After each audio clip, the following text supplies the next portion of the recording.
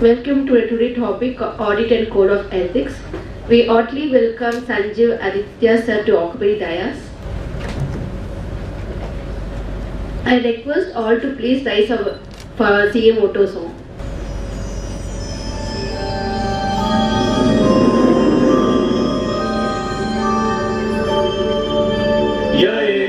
सुप्तेषु जाग्रति य एष सुप्तेषु जाग्रति कामं कामं कामं कामंशो पुरुषो निर्विमाणः तदेव शुक्रं तद्ब्रह्मा तदेवामृतमुच्यते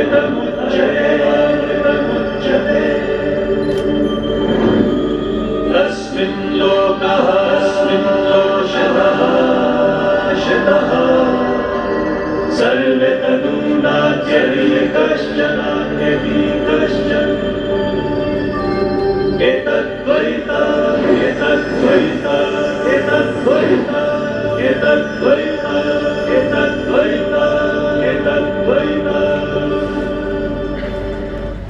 Please be seated before video will be played. Arthashastram, Dharmashastram cha mean economic principles arth and ethical considerations dharma, which are central to the work of accountants.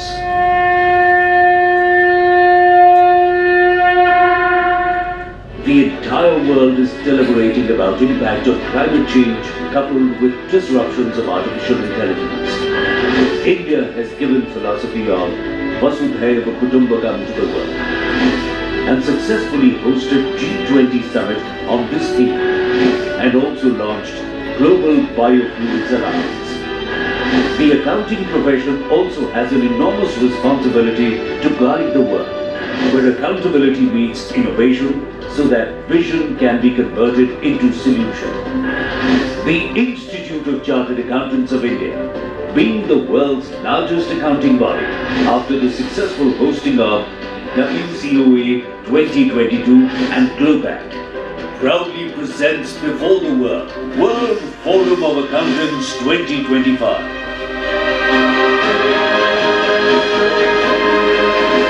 Where accountability meets innovation for a sustainable planet. The world's brightest minds will exchange insights, explore emerging trends, and unlock the possibilities for the profession, where foundation will be laid to shape the vision for the future of accounting profession. Hosted at Yashobhoomi, the largest convention and exhibition center in the heart of India's capital, New Delhi, inaugurated by the Honorable Prime Minister Shri Narendra Modi, is all set to host the congregation of accountants from around the world. And while you're here, experience the vibrant culture and heritage of New Delhi, a city where history meets modernity, offering unforgettable memories.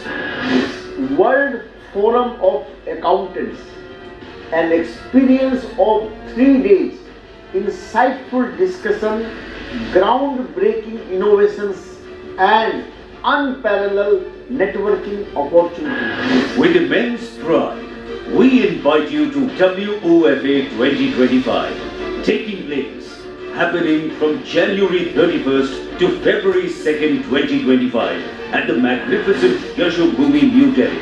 Experience 3 days of insightful discussions, groundbreaking innovations, and unparalleled networking opportunities. World Forum of Accountants 2025 is where you need to be, where accountability meets innovation, AI for a sustainable planet. Join us at WOFA 2025 from January 31st to February 2nd, 2025 at Yashobhoomi, New Delhi.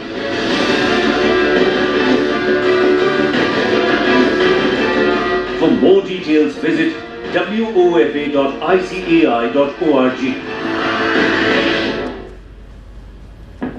It's my pleasure to introduce CA Sanjeev Aditya sir. He is associated with the firm for almost 17 years and has vast experience with listed entities, public sector bank, cryptocurrency exchange, and also specializes in appellate tribunal representation and consulting on accounting and tax matter in the BFSI segment.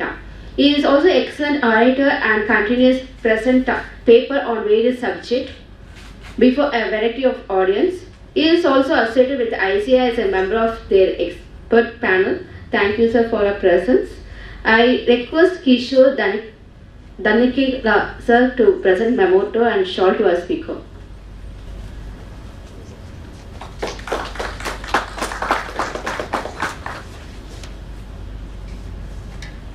Excuse me, sir.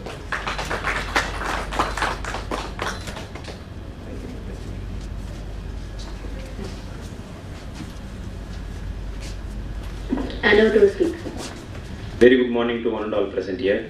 Good morning. Good morning.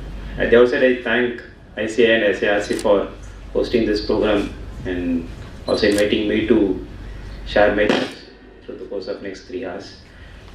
This morning, gave me a very good remembrance of the very first session that I addressed to the audience. When I came inside the institute campus, I saw it was pouring. It started to rain heavily. Way back in 2012, so it was the very first time I was made to present. In fact, the agenda was not for me to present, it was for some other speaker. For some reason, the speaker could not come, they made me present. If my memory serves, it was some national conference or something. The speaker before me was Mr. Girish Ahuja. So you all could imagine what would be the number of participants who would have come there for the meeting. I remember this hall was super full. And they had, because of the number of participants, they had kind of casted a screen on the other auditoriums that are there in the institute. And there's a huge audience that came in. So that definitely gave me a lot of nerves. I felt like, oh my God, what's happening here? Because the speaker who told me, Sanjeev, you go and speak, he said, CPA seminar, you will not find a lot of participants there. I was I took a topic on surge, seizure, and recovery proceedings was the topic that was given to me. So I saw first speaker was Girish Ahuja. I've heard his sessions way back in the SICASA conferences and all. When I came here, I was like stunned. And then someone said, only till Girish Ahuja sir's session this will be there. And then the participants will leave. To my agony, rain did not stop. Okay. And the participants are forced to stay. Now how do I take it? Should I be optimistic that the participants are staying for my session? Should I be pessimistic that rain has chosen a wrong day to have such kind of pouring? I gave my best. I am not sure how did the session went, but I am sure people enjoyed the later part of lunch and institute had their weight taken. 400 plus participants that day across different rooms of the institute. So today morning when I came in, after so many, like 12 years, close to 12 years, it still gave the same memory. Pocha, Niku Maraya, Nikatan Matrangan Papon was the kind of memory. I'm very happy that you all are here to attend this program today. I will do my justice. I'll do my justice by sharing whatever little I have learned in these 1.5 decades on the audit as a profession and also on the standards and review engagements. Very, very fascinating subject, especially in the context of how NAFRA as a body is moving along using the work of experts in SA 600. More importantly, I think 5-6 years before, when SEBI came out with a guidance that 80% of the entity should have got reviewed during a review. These kind of gave an outspout to this standard, SRE 2410, which more often than not was always 2410 and 2400, which were more often than not considered to be a standard relevant only for Big Fours, meaning only for those who are doing listed entities, started slowly becoming to be a standard relevant for almost everyone, like people who audit subsidiaries of listed entities, associate companies of listed entities, who by virtue of requirement of the consolidating auditors started to give quarterly reports. So at this time, suddenly firms like all of us, at least I assume most of our firms are of the same size, suddenly started waking up and say, oh, there is a standard which teaches review engagement. That's the first time we started doing book cricket opening, where is this 2400, 2410 and all. Of course, in CA final, no one will study. We'll study only the standards that have 3 digits. Standards that are 4 digits are always out of syllabus. So these standards don't form part of any kind of metrics for us to pass the examination. So this is something that we have not studied. Getting into the mode of an subsidiary auditor and associate auditor, suddenly SRE 2400 and 2410 started becoming relevant for the entire CA as an ecosystem. Then picking up pace from there on SRE 2410 and 2400, the ecosystem started understanding how critical an auditor's review is, in the context of a quarterly financial statement of a listed entity, right? In the Western world, though there are a lot of stock like New York Stock Exchange, Nasdaq, or the Nasdaq of the European Union, in all these cases, or in most of these cases, the quarterly review happens, but the auditors don't report. In those countries, the culture is that though quarterly review happens, the auditors don't report. It's the kind of culture the ecosystem of those countries have. But in this country, for a very long time, ever since it was S12 clause 41, no clause 33, ever since the concept of limited review quarterly reporting came in, there has always been an auditor's review that used to happen. But then with the economy picking pace, a lot of entities getting listed, and suddenly RBI opening up the banks and NBFC to across so many chartered accountant firms in this country, this quarterly review report started coming to light more and more. And people as we speak think it is a very much critically an integral part of the audit profession, critically an integral part of doing the work. Normally, I still remember myself way back in 2012 or 13, the quarterly reviews will be for like 2 days. Okay, we go in the morning, next day evening we'll come back saying everything is fine. That was the kind of attitude towards a review engagement. From there, today when we see a review is taken very seriously, very seriously, similar to that of almost an audit, though I will be today discussing on the key differences and how the work per se goes. People have started becoming more serious about the review because the regulators are very skeptical on how a review happens, right? They don't stop with just an audit. In fact, our own peer reviews, our own QRBs, FRRBs, when they pick up files, and when we start seeing what these reviewers look into, they look into all the engagements that are being performed and not necessarily only the annual audit, right? So every engagement that is being performed is called an assurance engagement. Once there is an assurance, and especially when we create a UDIN, it falls into the eyes of the authorities and reviewers for them to have a look at it. And our UDIN is also flashed in the results that's being published, which means when these results are used by bankers or any of the stakeholders, our UDINs are being looked into to see if it's us who has done the work. Meaning, the concentration behind review as a work has been substantially increasing over the last 8 or 9 years, and I'm very sure in the coming periods also the trend is going to be similar. To put more thrust on what has historically happened, very unfortunately for this professional, unfortunately, there have been instances where certain frauds have happened or untowardly things have happened in the company, and when the news comes to light, right, the authority on the other side, ICAI, NAFRA, or whoever is the regulator who have control over the chartered accountants, they kind of, I wouldn't say failed to understand, but they kind of missed the fact that it is a quarterly reporting, right? Quarterly reporting vis-a-vis an audit has a huge difference in the way the entire process happens, including the kind of responsibility that are there on the auditors, right? This difference was also for a larger part of the discussions, the show cause notices, responses, first prima facie opinion, second prima facie opinion, final order, subsequent committee reviews, meetings. For a larger part of this life cycle of an DC proceeding, the fact that it is a review was not taken, right? And then towards the end, of course, brilliant minds sit on these committees, they come up and say, no, we need to understand it is a review and this is an audit. So we need to restrict the auditor's vision into the engagement to the extent of a review only, and check if the expected review procedures have been performed. So which means auditors, though always the fear for us is that the regulators will pick us up for something that should not have happened.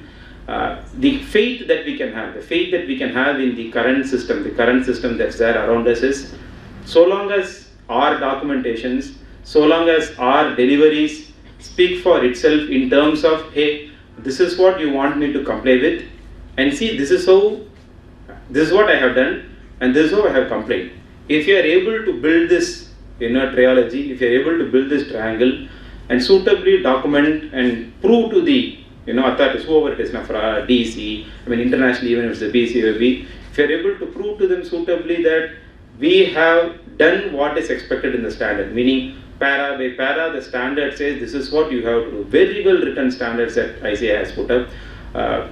Every para, if you are able to say this is the para I am expected to comply, see, this is how I have complied. If there is enough documentation to prove that this has happened, take it from me, from someone who has been through the lengths and breadths of these kind of things.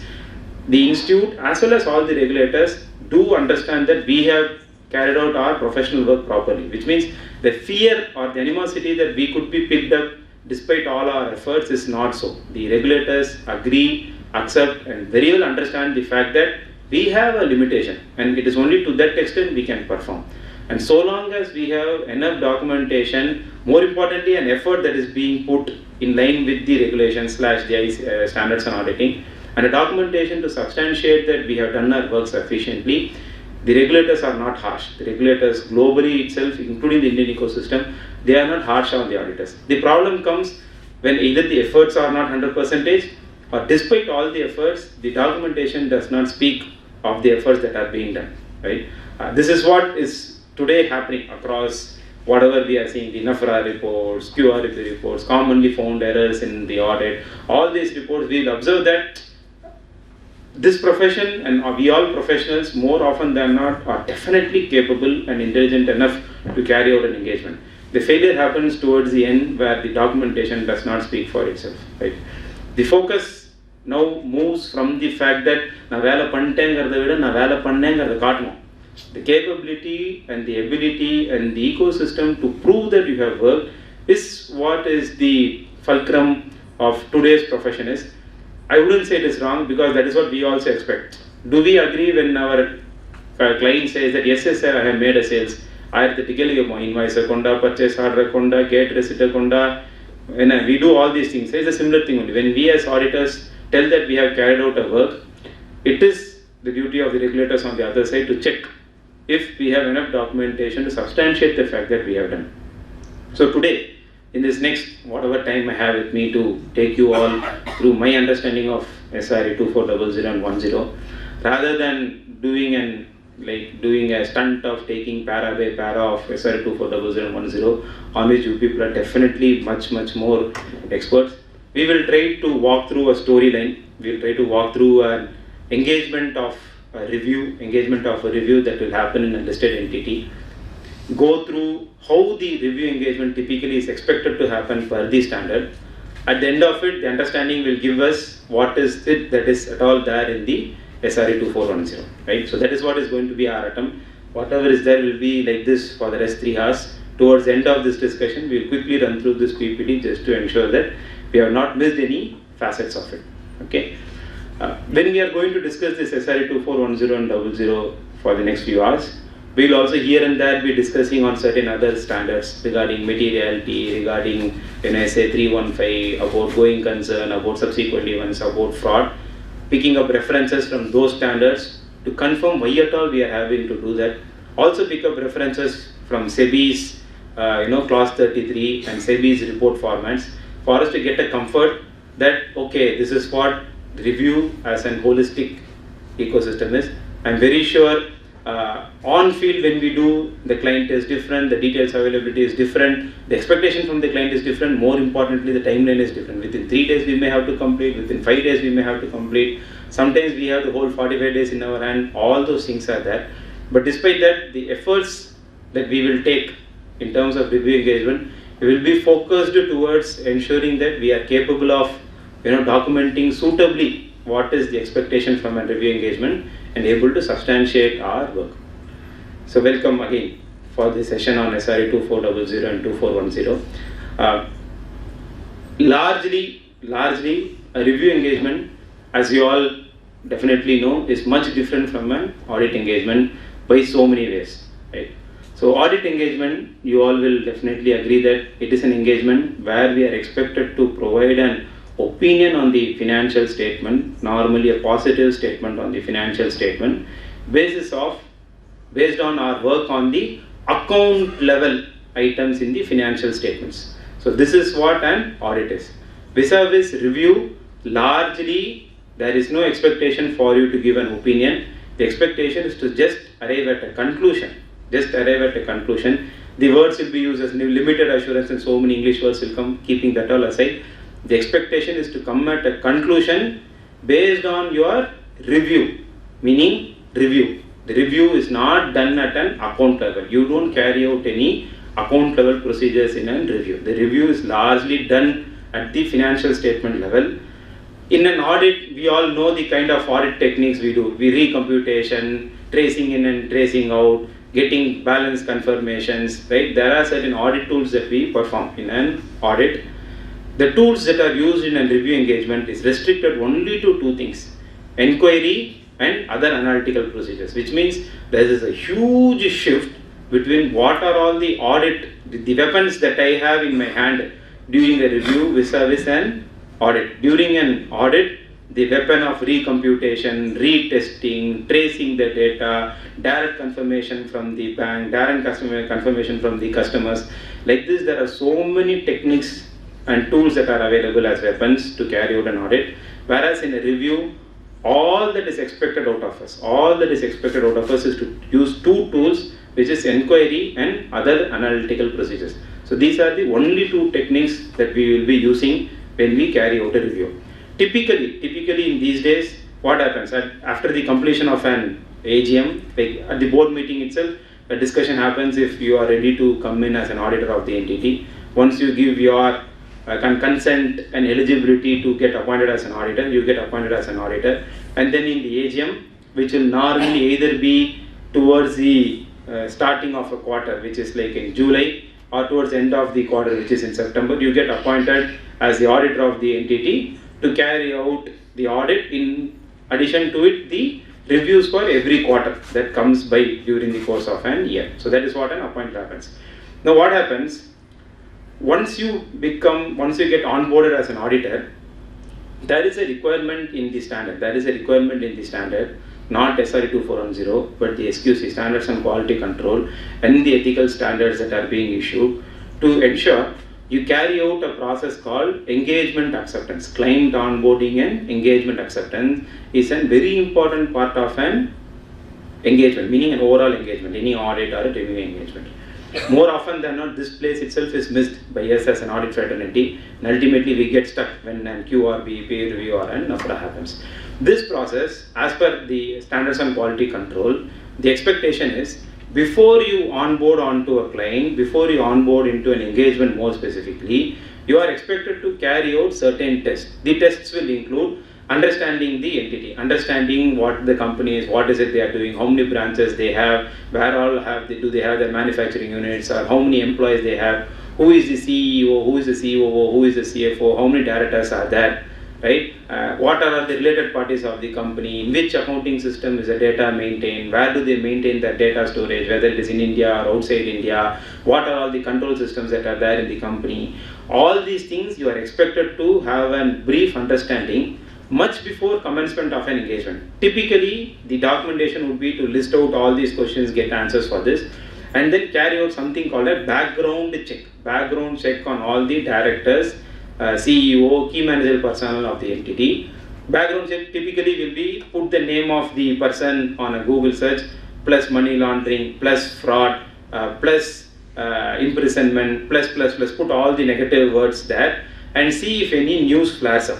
Right? Use any flash up, which you will normally not get. If you go and ask, is there any problem with your director? Has he been imprisoned before? No one is going to tell you, right? So this data, if it is there in the public forum, you as an auditor or we as a fraternity are expected to know much before onboarding the client. So by doing and like standard syntax, name of the person plus the company name plus money laundering plus embezzlement plus fraud, like this, put these unnecessary, unfortunate words and see if something flags up. Do a background check, confirm that there is no problem. Now what if there is a problem? If there is a problem, if you see that there is some unfortunate finding that comes, so and so person was once raided by the enforcement directorate, it's a news that will come out. What is expected out of you is to have a discussion with the client and check, hey, I found something like this, what it is about. Get a brief from them, get a comfort that this news will not hamper your financial statement. To that extent, if you get a comfort, it is sufficient. Assuming the case itself is about financial statement fudging, you cannot come to a conclusion that it will not have an impact in the financial statement. It may still have an impact in the financial statement. So this whole activity of client onboarding and engagement acceptance is a process that has to be done, accepted. At the end of this, you need to arrive at a conclusion saying, based on all my understanding of the entity, I confirm that the acceptance of this engagement is not risky to me, or it is risky to me. More often than not, for a listed entity or a bank or an entity which has a lot of bank borrowing, or an entity which is already in the limelight, like an entity which is in a power generation or which is in a chip fund business, these are entities which are always in the limelight. So for these entities, the decision should be yes, it is a high risk engagement. No. Are auditors prohibited from taking a high risk engagement? No. You are always permitted to take a high risk engagement, but you need to say it is a high risk engagement. So I am planning to carry out these things. I am planning to put additional manpower. There will be 2 or 3 chartered accountants, 2 partners will be engaged in theory, something like this. Create a documentation and confirm or get a comfort that I have done my due diligence on engagement acceptance, and basis my diligence, this is the conclusion that I arrive at, and for this conclusion, this is the action that I am taking. Such kind of a documentation is going to be step 1 in any initial audit engagement that you take, be it a review or an audit engagement, because an audit engagement for listed company typically will be first time it will be a review, only then year an audit will be coming.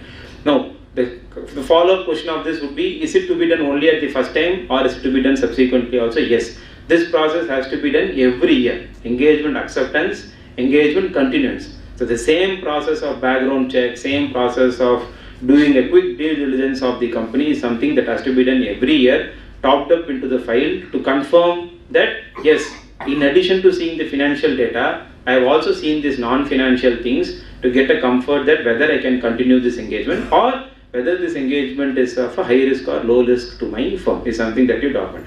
Now once you complete this, you get into the company. You get into the company by way of issuing an engagement letter, getting the engagement letter signed. There is a separate engagement letter format for SRE also, for review engagement also there is a separate format. Off late the culture that we are seeing is to give a consolidated engagement letter.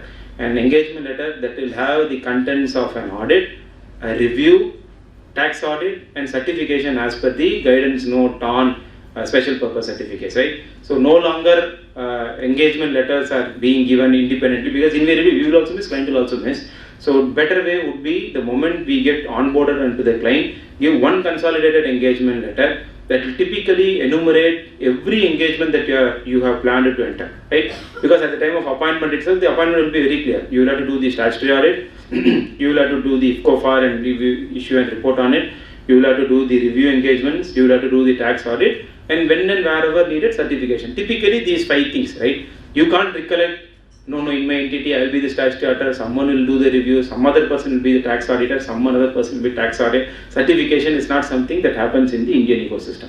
So your engagement letter can cover all these 5 facets, cover the management responsibility, your responsibility, the commitment of the management, your commitment, the commercials, everything. For all these engagements, put a one single consolidated engagement letter for the entire tenure. Say if it's a 5-year appointment, 5 years, 3 years in case of banks and NBFC, put it for the entire tenure, so that tomorrow you don't have to run back, your engagement letter, take a backdated letter, then if you don't have an old letter with your old address, go to the printer, get a new letterhead with the old address. You don't have to do all those things.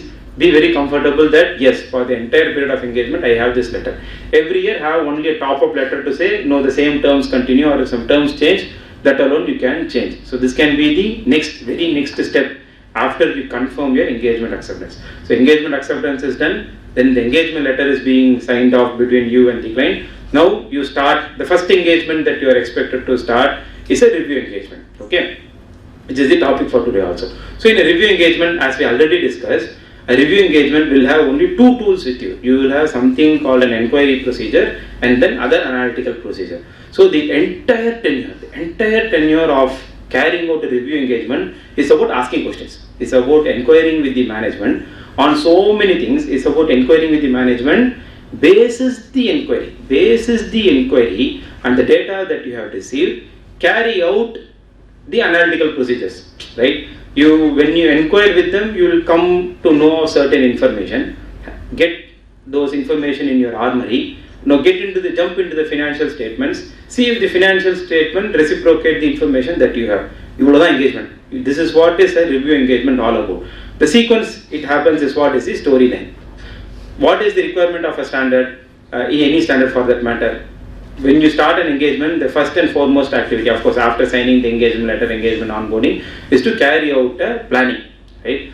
So typically, you can imagine yourself to be preparing a document called a review planning summary. Review planning summary can be the initial document that you prepare, where you note down what is the planning that you are going to do for a review. Now, it's a documental series. What do I write in that, right? We will come to that next. As we discussed, SIRC 2410 is all about inquiry and analytical procedures. So even your planning will happen based on inquiry procedures and analytical procedures only. Typically, why do we plan?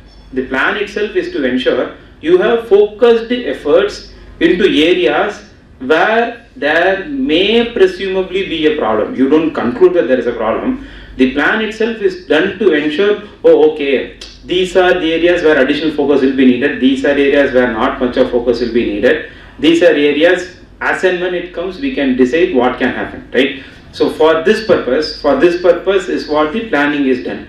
And when you plan, you need to have a threshold, correct? You need to have a threshold to decide what do I consider important, what do I not consider important. That is where our hero materiality jumps in, right? Materiality, you all know what is materiality. It is that number above which, if there is a problem, there is a chances that the opinion of the stakeholders gets vitiated. So that number is called materiality. Materiality, of course, we all would have largely understood how to compute, because in the recent days, there's a lot of tools and online platforms that are available to compute a materiality. Materiality typically have few parts of it. First, what is the indicator that you are going to take for the purpose of determining the materiality?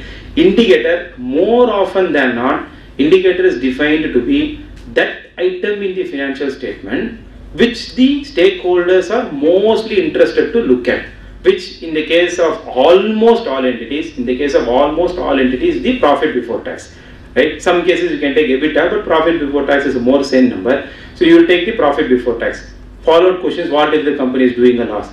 If the company is doing a loss, take a revenue. What if the company does not do a revenue also? Take something in the balance sheet. Mostly it will be a startup company which is in a research and development phase, which means there will be an intangible asset. Or intangible asset also won't be there, only a share capital would have been there. So it means take a number in the financial statement which as at that day is critical for the stakeholders.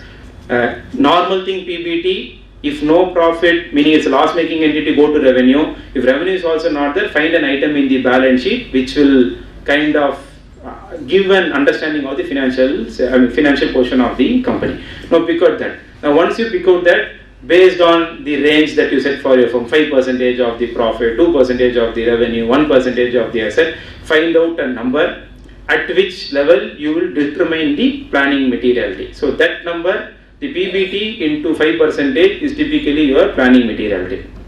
Here of course some more combinations, like what if current year profit is an extraordinary item, do you have to average? We can do all those things and ultimately arrive at planning materiality. Now here comes the key difference between an audit and a review engagement.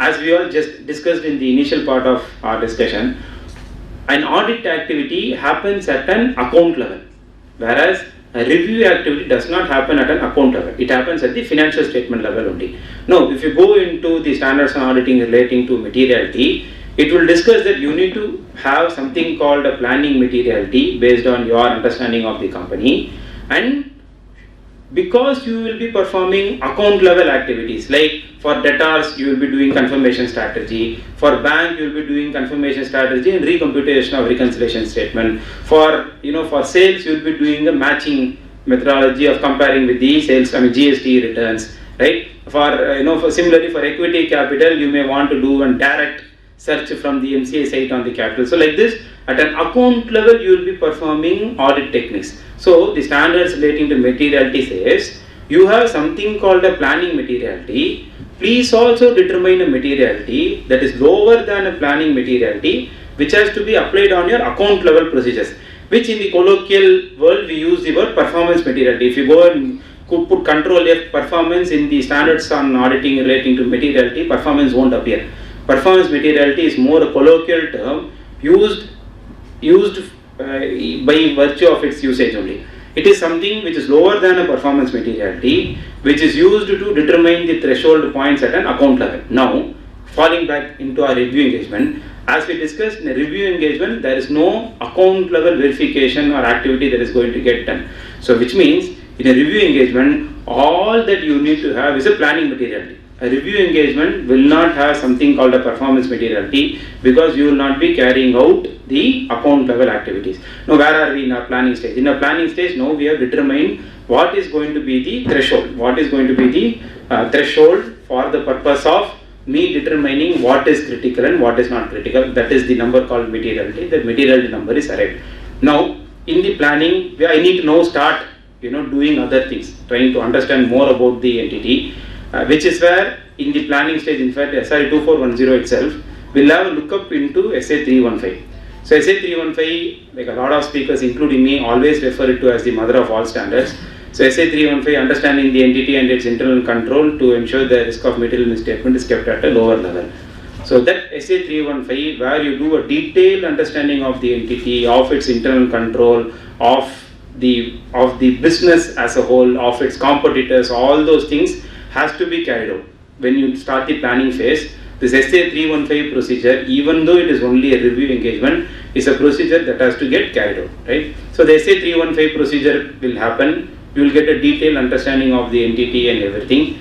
Then you now know, oh, okay, this company is into manufacturing of plastic products. They have manufacturing units at 7 places. The company has 7 directors. It has 3 independent directors, and the directors have these relatives. These are the related entities that are there. These are the kind of transactions. The accounting system is kept here. These are the competitor companies of this. This company is more triggered by the fact that the revenue has to increase rather than profit, because in the market everyone is now fighting for revenue, especially for a public sector undertaking. Of course, a lot of seniors are there who have audited public sector undertakings. They are not bothered about profit. A public sector entity will normally be focused towards revenue. Sir, profit are not voting, sir. They won't be worried if you say, no, you need to provide 150 crore. That they will be okay. If you say, sir, revenue recognition, there is a small problem. Your year-end sales 3 crores you have to reduce, they will shout. Because for them, revenue is a key number. For all the Navaratna and Mini Ratna entities, revenue is the key driving numbers. Like this, in your SA 315 exercise, you understand more about the entity, get yourself all set to jump into the next exercise, in the planning phase. In the next exercise, in the planning phase, the requirements are to do inquiry procedures and take certain data. Based on those data, identify if there are certain issues that we need to be aware of to determine our review procedure, right? So typically at this phase, you may have to take data like previous year's annual financial statements, including the auditor's report, director's report, right? More importantly, the presentation given by the earlier auditor to the audit committee, to know what that auditor has given as a mention in his in his report. Now, why at all is this needed? If you see SRE 2410 and also the initial audit engagement related standards, there is one para that requires the incoming auditor to have an interaction with the outgoing auditor. In the Indian ecosystem, it is slowly starting to get built, but this is something that is not normally being done. An incoming auditor talking to the outgoing auditor, that he has left the engagement. The last thing he will make, on a lighter note only, he may be interested to talk to the incoming auditor and say what could be the problems in the company, how did he do the audit and all. He will say, sir, either he will say, ella nalla irukka, or ellame sir, edume nalla illa. Only these two comments you will get. So just as a way to come over this is you getting the management representation letter copy that was given to him, you getting the TCWG communication that auditor gave, the presentations that were done in the audit committee, like immediately, at least in the 1 or 2 years, to know the flavor of the earlier auditor's dimension of verification. Oh, okay. Say example for a bank, oh, okay, this bank has always had a problem in NPA recognition. Say for a company where the auditors have constantly been commenting on gratuity, oh, this company has some issues in the actual valuation. So for you to know in your planning phase, what are the outliers, right? You need certain documents. The previous audited financial statements, the report, the observations in that, the director's report, plus the earlier auditors, MRLs, earlier auditors' communication to those charged with governance. All these things are one of the source of documents which will give you an ideology of okay, these are the key things that I will have to verify. So this is document or set of documents number 1. Okay, we will now come into set of documents number 2. The set of documents number 2 include current year's documents of the company. Typically the internal audit report, right? Internal MISs that they are preparing, any risk management company report, the minutes of all the board, ACBs, nomination and remuneration committee, whatever, POSH committee, all the committee minutes. All these committee minutes will give you an understanding as to, oh, okay, there is something here, there is a thing here, okay, we need to figure out that the company has an approval for a 400 crore loan from the bank, which means a capital project is there in the pipeline. So these kind of informations that you need comes to you by way of looking at these minutes. Understand, we are yet to get into the review procedure. We are still in the planning phase only.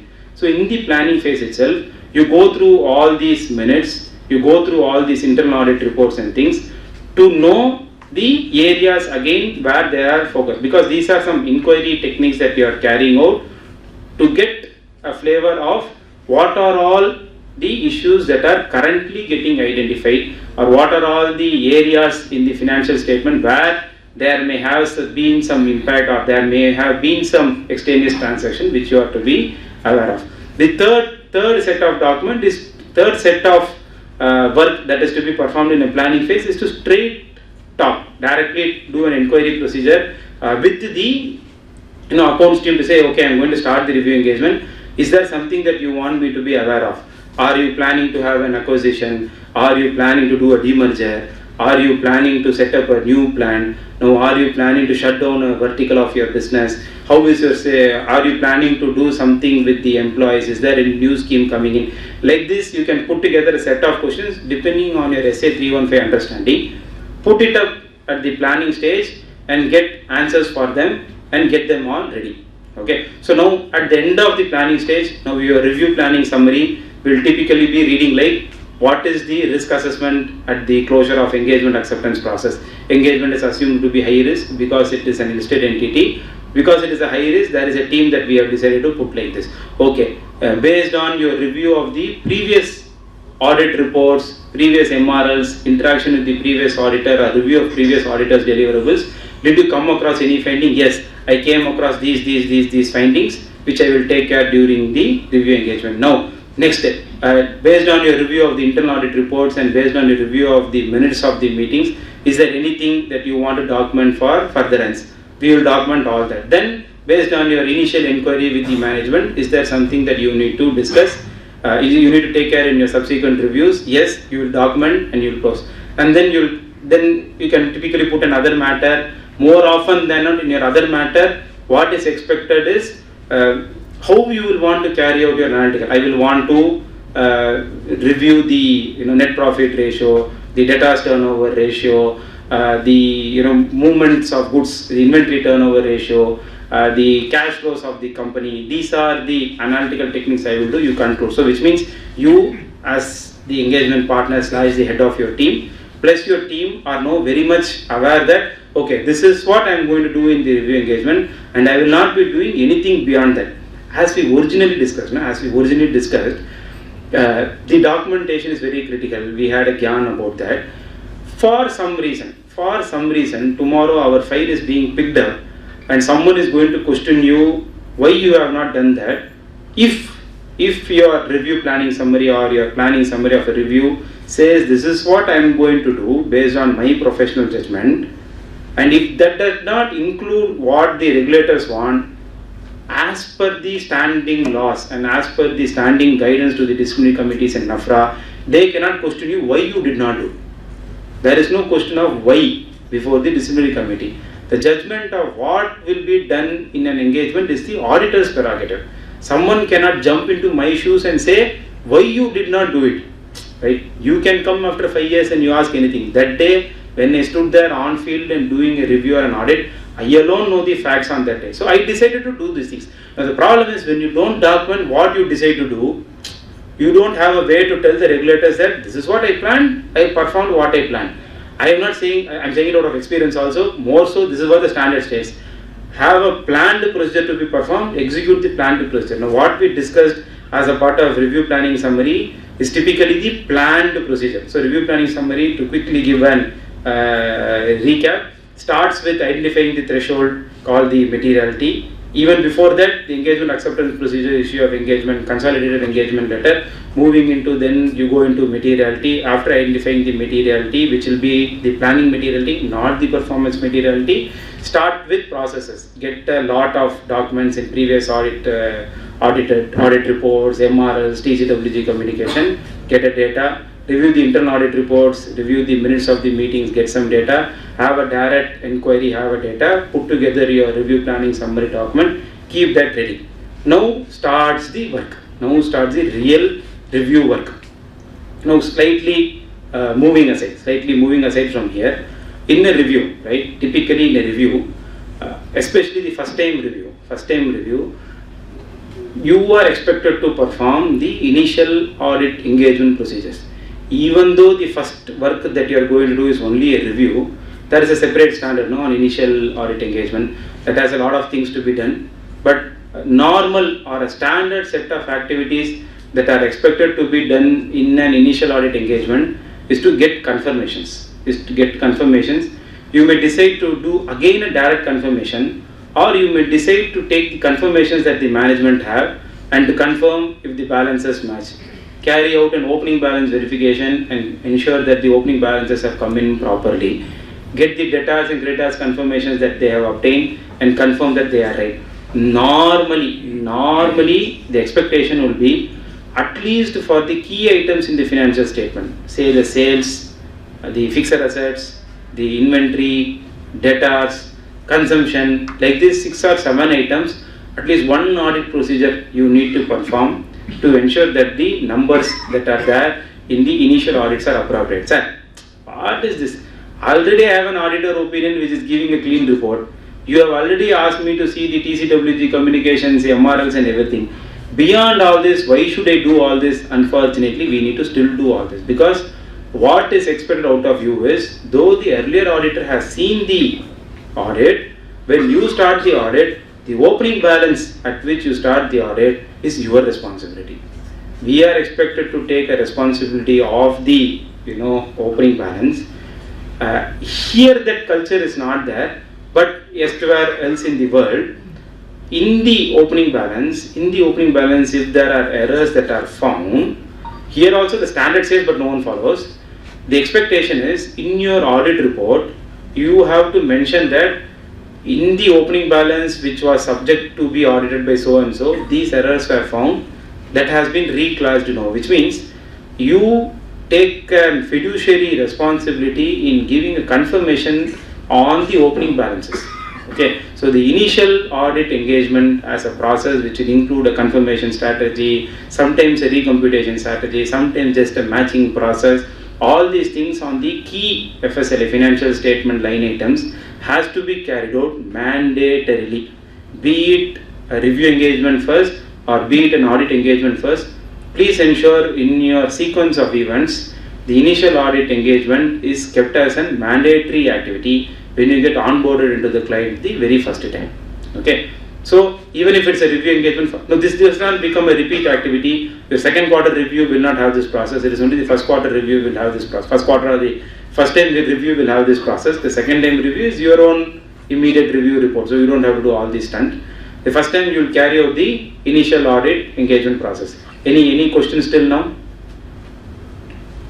Would you treat such observations based on whatever was done by the previous auditor and whatever errors which you found out in terms of the disclosure or the financial reporting? Would you treat those corrections as part of your Ind AS 8 adjustments, or should the errors that is being identified by me as the incoming auditor in the opening balance sheet, I have to definitely carry out an Ind AS 8 adjustment, report it suitably. In fact, taking cues from the initial audit engagement chapter standard, there is a requirement for us to confirm also. There is a para that we will normally write.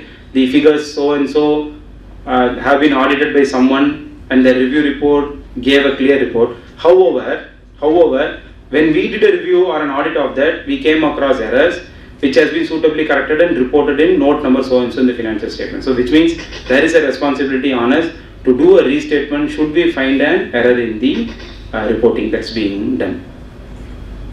Because you started this conversation, the normal questions that come up in an initial engagement is the earlier auditor would have given a qualification or he would have given an EOM. Should I continue? I am only an incoming new auditor now. Should I continue? Should I not continue? Questions come like this. The standard answer is start with the presumption that you have to continue. Especially when it is an emphasis of matter, start with the presumption that you have to continue unless you have proof to state otherwise. Meaning it is a one-off year-specific item which was considered as an EOM, or it is a one-off year-specific item which does not have an continuing or a cascading effect in the subsequent year financial statements.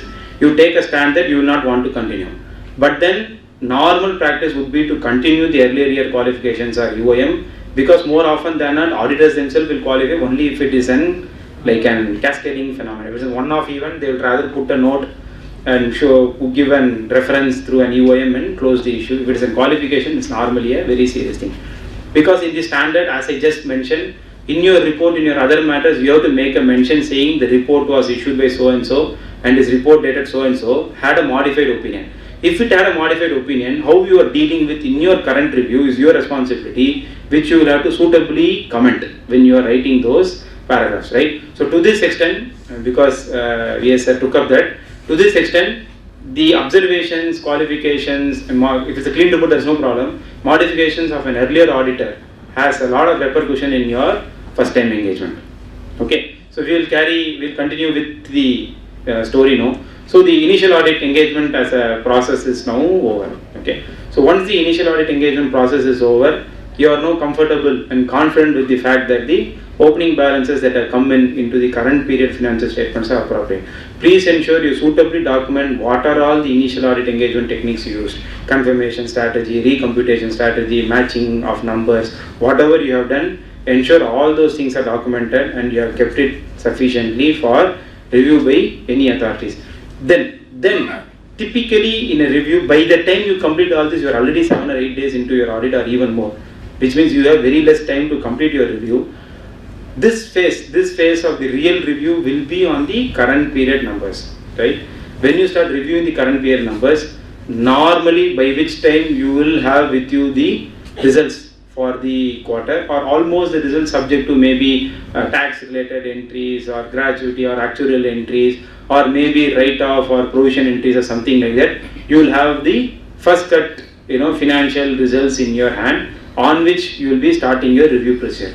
Understand? We discussed that the procedure that we will be performing is only inquiry and analytical procedure, which means we are not yet expected to jump into the numbers and comment on the accuracy of the numbers. All that we are expected to do is to inquire. So expected process is something like this. In your understanding of the entity, you have come across to know the key people in the entity. Who is the CEO, who is the COO, who is the marketing officer, who heads the inventory management, who heads the supply chain, who heads the sales. Like this, you would have got a lot of key people who are critical, including the information system head of the CIO, Chief Information Systems Officer, of the CTO, Technology Officer, whatever is the name.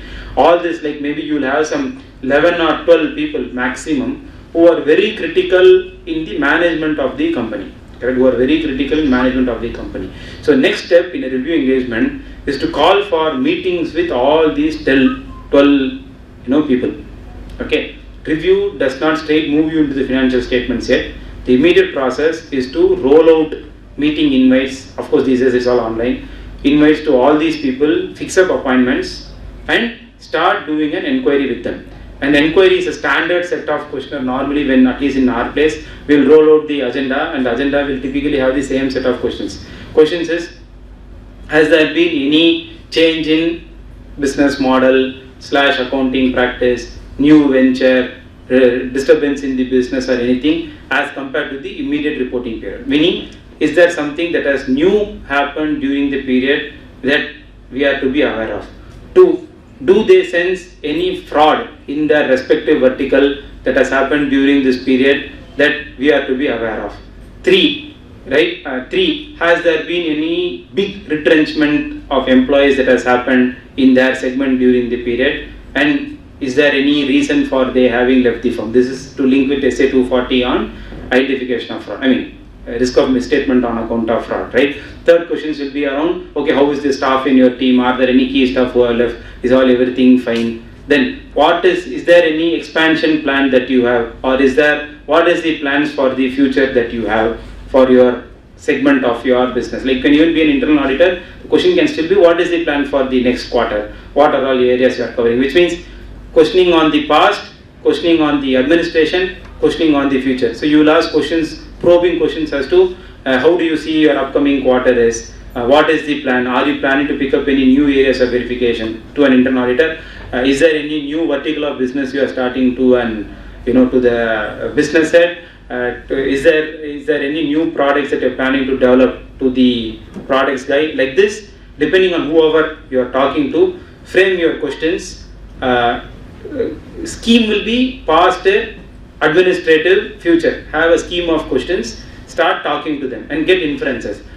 In our experience, we have observed this kind of structured meeting with the stakeholders gives a lot of input, because more often than not in a review, if whoever is sitting in the room, whoever is doing review, you can imagine we don't go beyond the accounts team and the CFO.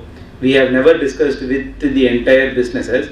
The CFO and the accounts team will give you a lot of inputs about the numbers, but about the visibility of the business, about the internal controls, about the internal audit, or the IT system, or the red flags that have come in, or the police case that they have come, or the HR related issues, do not come out from the accounts desk. So your review engagement goes beyond sitting in the accounts desk. You need to typically go to all the stakeholders, 15-20 minute meeting with everyone, get a lot of inputs. Now you start getting very interesting contradictory inputs. On one side, the salesperson will say, yes, we are onboarding a lot of new customers, our business is very huge.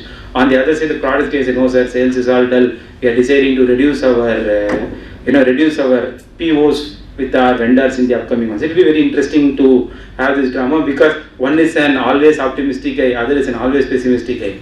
So we'll come across to understand these things.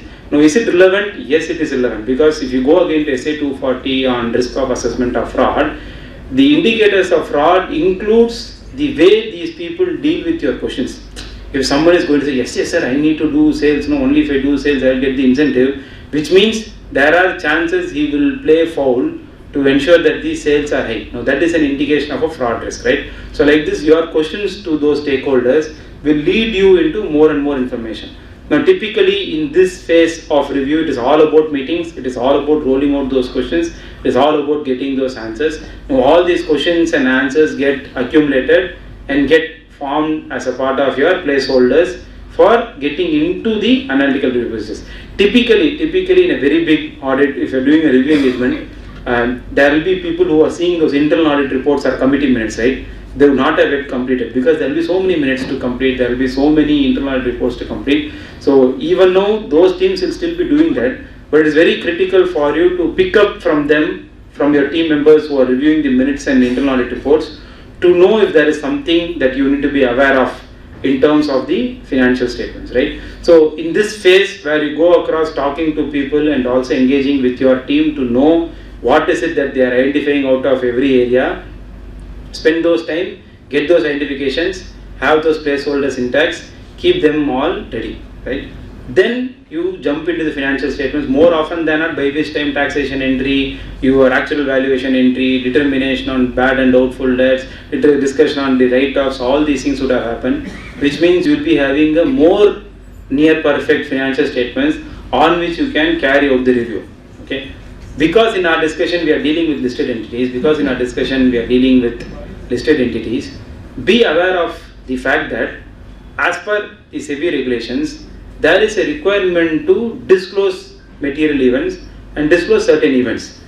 Whatever you got as a knowledge during the course of your inquiries with these people, plus your reading of all the minutes, plus your view of the filings with, the LODR filings typically, all the LODR filings will give you now an understanding about where the company stands today.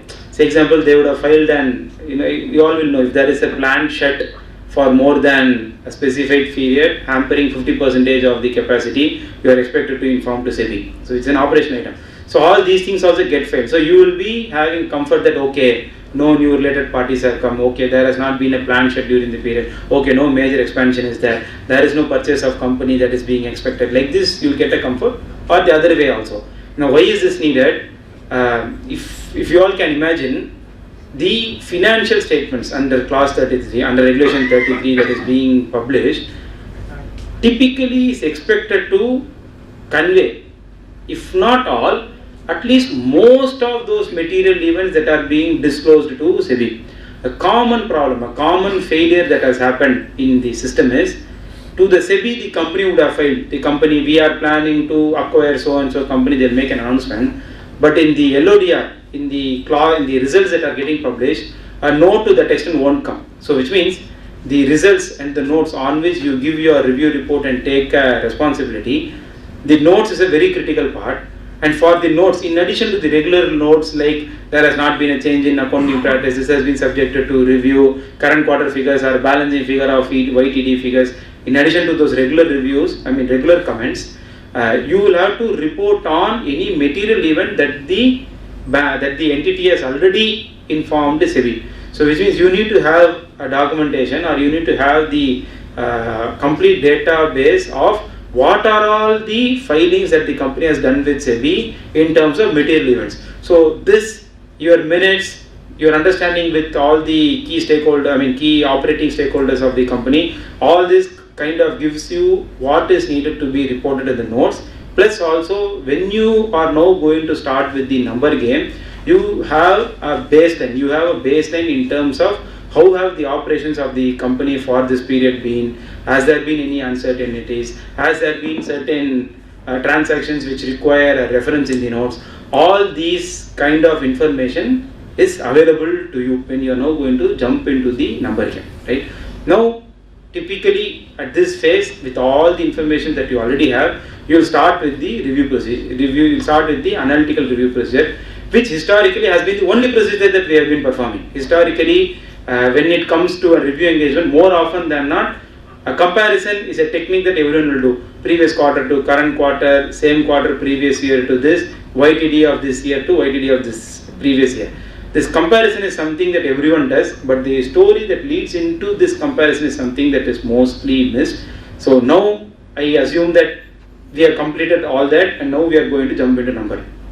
The best way to carry out an analytical review procedure is primarily to get an analytical review document from the client themselves. Okay, that is what is a normal process. I know what is running in your mind. Sir, financial statement correct only. In our kind of ecosystem, mostly, though I know I am on camera, the financial statement being prepared by the management itself is a very big thing. So if you now go and ask them, prepare and give me an analytical review document, there will be a rotation waiting, audit rotation waiting. You will be mercilessly sent out if you have so many things. So you will now start the analytical procedure yourself, irrespective of whether it is an June quarter or September quarter.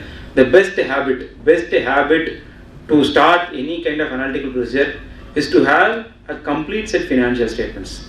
Right? By complete set financial statements, I don't mean you will need the entire elaborated notes, but you need to have a complete set financial statement which will include the balance sheet, the P&L, preferably the cash flow, and the key notes to the balance sheet and P&L. Why? Is going to be the follow-up question. Why?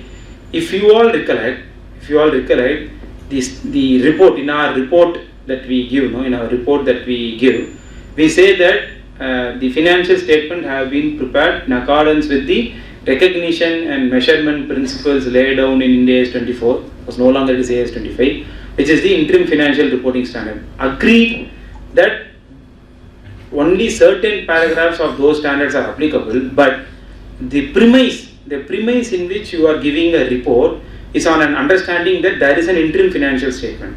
Now, an interim financial statement is an almost completed financial statement, sans all the standard-based disclosure, all those things, right? So please advise the client to not prepare a results sheet straight from the trial balance. Please advise your client to prepare that interim almost complete set financial statements, and basis that prepare the results.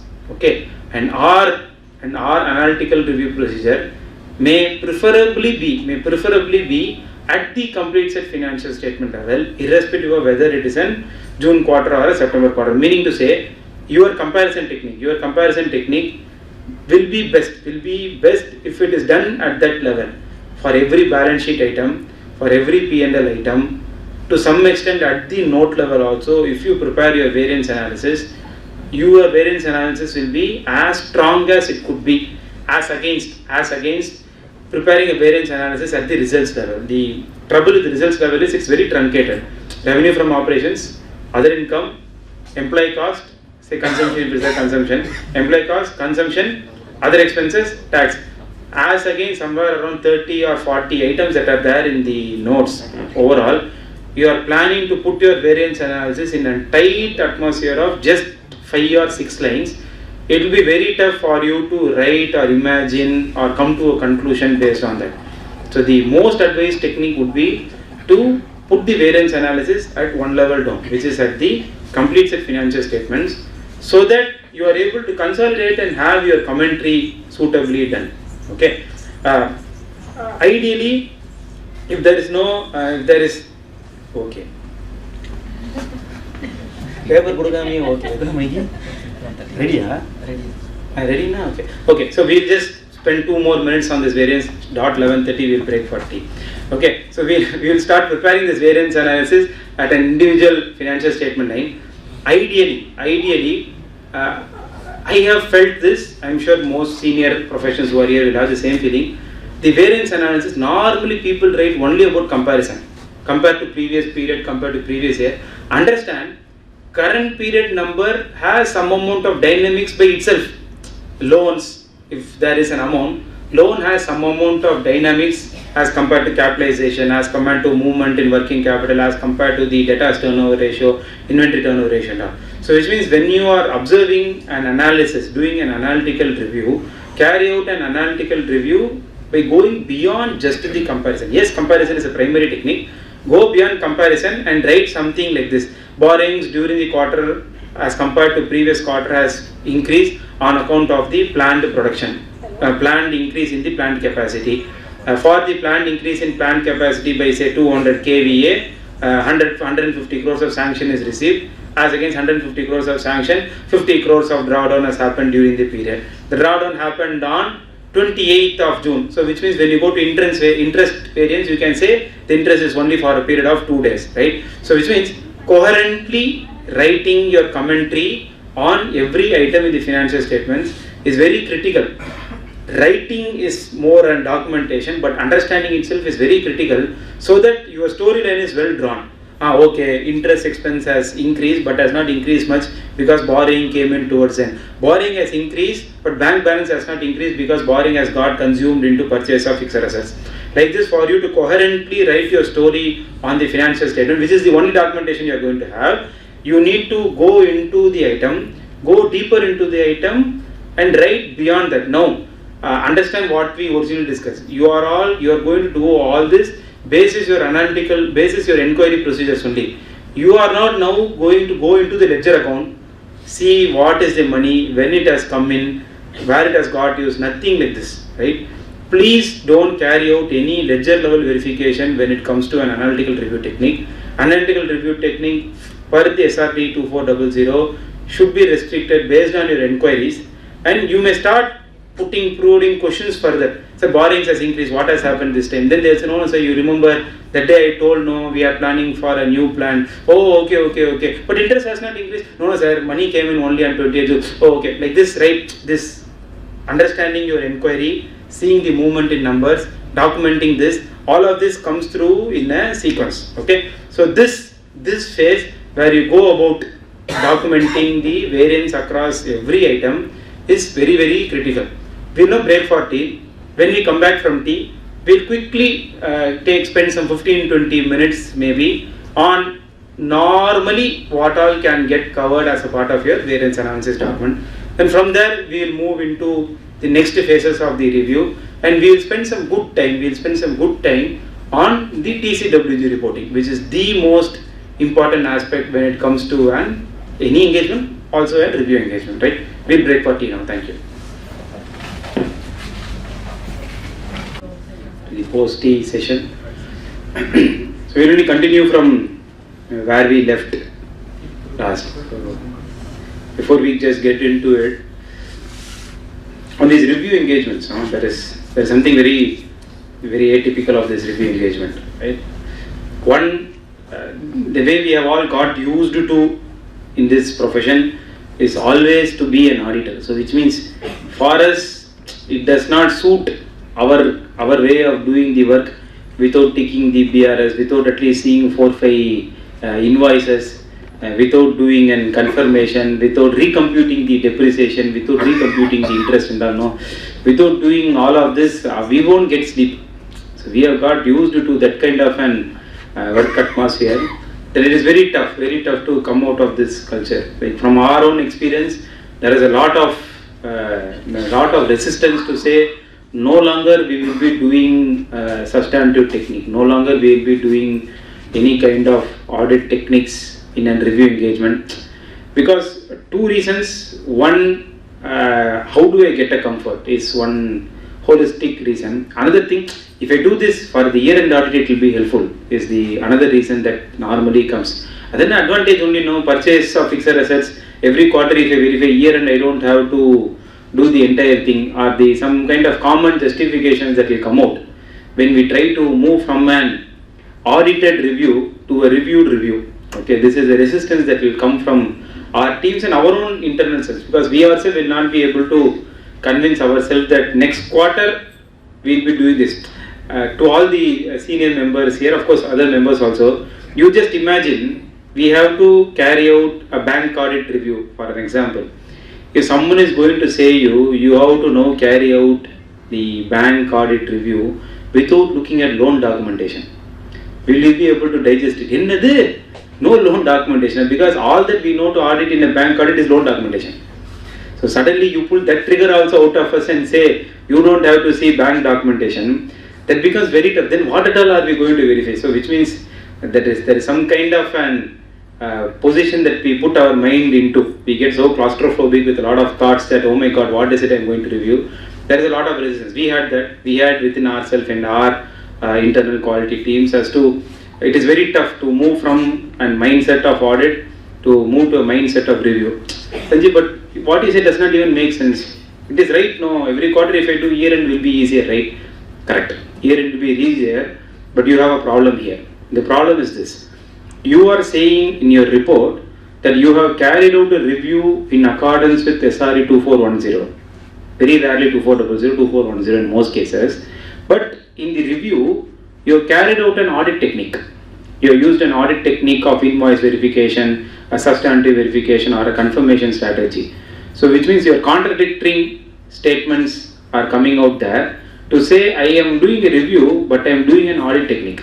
Okay, and the reliance that you place then will be questioned, in the sense, why did you do invoice verification for purchase fixed assets alone? Why not for sales? What is your program? We are not able to understand your program at all. Either you do audit and give an audit report, or do a review. Don't do a convenience. Don't do a convenience of mixture of an audit and review and get yourself strangulated in terms of your documentation. Having said, suppose, and in most cases around this November, December, January month, we will even start an interim audit. Normally we will start an interim audit, and in most listed companies we will start doing this IFCOFAR testing. All these phases will start towards this November, December. We need to ensure that this part of the work, this part of the interim audit or an IFCOFAR testing work is kept aside from the review engagement. The same teams only will perform, because none of us have the bandwidth of having multiple teams. The same team will only perform, but our engagement documentations should make it very clear that this is the review procedure. What I am doing in December, November, December, January is a part of my run up into the annual audit. The documentation should be separate. Now the next question, Sanjeev, I am the same human being. How do you think I can isolate myself? You don't have to isolate. In our review planning summary itself, of course in the structure that is there, or the structure that you can create for yourself, there can be a noting to say, if I have carried out an audit activity during the period for this year, are there any inferences I need to take? Just like we discussed, no, our audits of earlier years, audit reports of earlier years, you draw inferences. An audit of current year that is in pursuit, say for in our example November, December interim audits, or habitually every quarter invoice verifications you are doing as a run-up, let those documentations be separate of the review engagement, and the inferences from there can get noted, so that your job already is solved now. You are permitted to do what you want, while ensuring your documentation takes care of bifurcating the review and the audit engagement, right? This shift, if you plan to do from an audited review to a reviewed review, will create a trouble in your firm as an ecosystem, because people will not be able to digest this. But should you decide, this can be a way to have separate environments to carry out the audit and review. Ensure that these two environments interact by way of documenting the audit related findings in your review procedures. Okay, so we will get back to the story, we will get back to the point of discussion where we were. To bring people up to speed and bring certain of my friends who have come post the in the earlier part of today's discussion, we were discussing on how does an review engagement typically start, assuming it's a first time audit. It starts by way of doing the engagement acceptance and onboarding process. Then you issue your engagement, consolidated engagement letter, start with your planning, have take the data of earlier year audits, audit reports, internal audit reports, current year's internal audit reports, and then enter inquiry procedure with the management and note down all your findings. Then carry out a detailed one-on-one discussions with the key stakeholders, cull out all the data that you have got. Basis all this data, start jumping into the financial statement related review. And we were at a point saying it is mostly preferred to have your analytical review documentation at one level below, which is at the complete set financial statement level rather than the results page, right? So on the complete set financial statement, we will now spend some time taking like 5 or 6 key items and what could be the normal ways of analytical review findings that comes in. So typically on the balance sheet, if you start with, if you take the asset side of the financial statements, the property, plant and equipment will normally be one of those key items, assuming we are auditing and reviewing a manufacturing entity. So in a property, plant and equipment, typically we need to capture things like, is there an increase in capacity planned during the period or in future? Is there any new capitalization that has happened? Is there any new projects that have got closed? Is there any huge sale of assets that have happened? Are things that we need to capture. Please remember, we have already discussed this, you are not expected to recompute the depreciation. That is not expected in a review engagement. So you will note down things like this in a property, plant and equipment. Take an understanding from other findings that you have in your inquiry procedures and confirm that the numbers are speaking your understanding from our earlier discussions. Then moving on from the property, plant and equipment, most of these are India's financial statements. The larger chunk of the discussion will be around the financial instruments, right? The financial instruments, be it the amortized cost investments or FVTPL and FVTOCI investments, FVTOCI items of financial instruments. These will be the next big chunk on the asset side of the financial statements, right? Here the normal error in a review procedure that is being done is to jump into recomputing the fair valuation. Whether the fair valuation is done correctly, okay, I'll recompute and confirm, We are very clear now that we will not be doing any of the audit techniques. We will be carrying on only inquiry and analytical. Meaning, when you move into a financial instrument, forget the fact that it is an Ind AS animal. Forget that fact. Don't jump into fair valuation. Don't jump into ECL recomputation. That is not at all expected. You just need to note on items like debtors has increased on account of increase in credit period as per the management policy, which was informed to you by the sales team. To increase the sales, I have done this. On account of increase in credits that have happened. Debtors have increased pursuant in line with the increase in sales that have happened. Or debtors have increased on account of increased collections that have happened. Right? On account of expected losses, management has provided additional expected credit loss provisioning on the item. Things like this alone needs to be noted. You don't have to typically carry out a verification. In respect of investments, which will also be a part of your financial instruments, just confirm if through, you can of course see that as of your 31st March or on 30th June financial to 30th September, the numbers should have changed. If the numbers have changed itself, it means the fair valuation is done. Take a comfort, because if it is not so, if it is on account of purchase or sale, you already have an information during your inquiry saying that no, we purchased some additional shares of HDFC because the market is very good. Something like this as information would have come to you, which information we can note on. Remember, you are not expected to capture number for every single item you write there. A lot of it can only be findings without numbers. Few may warrant the numbers depending on the stress on that item alone. You please go ahead and note it. Okay. Then comes item like loans and advances. When you go into financial instruments, items in the nature of loans and advances, remember that you have an responsibility to take care of related party related disclosures, irrespective of whether it is a review or an audit. So related party is one area. SEBI, they would have reported through forms. They would have got a necessary board approvals for the transactions that are there, 185, 186 violations and all, because as per SRE 2400 and 10, certain standards are applicable even in review engagement. One such is compliance with other laws, right? Compliance with requirements of other laws is a requirement under SRE 2410 to the extent of carrying out an inquiry and analytical only. So which means when you look at an item, when you look at a transaction or an event or a number there, don't restrict the thoughts only to financial. Go beyond financial, get into the legal thoughts as well. 185, 186 compliance, whether it is done. Is it within the permitted limits of 60% or 80%? If it is beyond that, have they taken an EGM approval? Things like these are expected to have been seen in a review itself. So which means, again, it is an inquiry only. You don't have to immediately go take the minutes, see if it is covered, nothing like that. Do an inquiry procedure. Of course, the team would have by now already noted the minutes. If not, have an inquiry to confirm when you see an item, that item related multiple law compliances are also being done, is something that you need to take care. So in financial instruments, which will typically be the next major bucket, these are the items that you may have to see. Now getting into the liability side, in most listed companies, there will be these ESOPs, which is the royal pain. So the ESOPs will always be there, and whenever ESOPs are there, there will be an amount of accounting that has to be done almost every quarter. So whenever there are ESOPs, so the moment in your initial understanding you knew that the company has an ESOP, when you get into the analytical review mode, please ensure that there is a movement in the share capital. Even if there is no movement in share capital, at least the ESOP reserve will have a movement. So long as there is a movement, and the movement is rationalized by way of your understanding of the numbers and previous period work, it is sufficient for you to note, yes, ESOP, the movement is on account of ESOP related options valuation, fair value or intrinsic value related exercise. The movement is on account of that. Equity share capital, normal entry will be this. Yes, a small caveat here, be aware of the ESOP policy of the entity, because whenever you are auditing a listed entity, more often than not they will form part of a group.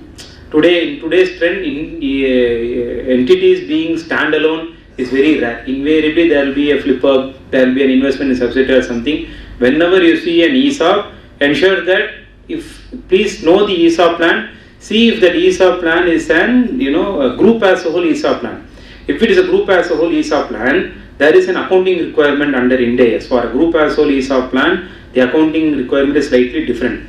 Please ensure that accounting requirement has been taken care by the company. I am saying this, though might sound like not a review procedure, this is a commonly found error. This is a commonly found error because we are not used to. In an AS era, though an accounting was warranted, no entities used to do. In an Ind AS era, if it is a group ESOP exercise, still companies come out and don't do. But when you, in your review engagement / audits, see that there is an ESOP which is a group as a whole ESOP, ensure that the accounting is suitably done. Okay. Now we are moving on with the next part in the liability. The next bigger chunk in the liability will normally be with the borrowings related thing. And when it is a borrowing related thing, the immediate mind that will go is to go into the sanction ticket, find out what is the security that is being given, see if mortgage is being properly registered, see if the ROC related charge filings happen. Technically none of it is needed. None of it is needed when you carry out a review engagement. Enough if you know what is the loan amount, what is the purpose, how much is the drawdown, what is the rate of interest on that loan, all this through the inquiry, and see if the numbers speak the same language, right? One common error that can happen unfortunately in the September half years is because regrouping is always assumed to be auditor's work, management does not do. The current maturity is regrouping, properly taking the interest accrued but not due and interest accrued due into the corresponding places. These things people would not have done. So when you do a review engagement, please upfront inform the management that please ensure these things are carried out in the any period financial statement. The most advised practice here would be to have ledger accounts itself for the purpose of current maturities, so that it becomes a culture, and always current maturities flows through different ledger accounts as against the long term part, so that you don't have to do this exercise every quarter / every half year for the purpose of reporting, because these can pull out your time. You will be left with 8 or 9 days, and you can't keep doing this regrouping when it comes to the September quarters and all. So the accounting scheme is very critical. Unfortunately, if the current maturity signal is not properly dealt, it becomes a definite misstatement, right? So this current maturity is something, though not a part of review procedure, you may be forced to inform the client because they are used to not aligning with that requirement, right? So when it comes to borrowings, this will be the almost likely item for us to be aware. Next, of course, the big chunk will come with the trade payables. As far as trade payables concerned, just like the other parts of financial instrument, understanding should be in terms of what has happened is that there has been a change in payment strategy, whether trade payables have moved in line with the increase or decrease in business. Those kind of notings will be critical. Don't jump. Let us not jump into MSME, non-MSME disclosure, identification of that. Those things are not very relevant when it comes to a review engagement. You can leave that with the management judgment. Leave it at that point. And we discussed this planning materiality upfront, right? The planning materiality is the guiding factor for you. Should you feel that there is an entry that they have missed when during the course of your review, ideally not even expected to suggest unless it is beyond the planning materiality. So which means your aggregation of misstatements when it happens in an review engagement is normally not even at the accounting level, account item level. Should you find something, just accumulate it. 99% it will not be equal or more than the planning materiality item. Very rarely you will come across a missed entry which is more than the planning materiality. If it is so, the entity will anyways pass, but restrict yourself to entries which are very critical. In the verge of trying to make your financials good for the annual audit, don't strain yourself with overdoing the review. That is what I am trying to push here, right? So the trade payables will be the next bigger chunk where this is the expected noting. Then comes the provision. The best practice is to ask the management to get an actual valuation at the end of every quarter. I know that in the Indian ecosystem, more often than not, entities say year end only I will take actual valuation. During the in-between periods and all, it will be a management estimate. Okay, nothing prevents the company from doing it or the auditors from accepting. The only problem that will come here is in the year end, you will do using the work of an expert technique. You will be relying on the expert, you will be rolling out statements to him or discussions from him and getting a confirmation or something. In a quarter, you will be in no man's land. You will not know whether that estimation is correct or right or wrong. Unfortunately, the post-employment, post-retirement items can form a major chunk depending on the kind of industry you are. Leave plus gratuity plus entity run pension funds, entity run provident funds if it is there, they can slightly contribute a bigger chunk. In terms of the financial statement metrics. So the advice would be to ask the management to get an actual valuation at the end of every quarter, if not at least the half yearly where the balance sheet gets disclosed, right? So that you very clearly know how much of it is the current portion, how much is the non-current portion, and you don't have to, as an auditor, exercise a lot of your knowledge of the employee benefits related accounting standards. You can place the reliance on the actual valuer and ask them to give a report. So the provisions will be one bigger area. The another problem that we have commonly seen is year-end, the consciousness behind pulling out all the invoices, getting confirmation from all the user departments and passing an entry and closing the books is very, very good, right? But when it comes to quarter, more often than not, they take it a bit easy in terms of closing the books. All the entries will not be pulled. No option is there but to rely on your procedure. No, last year this much liability was there. In the year end, your 1 month outstanding comes to say 8 crores, but in quarter you are saying only 3 crores. How is that possible? Like these probing questions, comparing the numbers as at a period to your current reporting period is very, very critical. Data, they will not do that because sales is a very important number. But on the liability side, normally pulling up all the invoices that are pending to be accounted and accounting that in the books is something that is normally missed. So to that extent, ensure that you push and get a confirmation, not necessarily a confirmation, get into discussion with them by aligning the immediate period and reporting financials to this quarter to know item by item, okay, almost is everything is done. If everything is done, kind of a discussion has to happen when it comes to the liability side. Then there are some very small portions of other liabilities, other current liabilities, normally contain the statutory dues that are there.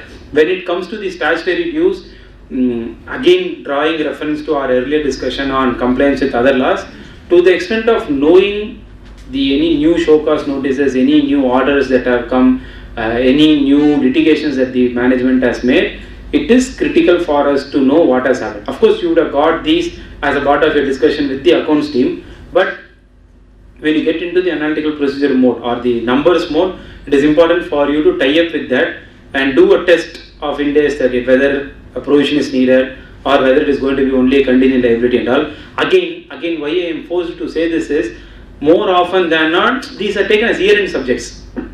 Do you need a provision? Or is it only a contingent liability? These discussions only happen at the year-end. That is not what is expected in an interim financial statement. An interim financial statement for all purposes is as if it is a final financial statement. So which means certain things which management thinks is an year-end activity is something that you need to take care as a part of the quarter. One of it is this. Any notices and all, ensure that whether a provision has to be made, contingent liability, if it is paid, if amount is paid under distress or under dispute, we need to ensure if there is any provision needed or not. That conversation is something that has to happen. Next comes the bigger item in the liability side or sometimes in the asset side, which is tax related area. Another area which the company thinks it is only the auditor's duty, which they normally don't take. Neenga provision solunga na poturen. That will be the kind of attitude. That to defer tax, it is not at all their subject. Deferred tax, they think it is only a chartered accountant's way of getting more fees, right? So they don't agree to the fact that it is a standard to be complied. There is a very bad culture that is out there in the market to not compute tax provision at a quarterly level. At a quarterly level, all that they do is take an effective rate, put the effective rate alone and put something that is not right? Because the interim, the Ind AS 24 as to AS 25 is very clear as to how a tax provision has to be made. And the rule is very simple, right? Based on your annual estimated profits, and on that annual estimated profits, what will be your most likely tax, you need to prorate it to the current half year. Okay, which means there are chances your current quarter effective rate may not actually tally. It can sometimes get vitiated because your second half year may see some disallowances for which the entry is not there in the books. And okay, CSR, assuming CSR provision is planned to be made only at the end of the year, there will be a disallowance in the planned memo, okay, in the year-end memo. But at a quarter level, CSR won't even be there because they'll say, no, sir, we'll do it in year-end. So to that extent, your tax provision will have different numbers. So which means the ideology that the effective rate is at a quarter level, I will match, may not always hold good, right? So you can only imagine the extrapolation of this discussion. Items like this, CSR is a standard example. Of course, there are so many such examples. CSR year-end, we know that I will have to create a provision which will anyways get disallowed under section 37, resulting in my effective rate being higher, right? And in a quarter, if I don't do that, two problems. One, your tax is wrong, that is one. Another problem, your profit itself is wrong. So which means these kind of items that pulls out in an year-end activity has to get upfronted at a quarterly level. We need to say, no, why don't you create a provision now so that you don't, it doesn't look odd.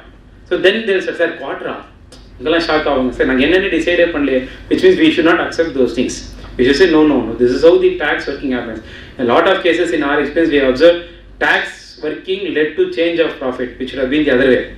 Right? Tax workings, when you get into tax provision workings, only so many new things will erupt.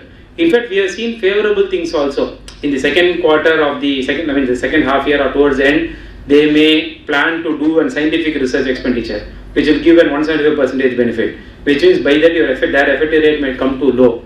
80 double J deduction would be planned in the next half year.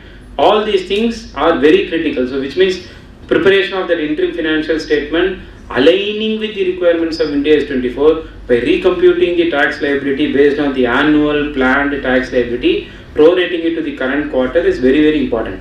Normal two habits happen. One habit is current profit into 25.17, which is very bad, very bad. Another habit is previous year's effective rate multiplied by current profit, which is very bad. Either of it is good. Good is current year's estimated profit, compute a memo for it, identify the tax liability, find the effective rate, apply that effective rate into current quarter's profit. That is the best method. The joke here is this. Deferred tax, they will not want to pass entries in quarter. No, that will come in September. In September, deferred tax asset or liability will get disclosed. Sir, what number you will put here? Neengle paathu than podunga sir. So they will say out of the total 25.17, you split the way you want. That is the current market trend, because deferred tax is our responsibility. No? So they will say you put whatever number you want. Don't even accept to it. The process is very, very, very clear. The process is estimated annual numbers, computation of tax liability on the annual numbers, taking that effective rate, applying it to the current period profit. This is what is the verbatim requirement of the standard. Please ensure the compliance happens like this only.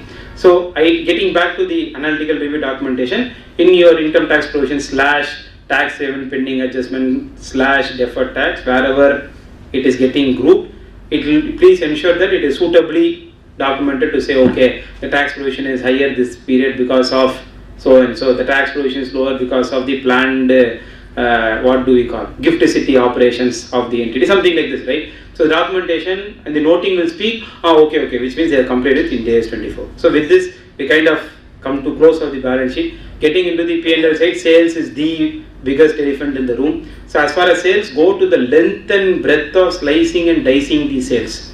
Product wise, region wise, rate wise, period wise, month wise, however you want to slice and dice the sales, put a matrix, compare it across periods, compare it with the gross profit ratio, compare it with the net profit ratios, compare it with the commission to sales ratios, compare it with the ECL ratios, compare it with the turnover ratios, whatever you want to compare across the reporting periods, right? By reporting periods we mean whenever you issue a report, your report has reporting periods. Reporting period for a September is for the quarter ending September, for the quarter ending June, for quarter ending September of previous year, as at September this year, as at September last year.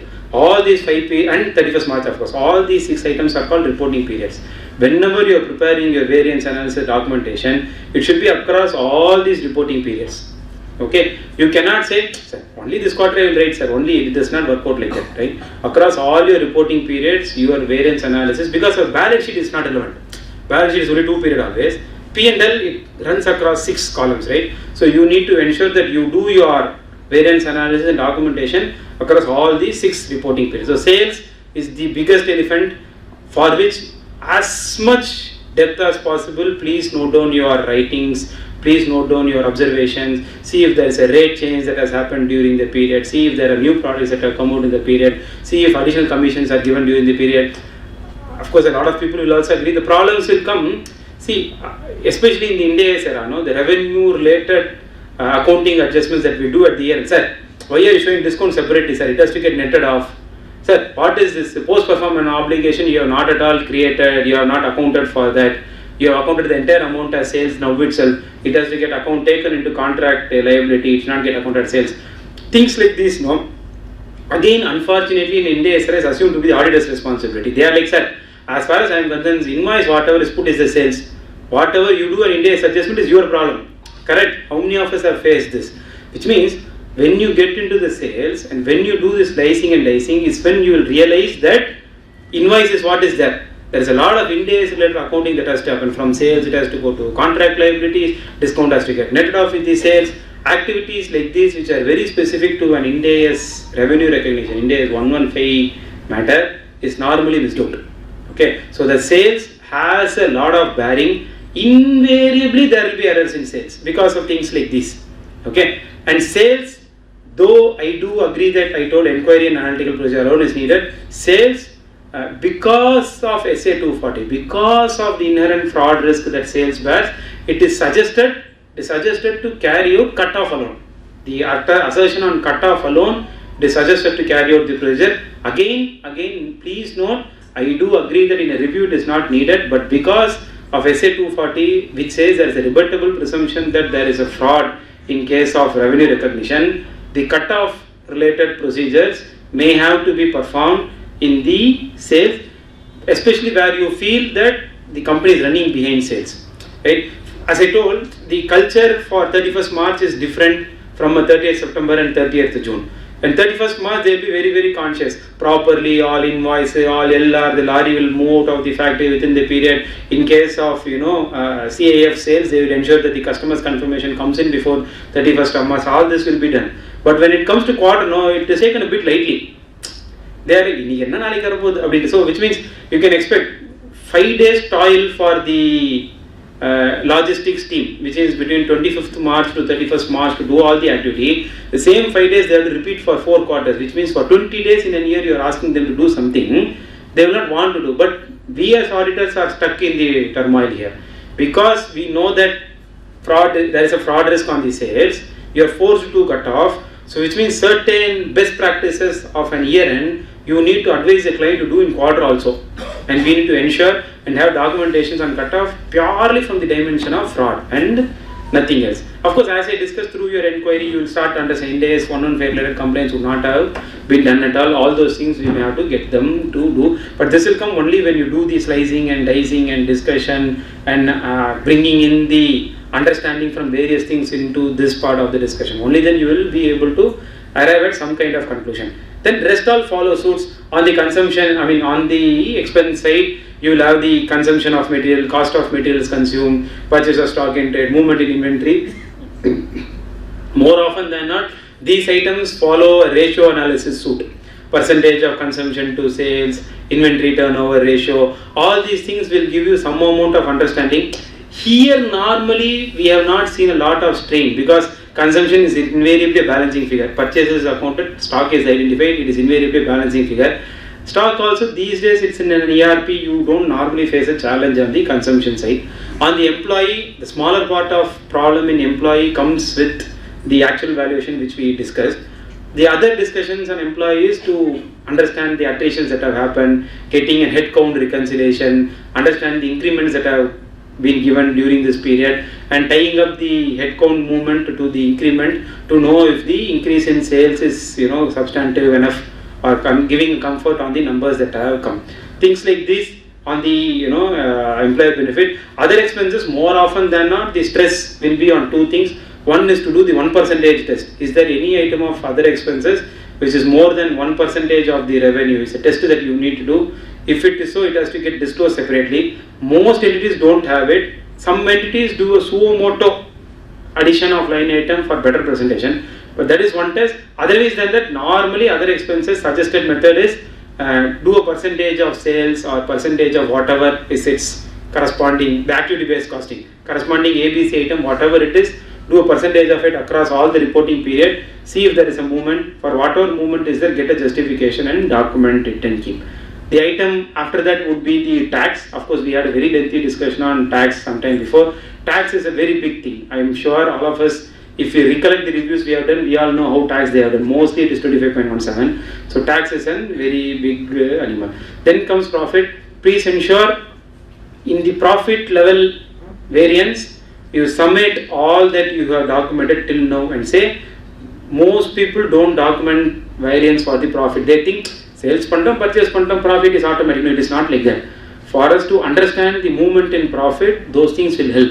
Ultimately, you need to definitely document. Everything around the profit, say because of increase in sales and reduction in price and increase in employee cost and reduction in other expenses, profit has moved by so much thing. So which means I have seen variance analysis document if taken print running into hundreds of pages, giving a detailed write-up of everything, and despite all this, the authority is questioning, how is that possible?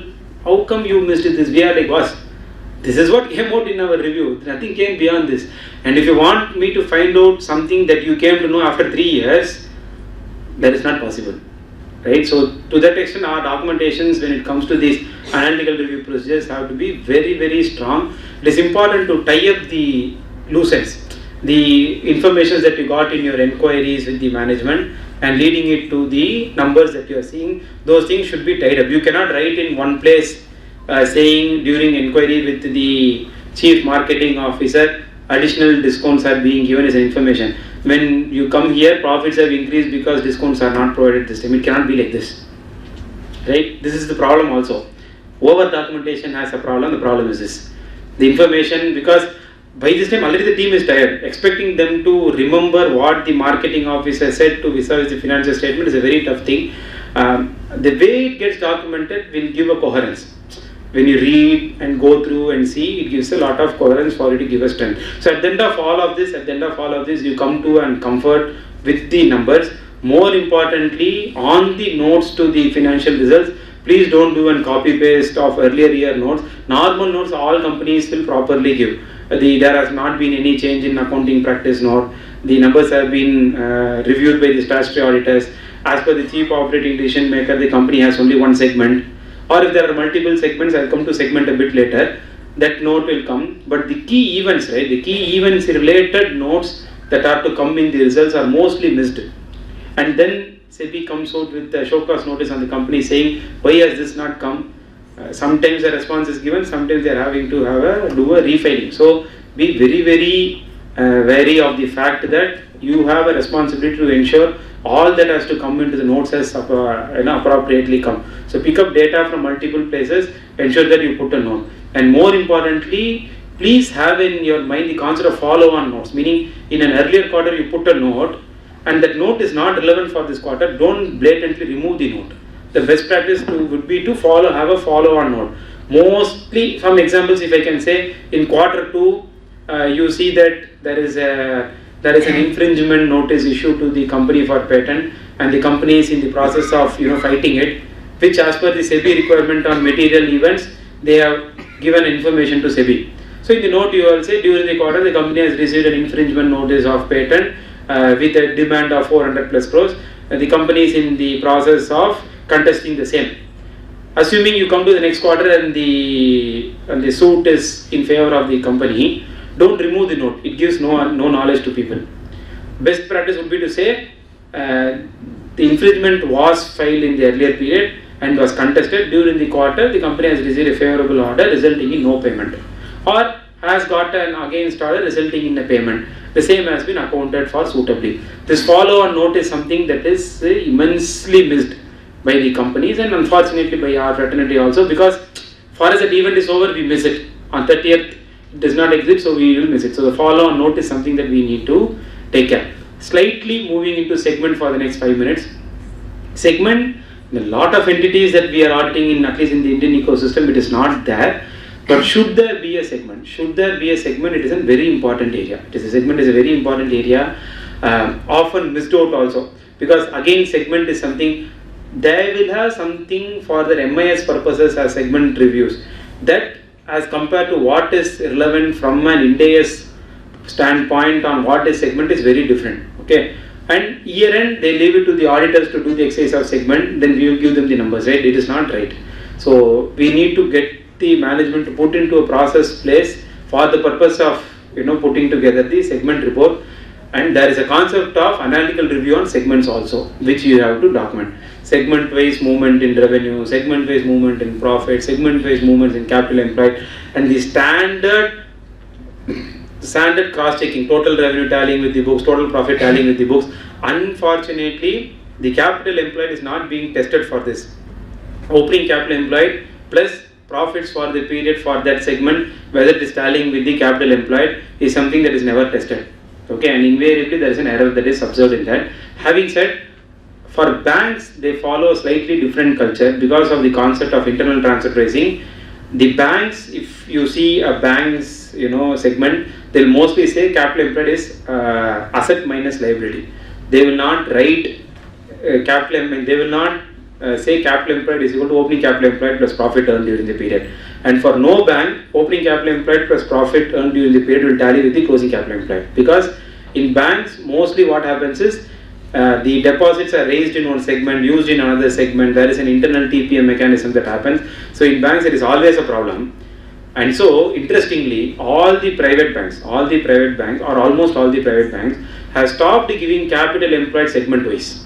The capital employed is given as a single item in a lot of banks, as against the requirement of the standard. Standard says capital employed also should come segment wise, but they stopped giving it segment wise in banks. Of course, a very sector specific information, but I thought it is worth sharing. So segment is something which is very critical. Ensure you have a variance analysis for the segment also. The problem here is at the quarter level, the segment is taken very lightly. When it comes to year end, you will suddenly say, how come this is unallocated? This is an allocatable item, move it to the allocated.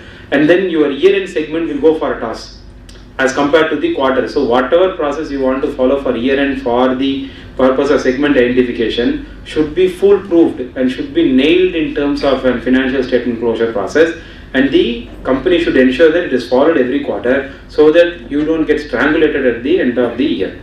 Right? This is one thing. This is a segment. The next bit of the reporting comes in the cash flow. Again, a very unfortunate thing. Cash flow, year-end cash flows are always very good.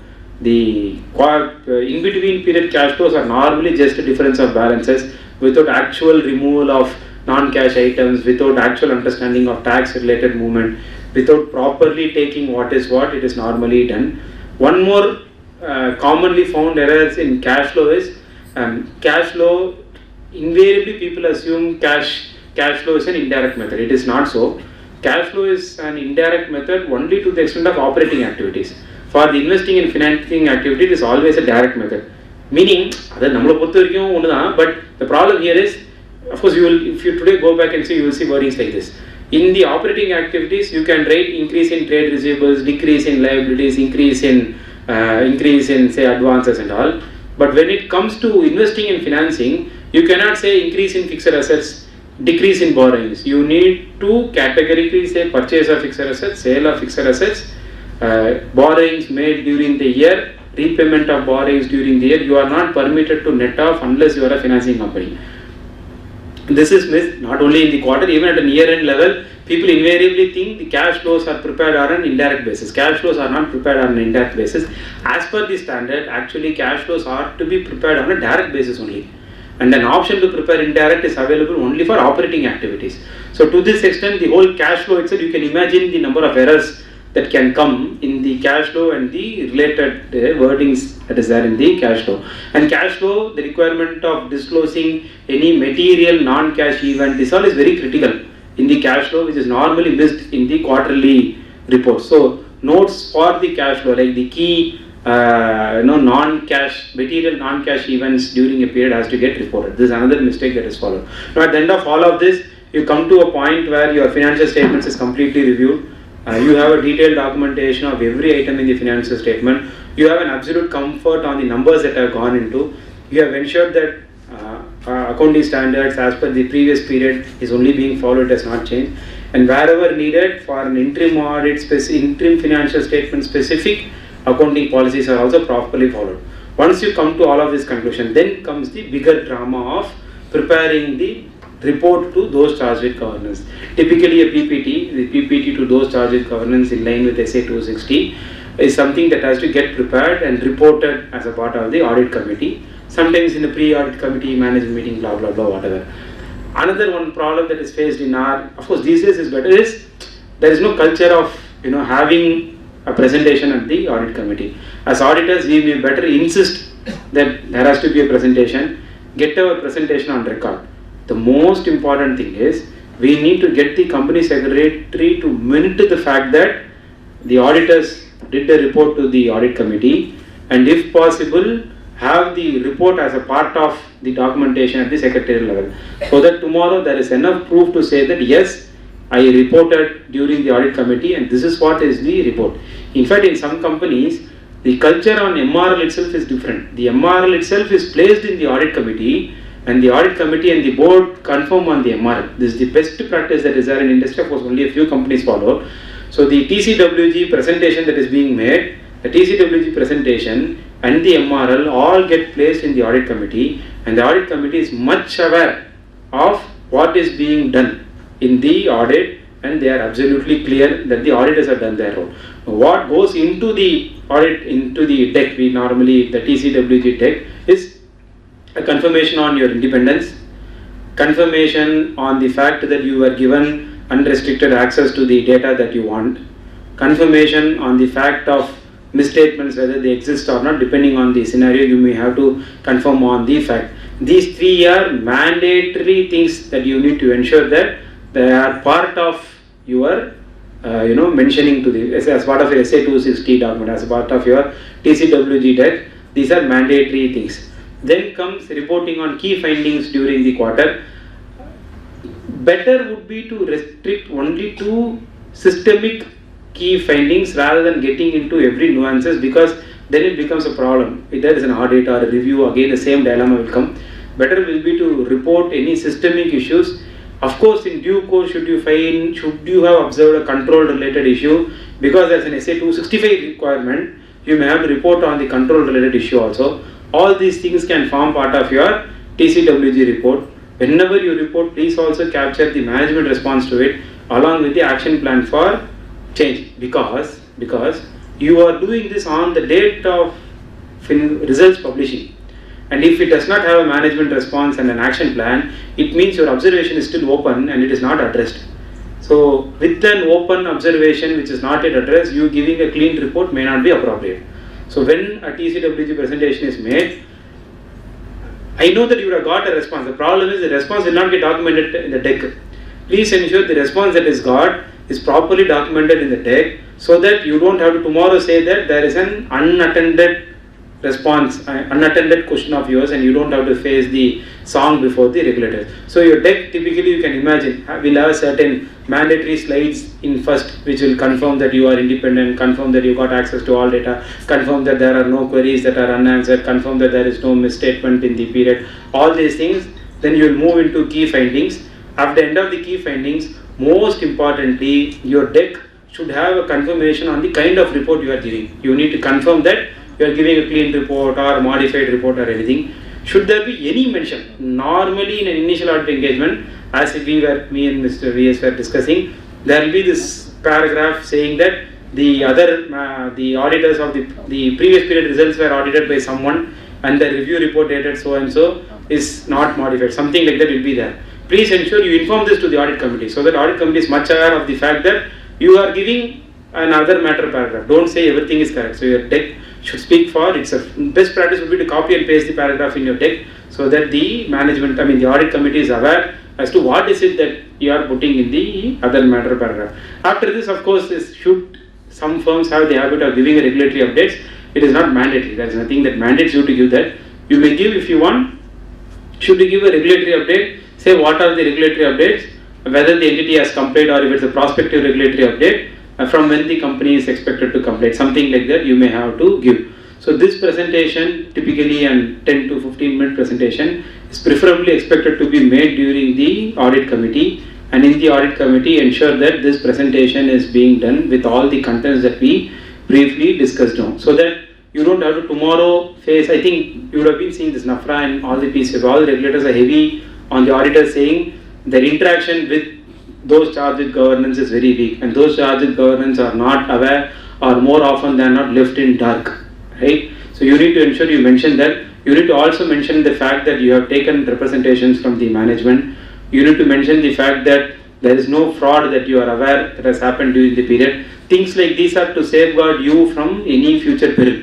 Okay, so ensure that your TCWG documentation or the tech that you place before those charged with governance is as wholesome as possible. So which means preferably have a standard template, have a sequence of events based on the audit or review that you are performing. Ensure the notings go into these things, and this and the MRL should very well form part of your document repository. We need to, as a fraternity, get into the culture of not signing or not issuing our report without getting the MRL. It is a very, I know it is a very tough thing, but getting the MRL before the actual signing happens is the only way you will get the MRL. Yes, the MRL will come at the time of peer review, at which time you will be begging them. Sir, peer reviewer vantar sir, or 3 MRL kudunga sir, porom 3 years MRL is enough. Like this will be starting. Till the time you sign, we have a lot of respect there. I think the problem is also with ourselves, because the formats of MRL requirements will not be rolled up upfront. We'll suddenly come on the day of board meeting and say MRL, they'll say, sir, give me format. Then we will say, we'll give something, then we'll do changes. In that, we'll put whatever we want, they will not agree to it. The best practice would be, when you issue the engagement letter itself, give the MRL to them. Give a format of MRL. Also need be, it is suggested that your MRL need not contain so many numbers. The problem comes when your MRL has numbers. I have seen MRLs which will say the balance of property, plant and equipment X crores is in our view correct. So they have anyways given the financial statement. Why do you want to repeat it in your MRL? Have things only on which you need representation in your MRL. Don't get into numbers. That is what will delay the process. Right? You draft MRL, if possible without any numbers, having clean MRL on which they can just sign with putting a date is the most preferred thing. Get a representation on the fact of fraud, get a representation on the fact that no change in accounting policy, get a representation on the fact that estimates follow the same rule as per previous period, get a representation of the fact that there are known allegations against the company. Things like these which are very critical. Focus on that, get a curated representation rather than saying property, plant and equipment, loans and advances, financial instruments, tax, like this para by para writing something and strangulating yourself with numbers, which numbers will not get finalized in the last date, ultimately pushing you to not get an MRL. Better practice would be to get an MRL which is more, which is more relevant in the context of on which you are taking a representation. Give it upfront at the time of giving the engagement letter, so that all that the manager will have to do a change is to do a change in the date and sign and give you the MRL. So that will be the best preferred model. Right? So with this part of the story on an audit of a financial statement is typically over. Review of financial statement is typically over. Sans consolidation. The small problem with listed entities, as we discussed, is all our listed entities, either பண்றாங்களோ ஒரு subsidiary போட்டுருவாங்க. So all our listed entities invariably will have a subsidiary, associate or joint venture making us to write the CA final examination again and again.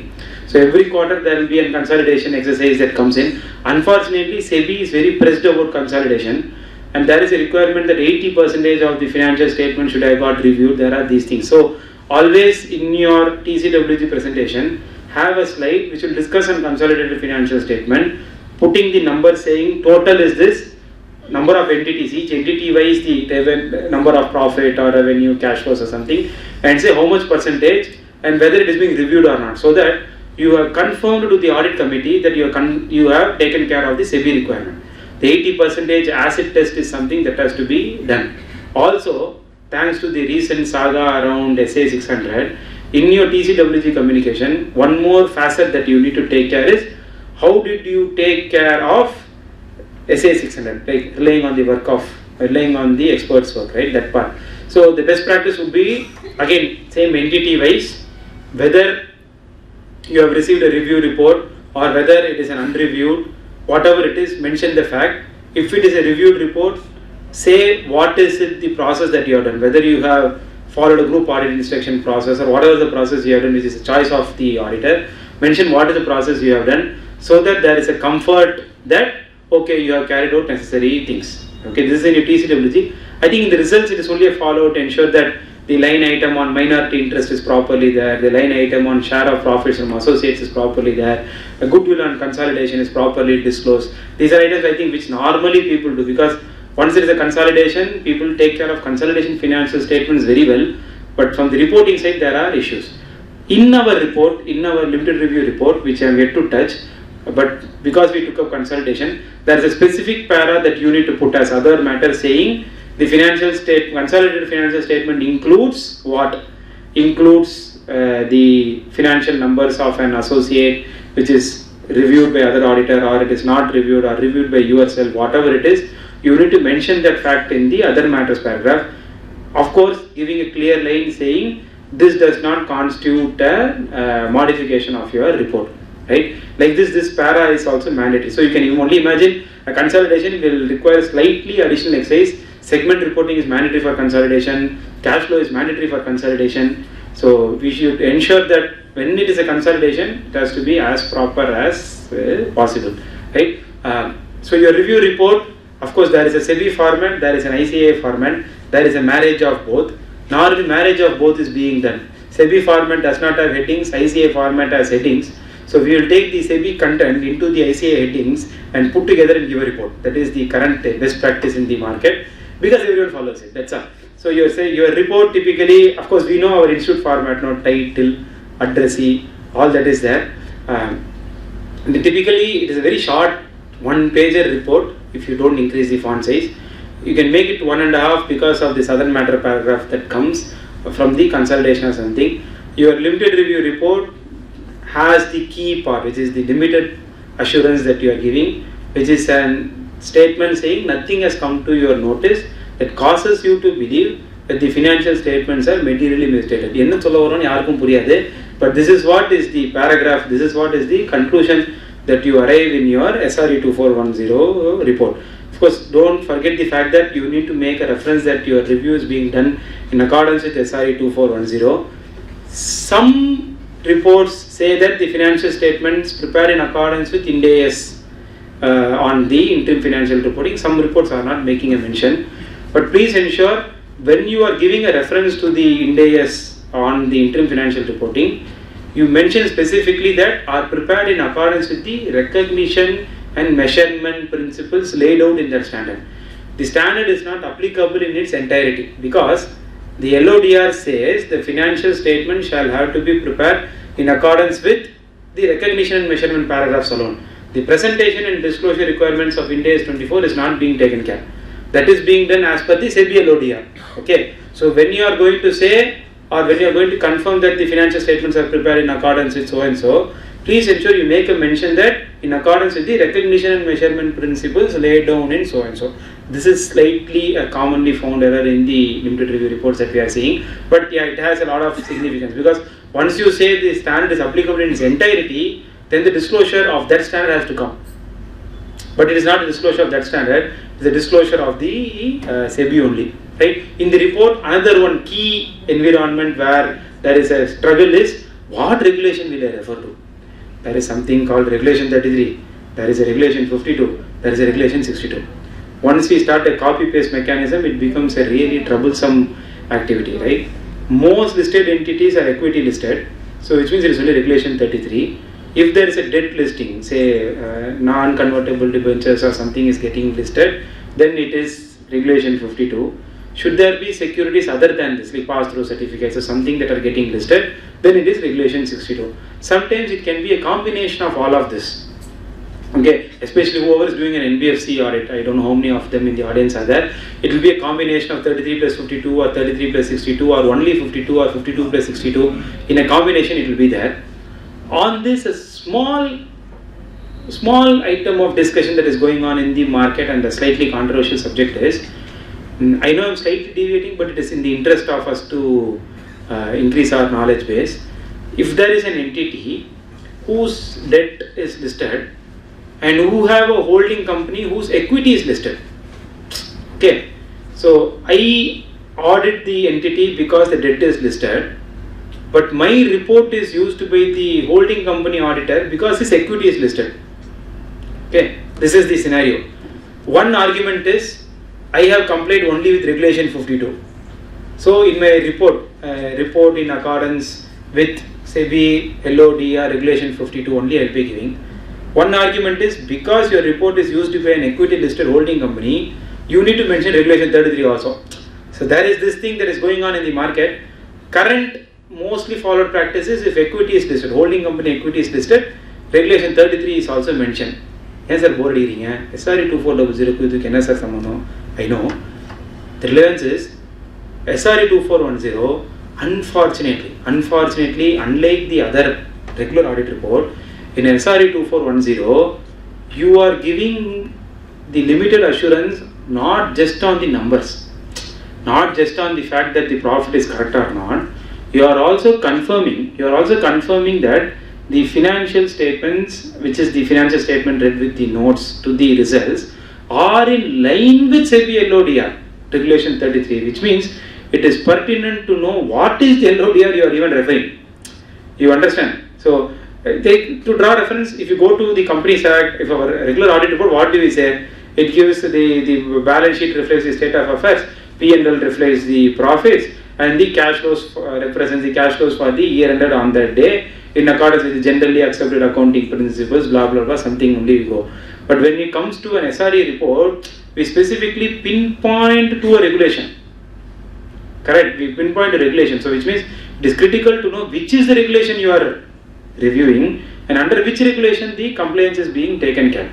Then opens a whole lot Pandora's box that when it is in regulation 52, meaning a debt listed entity, in addition to the financial results and notes, there is a whole lot of disclosure. There is a disclosure on ratios, there is a disclosure on assets sold, there is a disclosure on coverage of assets, so many other things are there, which is an integral part of your report, integral part of the results.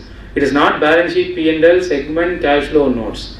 When it is a debt listed entity, it is balance sheet, P&L, segment, cash flow, notes, asset cover, okay, and so many other annexures put together as results on which you are giving the report. So it is very critical as to knowing the entity and why at all you are doing the work. Okay, so to that extent, the reporting environment has an bamboozling effect to know basis what regulation we are even giving the report. You go and talk to any auditor, everyone is going to give you a new view. That is the kind of ecosystem where we are. Then comes the fantastic new view saying that standalone is regulation 52, consolidation is regulation 33. Like this, that is one argument that is going on. But I am trying to say, I am drawing from my original discussion on how critical a review has become. Review has become so much that people have started debating these days. Review for a larger part was assumed to be a subject that is never touched. Today people are going into the nitty-gritties of the standard, nitty-gritties of the requirements and arguing on every single point that goes into those review reports. So which means it's very critical. It is very important to know what is being done. Again, drawing reference to our original discussion on a lot of reviews are not done for the purpose of the listing requirement. It is done for the purpose of requirement of the holding company auditor. Okay. Then the question comes, to whom should I address the report? Should I address the report to the board of directors? Should I address the report to the consolidating auditors? What is my report should be having? I have seen unfortunate reports which will be addressed to the board of directors, which will say that the results are prepared in accordance with regulation 33, regulation 52 and all, whereas the subsidiary is not listed. It is the holding company that is listed. So unnecessary confirmation is being done by the auditors, because what they do, they take the holding company report and change the name. Okay, they don't understand their engagement. Their engagement is to report to the consolidating auditors, which report is being used by them in exercise of SA 600. So our report should be only to the consolidating auditor, not overcommit on SEBI related LODR compliance. Just confirm the fact that there is no material misstatement. I mean, give a limited assurance on the material misstatement. So which means the format of SEBI, format of ICAI, none of it is relevant. There is an own format that you need to build that only transpires the key facts that has to be communicated to the consolidating auditor. Are you all with me? I think I slightly moved away, but it's just to put things into context in terms of the reporting ecosystem. We are good to go? Would I say 800 be relevant here for purposes of consideration? In the context, it's a special purpose report which you are giving to the consolidating auditor. Yes. Do you still consider that SA 800 would have a role to play here? To the extent of our responsibility, yes. I am doing an SRE 2410 engagement only still. It is a review engagement. How we normally expect is the subsidiary company appointing us to carry out a limited review engagement. That is how it will normally be considered, and the reports will normally be under SRE only, right? Would you still consider including a statement there that it is only for the limited purpose of consolidation? Definitely that has to get included. In fact, okay, good question, sir. Like for a listed entity, we say the financial statements are prepared in accordance with Regulation 33. Here we should say financial statements are prepared in accordance with for the purpose of consolidation. Like that, a purpose has to be mentioned. There, this para has to necessarily come in. The work is done as per SRE 2410. It's more an SA 800 issue. Okay, so with this we kind of roundabout come to the conclusion of the discussion today. I'll be taking you through the PPT. There are two things, 2410 and 2400, largely same except for one small fact. 2410 is when it is done by the independent auditor of the entity. 2400 is when it is done by anyone. Now, why would anyone come and do a review? Yes, for some purposes. Say for example, bank is saying before you give a loan, I need a limited review being done. Find an auditor, do a limited review. Sometimes for the purpose of a tender filing, sometimes for an internal management purpose, something they want, which means they say a review has to be done. We should understand, special purpose audit is different, a review is different, everything is different. Special purpose financial statement is different, everything is different. So when you carry and review and you are not an independent auditor, you need to give a report under SRE 2400.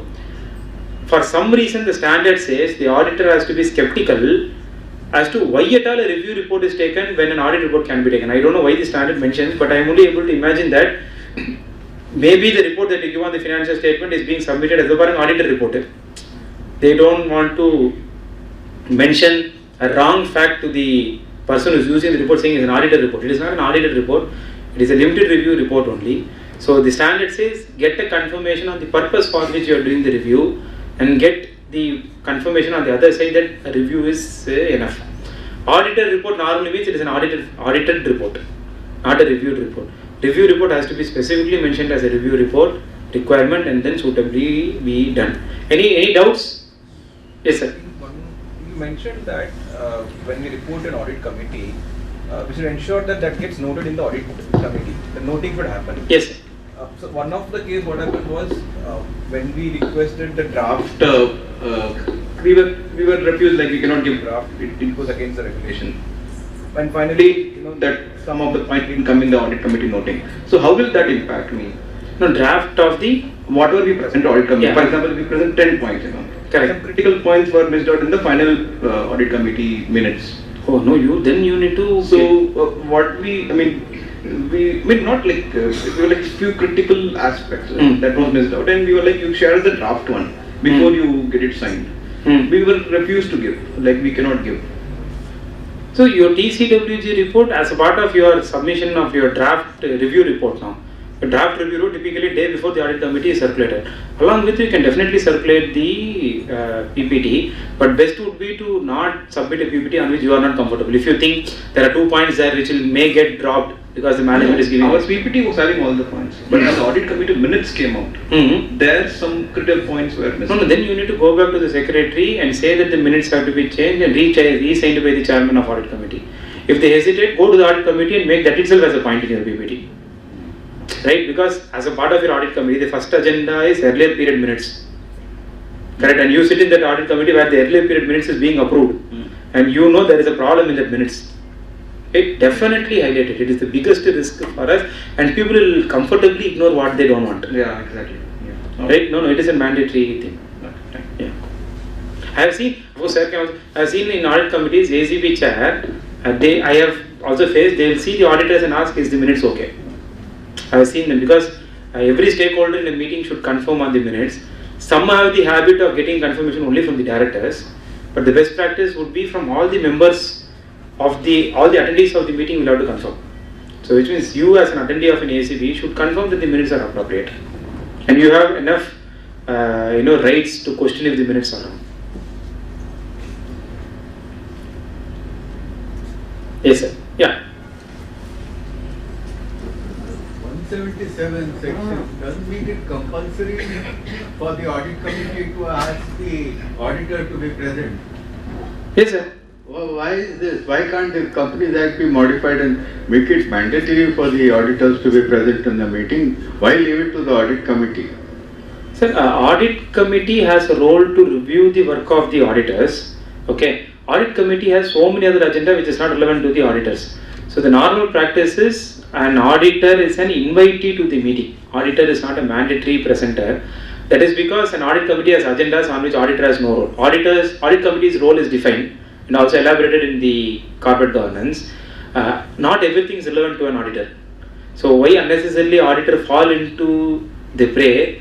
I'm saying it is an auditor's risk if they are always present.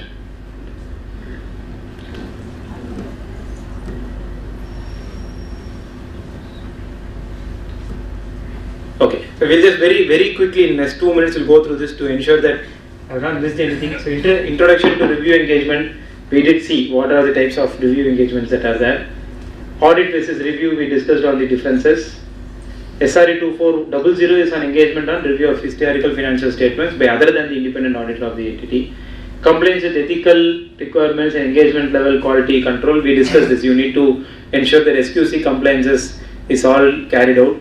Normally for an SRE engagement also, an internal quality, not necessarily, engagement EQCR, engagement quality control review is mandatory for all those engagements which are covered under SQC1, typically listed entities. Wherever as per your firm policy, there is an EQCR mandatory, ensure for the review engagements also there is an EQCR clearance. Overview of performing the review engagement, obtaining understanding of the entity, fixing the materiality, designing and performing the review procedures. Procedure to address specific circumstances in a review engagement. That is, I think I have not yet dealt with this, but I will come to this. So this is like, I discussed like some standards have an bearing always. The standards are these: on related party, on fraud, on going concern. So as a part of your every review engagement, before the audit committee, send a short checklist to the CFO asking him to confirm that in his view the entity will continue to operate as a going concern. It is something that you need to do because that is a standard that is mandatory compliance even under an SRE 2400 environment.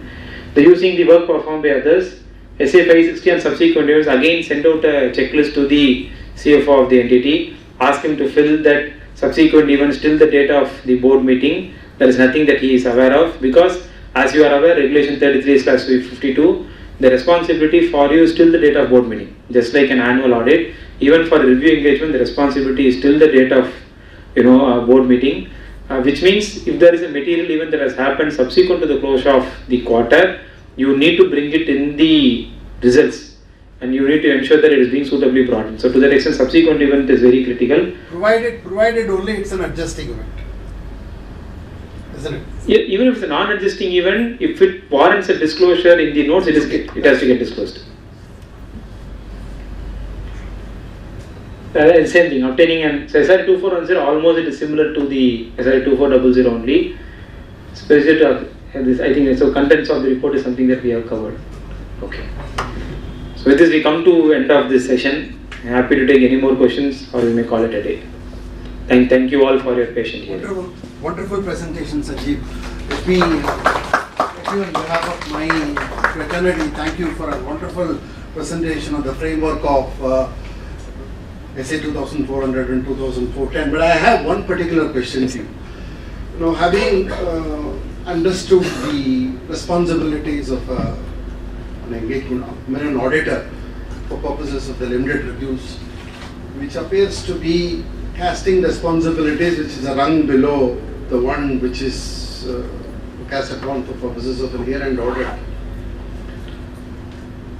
And at the same time looking at the kind of report which you are coming up with in limited review, which you also mentioned, that when we say that nothing has come to our attention which causes us to believe that the financial statements have not been prepared either in compliance with the applicable accounting standards or disclosure requirement under the SEBI.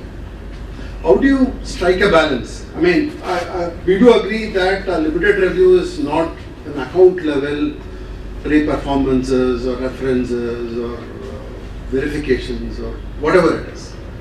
How do you strike a balance between having to, on one hand, comply with SA 320, which is on materiality? Correct. Ultimately, you will have to ensure that the presentation of the financial numbers or at least near the bull, if not the bullseye. Correct. And at the same time having to restrict your responsibility to a rung below than what you would otherwise be doing. Correct. How do you strike a balance between these? Yes, sir. So I think it definitely get back into the genesis of how do you even plan yourself into the review. There has to be absolute clarity with the fact that you will not go beyond inquiry and analytical pressure. The problem always happens when you hit the grade. What you think is right, because we are got attuned into a culture of accuracy. For us, the results have to be accurate. So invariably we push ourselves into doing an account level activity. The resistance should be at that point where we don't get into that and be okay for an holistic level work only and stop at that point. The problem is you get into it, you can't be in between. You need to complete the entire process. Say, PPE, I am worried if the number is correct. Why don't I get it confirmed? Hey, list of additions, to find 3 invoices. Once you get into that mode, you are hit heavily. ROU, no, this company will do ROU wrongly. List of leases, take the lease agreements, see if there is a renewal of lease. If you get into that mode, then you are stuck. You do for one account level, you need to do for every account level, which means the strength comes in placing faith on your planning, saying I will not go beyond inquiry and analytical and I will stick to that. Right? If you slightly dance to the tune of the management for it to be correct, we are stuck. And of course, I will also know and would have seen in so many cases in the other part of this world, the Western world, the reviews, as I said, are not, there is no report that is being placed on record. Invariably, in the year-end financial statement, there will be so many notes to say that the quarter financial statements were wrong. The submitted financial statements with those exchanges are wrong, which means in there and all, the culture is very clear that the quarter financial statements may have some mistakes. Here, for us, it is not about material misstatement. For us, misstatement itself is an antagonizing thing. So, it is going to take a lot of time for us to come out of the thought that the financial statements have to be accurate, and it starts with we not getting into that. The one interesting way how we wanted to do is to reduce the time frame of the engagement. Not give the whole 30 days. Ask the management, please have the board meeting on 19 days after, 15 days after the close, so that you have only 14 days in your hand and you don't do anything beyond that. For a review engagement of a very big organization itself, 10 to 12 working days is a good timeline. And if you have more time, you will work. Right? Companies who say, no, for all, sir, we will have it on November 10th. You have 40 days. No, we will not know what to do. Seri, nee West team potache, seri, or 4 vouching padruvom. Or 3 GST return padruvom, we will get into that mode. Force the management to have the meeting within 15 days of the closure of quarter. The habit will think that you will not do something beyond.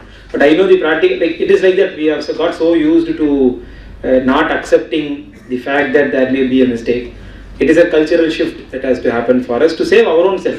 It is not for anything, it's to save our own self, because we will not be proved by saying, you did this, no, which is you should have found out, no, why you did not find out? Why do you even get into that? Why do we think I will do an audit in a review and ultimately get stuck and give a response saying it is only a review? Do only a review, take comfort of the fact that you did only a review and place reliance on your documentation for the purpose of review. Yes, sir. Okay, sir. So thank you all for the patient hearing. Wait, Ayaz.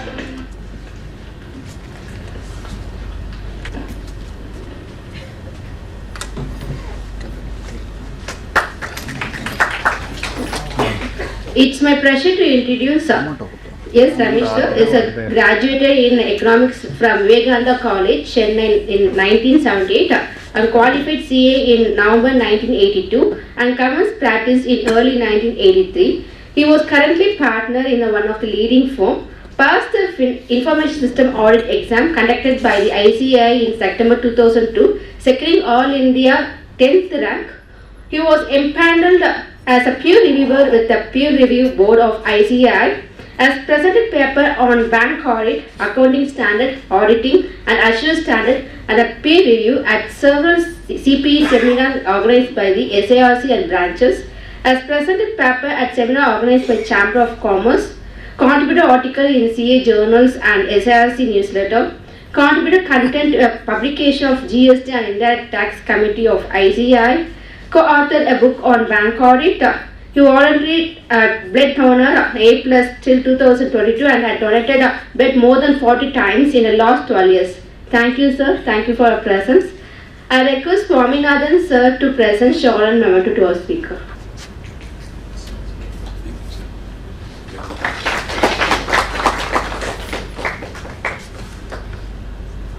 So please. Thanks.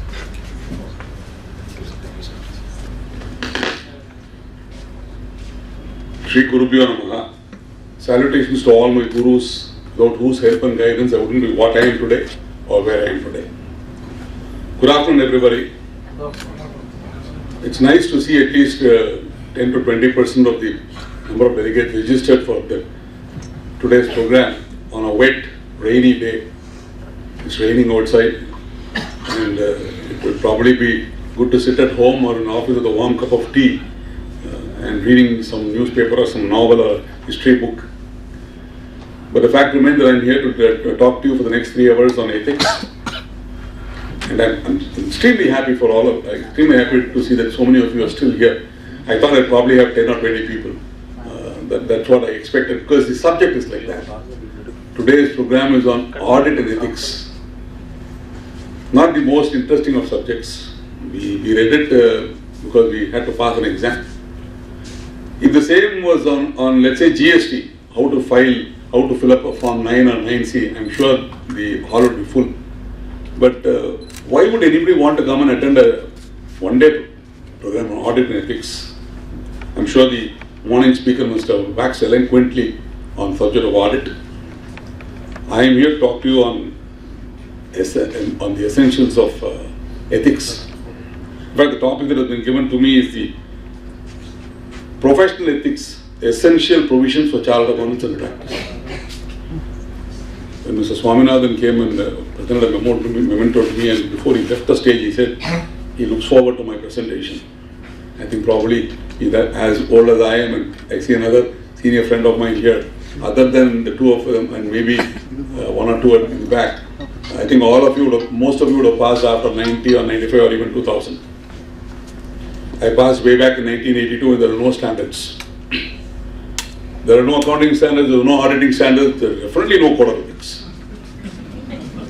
Absolutely no code of ethics. But there was an unwritten code of ethics even then. The Act was still there. The Chartered Accountant Act was there, where the 2 schedules to the Act give us insight about what is misconduct, which is what we are going to look into today. We will spend a lot of time on that. But why suddenly is there so much of a focus by the ICAI on conducting seminars or workshops or training programs on ethics? I think it's now been mandated with the CPE Directorate of the Institute, where every branch must hold at least 2 seminars on ethics. And that is probably the reason. I mean, the reason is very, very clear. I don't think we need to search too far off for what the reasons are. Several cases coming up, several scams all over the world. Who is to be held responsible? Is it the chartered accountant? In fact, the minute a financial scam breaks out anywhere in the world, I think the first question that is asked by the media, shouting at the top of their voice, who is responsible? We need answers. Is it the chartered accountant? I mean, they don't even look into the basic structure of whether it's really the chartered accountant who was found guilty, or was guilty of misdemeanor or felony or whatever, or not gross negligence as the term used in the CA Act. They crucify the chartered accountant. But at the same time, I think we should also admit that there is probably some amount of lacuna on the part of some members of the institute, which has led to our profession itself being questioned. The integrity of our profession, and the transparency of our profession, the independence of our profession is certainly questioned. If you log into the NAFRA site, the National Financial Reporting Authority of the country, who are today going hammer and tongs at the institute, they are trying to assert the powers of the institute to say that we have the powers to draft the auditing standards. If you don't draft it, we will draft it. If you don't go by our pronouncement that you need to change your auditing standard to align it with the international standards, and if you don't do it, we will do it, and they've already come out with the draft paper. If you log into their website and see from July 2020 till 2024, there's something like 84 cases on which they are pronounced. And I don't think in any of these 84 cases have they found the chartered accountant charged as not guilty. They've all been found guilty. Several cases. Some of the cases, in fact, I think about a plethora of about 30 or 32 cases were in connection with the audit of one company. And more than going into whether there was gross negligence on the part of the chartered accountants or not, one of the main questions they took up was the chartered accountant right in accepting his appointment as auditor? He has not even verified his appointment and has accepted the appointment, and that's the first crime, which is definitely a misconduct as per the rules of the Institute of Chartered Accountants of India. Why I took up this to start my presentation was with, are we aware that are we consciously looking at the appointment letter that we received at the time and also verifying whether the appointment is in order? Do we take it for granted that the appointment must be in order? The case was with the reference to DHFL. DHFL had several branches all over the country. It was audited by one chartered accountant firm who have also been charged on a completely different rule, on a completely different premises. They were not charged on acceptance. There are several branch auditors of DHFL who were appointed to do an audit by the CEO or the general manager of accounts of the company. Now, a branch auditor should be appointed as per section 143, 139, read with 143A by the company in general meeting, which means the resolution should have been passed with the shareholders to appoint the branch auditor. Now, this has been questioned by NAFRA. They are saying you have not even verified whether your appointment is valid and you have accepted the appointment. Do we do that? Are we looking at the appointment? Do we ask for a resolution, copy of the resolution appointing us as auditor? In the case of the first time we're getting appointed. If it's a casual vacancy, yes, I can well understand that it is done by the board of directors. But if it is at the GM, at the end of the year, at the AGM, then it must be done only by the company internal meeting. How is it that so many chartered, almost 35-40 chartered accountants have failed to even see that? Is it because of a sense of complacency? Or is it because of a sense of overconfidence? There's nothing, I can't be questioned, I won't be questioned. I think we all must accept one fact, that today those days are gone. Today anybody and everybody can go to court and file it, or go file a complaint to the Institute of Chartered Accountants of India. We look at who all can file complaints. We have seen cases being filed by a partner of the firm against another partner of the firm. We have seen cases filed by the bank for not doing concurrent audit properly, for no fault of the auditor probably. So I think it's about time we all woke up. I'm sure there are lots of youngsters here, young chartered accountants, probably less than 45, who are already awake. I think I'm talking more from the point of view of a person like me who's been in the profession for almost 4 decades now, more than 4 decades, 82, just imagine. I've been in this profession for a long, long time. And I must also admit that when I passed the institute, I knew nothing about any of this. But then I continuously kept upgrading myself for only one reason. If I had to stay in the profession, I can't stop reading. I need to continuously update myself and upgrade myself. I mean, I can't take the standard. When I wrote the exam, I did not have any accounting standards or auditing standards, therefore I will not follow it. It's not possible. The institute has been introducing standards after standards after standard. And therefore I need to keep track of them. And that's the only reason why I continue to read. In fact, when SIRC contacted me asking whether I could do this, I was a little hesitant because I was a little pressed for time due to some personal commitments. But then I said, okay, this gives me an opportunity to look at the entire CA Act again. I do speak about ethics. I speak about ethics when I do training programs for peer reviewers. But that's a very small content there.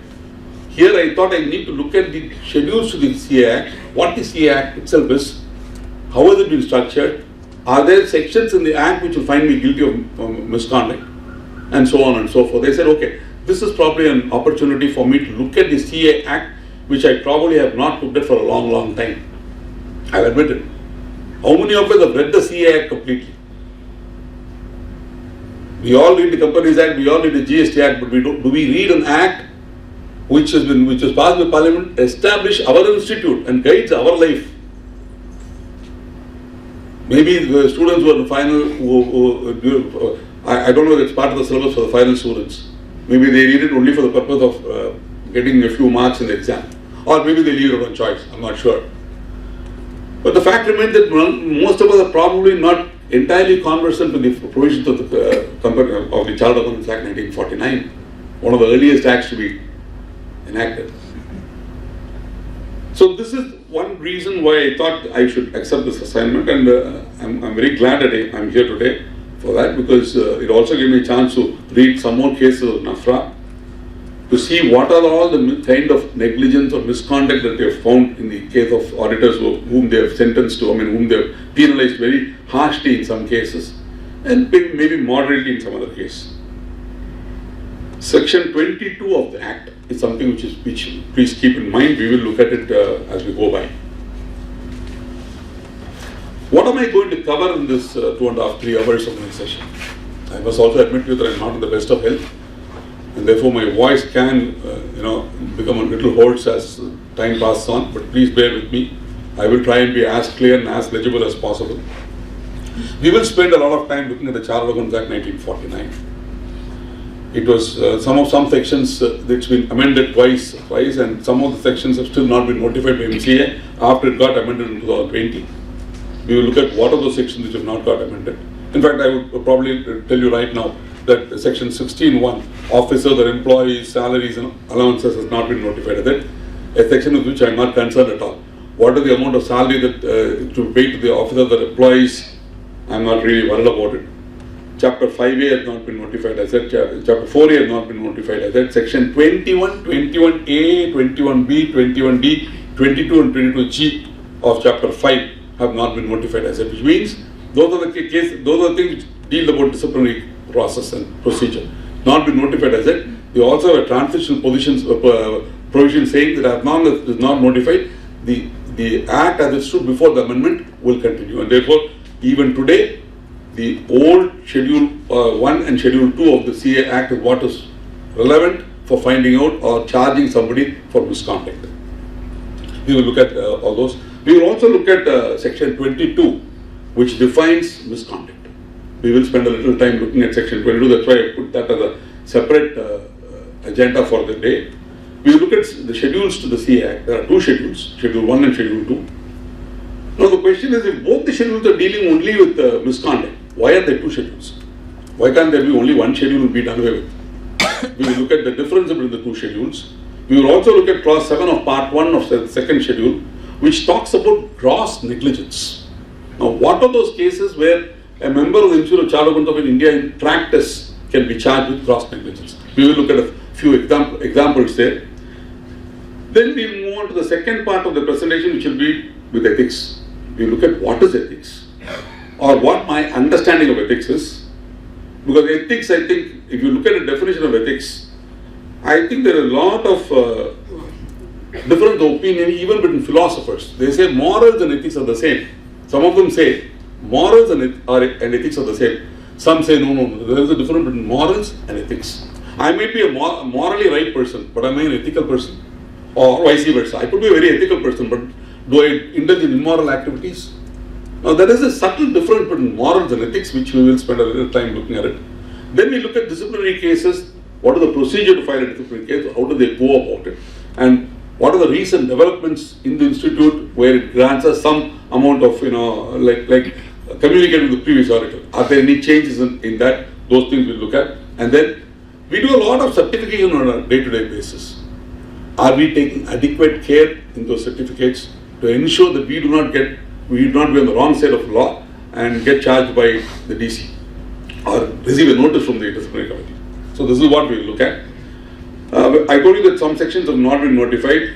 21 disciplinary directorate has not been notified. 21A is board of discipline, not notified. 21B is disciplinary committee, again not notified. But 21D is the transitional provision, which says as long as it is not there, you can do it. And 22 is as I told you right away, it is a very important section.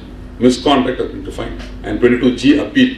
So those things have not been notified. Doesn't matter. As long as not notified doesn't mean that the disciplinary committee of the Institute Chartered Accountants of India does not work. It continues to work. Guided by the old section, it continues to work. And therefore, in fact, the number of cases that are coming up in the DC today are a lot more than probably a decade back. And the number of cases decided by the DC on a year-to-year basis also has increased tremendously, which means what we understand from this is there are a lot of cases coming up. God forbid, I don't want anyone in this room to face a situation where we receive a letter from the disciplinary committee. One of my partners handles cases for people who have who have been charged with the disciplinary committee. I can tell you that it's a harrowing experience. I mean, even if you're finally absolved and the verdict is that you're not guilty, I think the 2 or 3 years that it takes to finish a case from the time you first served the show cause notice can be mentally harrowing. It can be frightening, it can be mentally harrowing. You are scared to meet your own friends, your own partners, your own family. That's the kind of situation which quite a few chartered accountants are in. So let's try and stick to the right side of ethics, the right side of compliances, and ensure that none of us are ever in that situation at all. Now, if you look at the Chartered Accountant Act, there are about 8 chapters.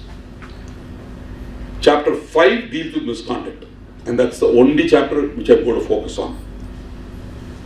As I already told you, sections out of the 32 sections, about 5-6 sections have not been notified. All of them fall under Chapter 5.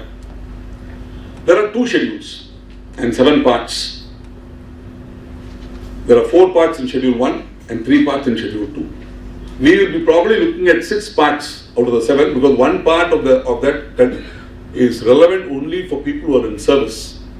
And since my topic was with reference to practicing chartered accountants, I am not going to look into that part at all. So finally, we will definitely look at Chapter 5 misconduct, and we will look at the schedules. The schedules, I think, are the most important things because that's where what is misconduct has been defined.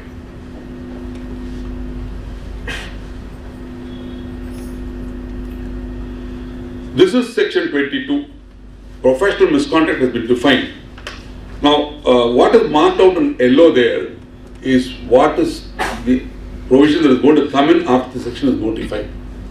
Once it is notified, you will have the lines which have been highlighted in yellow also as part of the section. As it stands today, the section reads, for the purpose of the Act, expression, professional or other misconduct shall be deemed to include any act or omission, which means any act or not acting, as mentioned in any of the schedules. So anything mentioned in the schedules, if you have done or you have not done, it can lead to misconduct. This is a section that ensures the accountability and integrity of the chartered accountants in practice. How does the chartered accountant earn the public trust? How does the profession as a whole is looked upon by the entire business community and the general public at large? It is because of this particular section which defines misconduct. But for the section, I mean, I can do anything I want, you can do anything you want. But this section has defined misconduct. And as long as this section is there in the statute books, then it will continue to be there. It probably become more and more rigid, but it will continue to be there. Our entire professional life is probably coordinated or is shaped by this particular section. To read the section again without reading the things that have been put in by the amendment passed. In fact, the amendment only says individual, partner, or the firm can be sued. That's what it says. Otherwise, there is no great amendment there. If you look at it, on the part of any member of the institute, either in his individual capacity or as a partner or a owner of a firm. This is all that is come there. Even without it, the section is very, very clear. Now, they did not want to have a gap where they said, I am not in charge of it, I am not responsible for it, it is only my firm which is responsible for it. Nobody can say that and get away with it now because of this amendment that has been proposed. It is still not notified. In fact, in my opinion, even if it is not notified, I would consider that I am equally responsible for a misconduct of my firm. As a partner of the firm, I am equally responsible for a misconduct if any committed by my firm. And that's the spirit in which we should look at this law.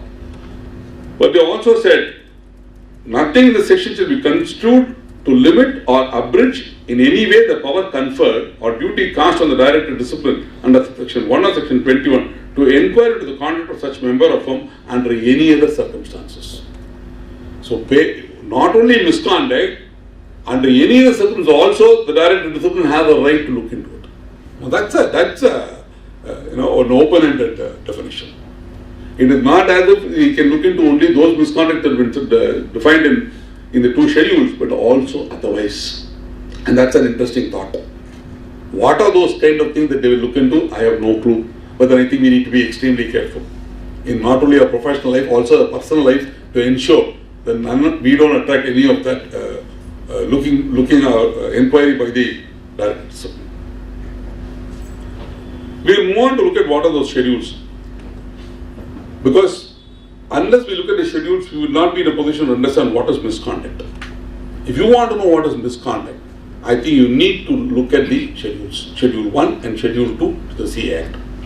There are also a lot of appendices which are more in the nature of clarification, the small changes. We are not worried so much about it. It makes for very, very drowsy reading. I tried reading through the appendices, about 31, 32 appendices. All of them are probably, some of them are only 2 sentences correcting something or clarifying something. Extremely boring in nature. But the schedule itself makes very interesting reading.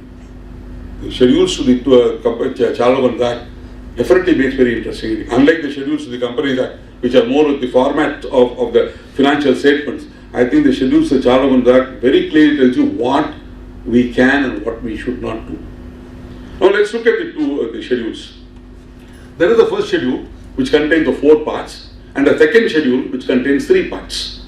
The first schedule talks about part 1, talks about professional misconduct in relation to child governance in practice. We will have to look at it. All of our CAs in practice, therefore we need to look at it. Part 2 is professional misconduct in relation to members of the institute in service. I am not looking into it at all. Again, there are only 3 or 4 clauses there, but I am not looking into it. Part 3 is professional misconduct in relation to members of the institute, which means it includes both child governance in practice and child governance in service. Now, 3 parts of the first schedule are dealing with professional misconduct, and the 4th part deals with other misconduct. So, I can even be found guilty of misconduct which is not a professional misconduct, and that's interesting. Which means my personal life also should be led with ethics and morals. I cannot astray from my personal life. For example, if I am charged with dowry harassment, thankfully I can't be charged with dowry harassment because I've been married for more than 30 years now, but for an example, and I'm imprisoned for a period less than 6 months, I will come under part 4, other misconduct. The institute can take action against me in spite of the fact that the law of the country has already punished me with 6 months imprisonment. And that's scary. Or I'm found on the road, we saw in one of the WhatsApp or in all Tamil news, a young couple or a middle-aged couple arguing with the police in the beach road in a state of inebriation. If that happens, even that can be a cause for the director of discipline to start suo moto a case under part 4 of Schedule 1. Or if I'm punished by the court, they can do it. Moral turpitude, that's a very important aspect, and that comes under part 4. It might not come under part 1, 2 or 3 because they deal with professional misconduct. But the fact that moral turpitude is something which can affect any one of us. In a fit of anger, we can do something. And that can come under part 4. And then we move on to the second schedule, where there are 3 parts. Again, part 1 deals with professional misconduct related to child governance in practice. Part 2 deals with professional misconduct related to members of the institute generally. And part 3, other misconduct in relation to members of the institute generally. Now, what is the difference between part 1 of the first schedule and part 2 of the second schedule? Both deal with professional misconduct in relation to child governance in practice. Then why are there 2 schedules? And what about part 3 of first schedule? Part 3 of first schedule talks about professional misconduct in relation to members of the institute generally. Part 3 also says the same thing. Professional misconduct in relation to members of the institute generally. And part 4 of first schedule and part 3 of second schedule both talk about other misconduct in relation to members of the institute generally. Obviously, there's a difference. That's the reason why they have kept in 2 schedules. Now, what is this difference? Any idea what this difference is? I mean, I know it's a little too big a hall for an interactive session, but we have a lot of time. It's just 2:15. I'm supposed to be talking until 5:15, so we can have an interactive session if you, all of you agree. So if any of you think that there is a difference between the two sections, then what is the difference? I would be glad to hear your answers.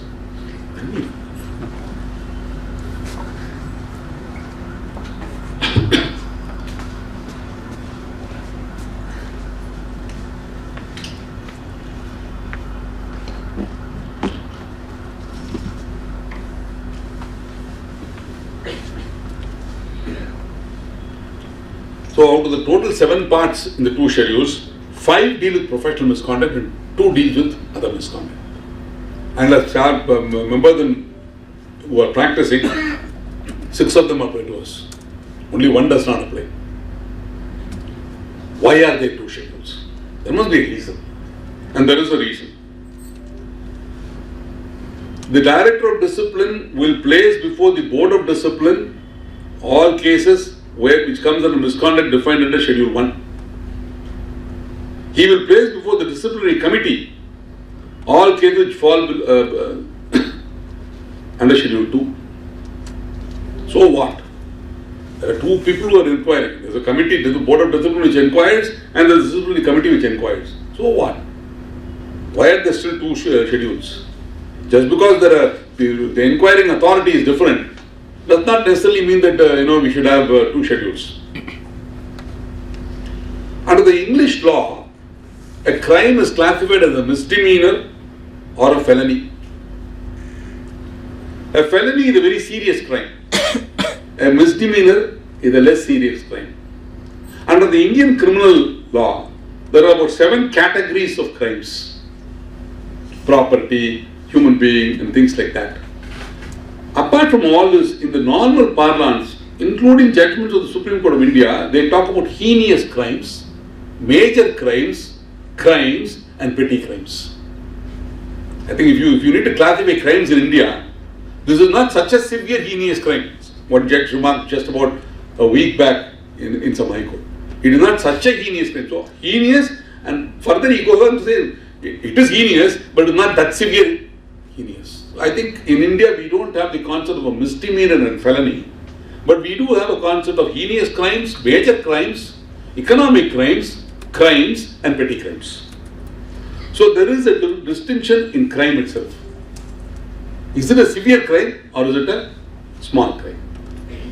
தமிழ சொன்னா தோப்புக்காரன் போற விஷயமா இல்ல fine கட்டிட்டு போற விஷயமா இல்ல ஜெயிலுக்கு போற விஷயமா? There are cases where you take into the police and let's look at people who are gathering on the roads, politicians, the political parties gathering on the roads and disturbing the peace and tranquility and disturbing the public. They are all arrested because the law permits the police to arrest them. They are disturbing public peace. They are arrested, goaded into PTC buses which are waiting. I drive down through Vallur Kotam every day. Vallur Kotam is a spot for all agitations. If I see 3 PTC buses standing there, I know there's going to be some agitation at 8:30 or 9 in the morning, and probably by 11 o'clock everybody will be taken. They'll take it to a Kalyana Mandapam, serve tea and coffee and let off.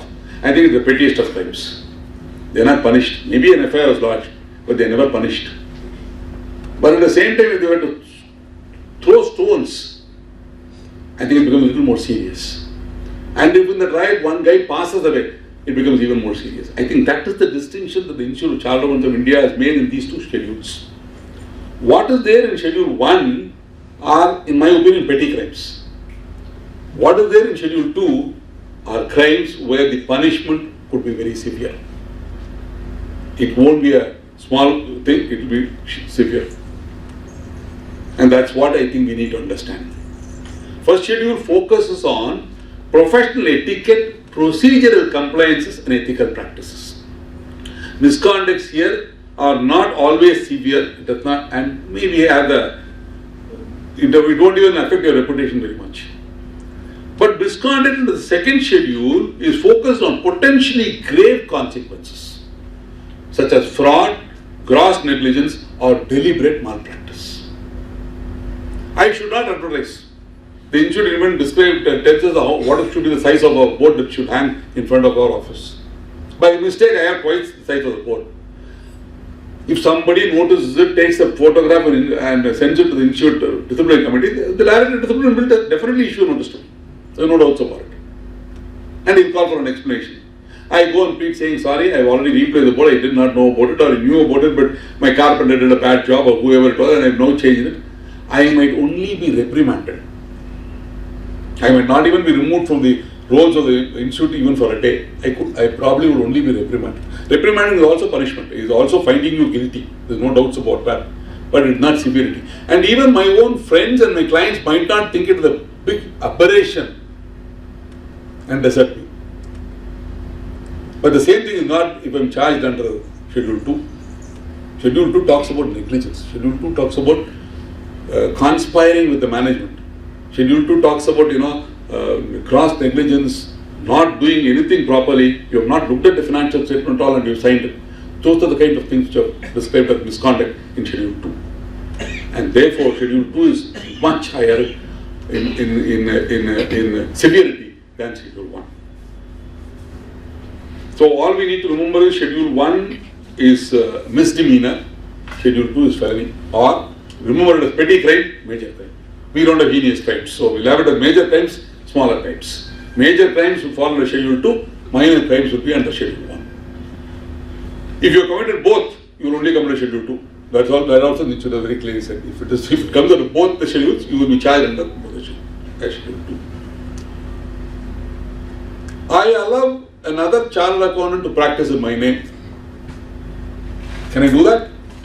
I give him a power of attorney, saying you sign audit reports in my name. When I can give a power of attorney to sell my property, why can't I give a power of attorney to somebody else to sign on my behalf? Can I ask somebody to say, forward on behalf of Ramesh, power of attorney holder Chandran, he signs. Is that possible? Not possible. Why is it not possible? It is not possible because part 1 of first schedule says it is not possible. Allowing non-CS to practice in his name. Now the question comes. Can I authorize any one of you here to do that? It only says non-CA. I can't. I can only ask my partner to sign on my behalf. And that also he doesn't sign on my behalf. He signs only on behalf of the firm. But probably I could have been the engagement partner. I have conducted the audit. The board meeting is today. It has to be signed off. Let's say I broke my hand. I am not in a position to sign. He will sign. It will be documented. The engagement partner is me. The signing partner is him, will be documented. If there are any issues found in that financial statements that he has signed, the primary responsibility will be mine, not his. Although he is the signing partner. Because I am the engagement partner, I should have signed it because of something that is possible. Otherwise, there is no way anybody can do anything else. So I cannot allow a non-CA to practice in my name. I cannot allow even a chartered accountant other than one who is my partner to sign. Any of these things happen, obviously it's misconduct under part 1 of the first schedule and you can be found fault with. Sharing any profit, part of the profits of the professional work of a person is not a chartered accountant. There is a lawyer. I share fees though. For every case he refers to me, I tell him I will share whatever I get. Or there is an income tax practitioner who obviously cannot sign any reports. I tell him every case you bring, for tax audit case you bring to me, we will share 50-50. And I give him 50%. I can't do that. I can be held guilty of misconduct.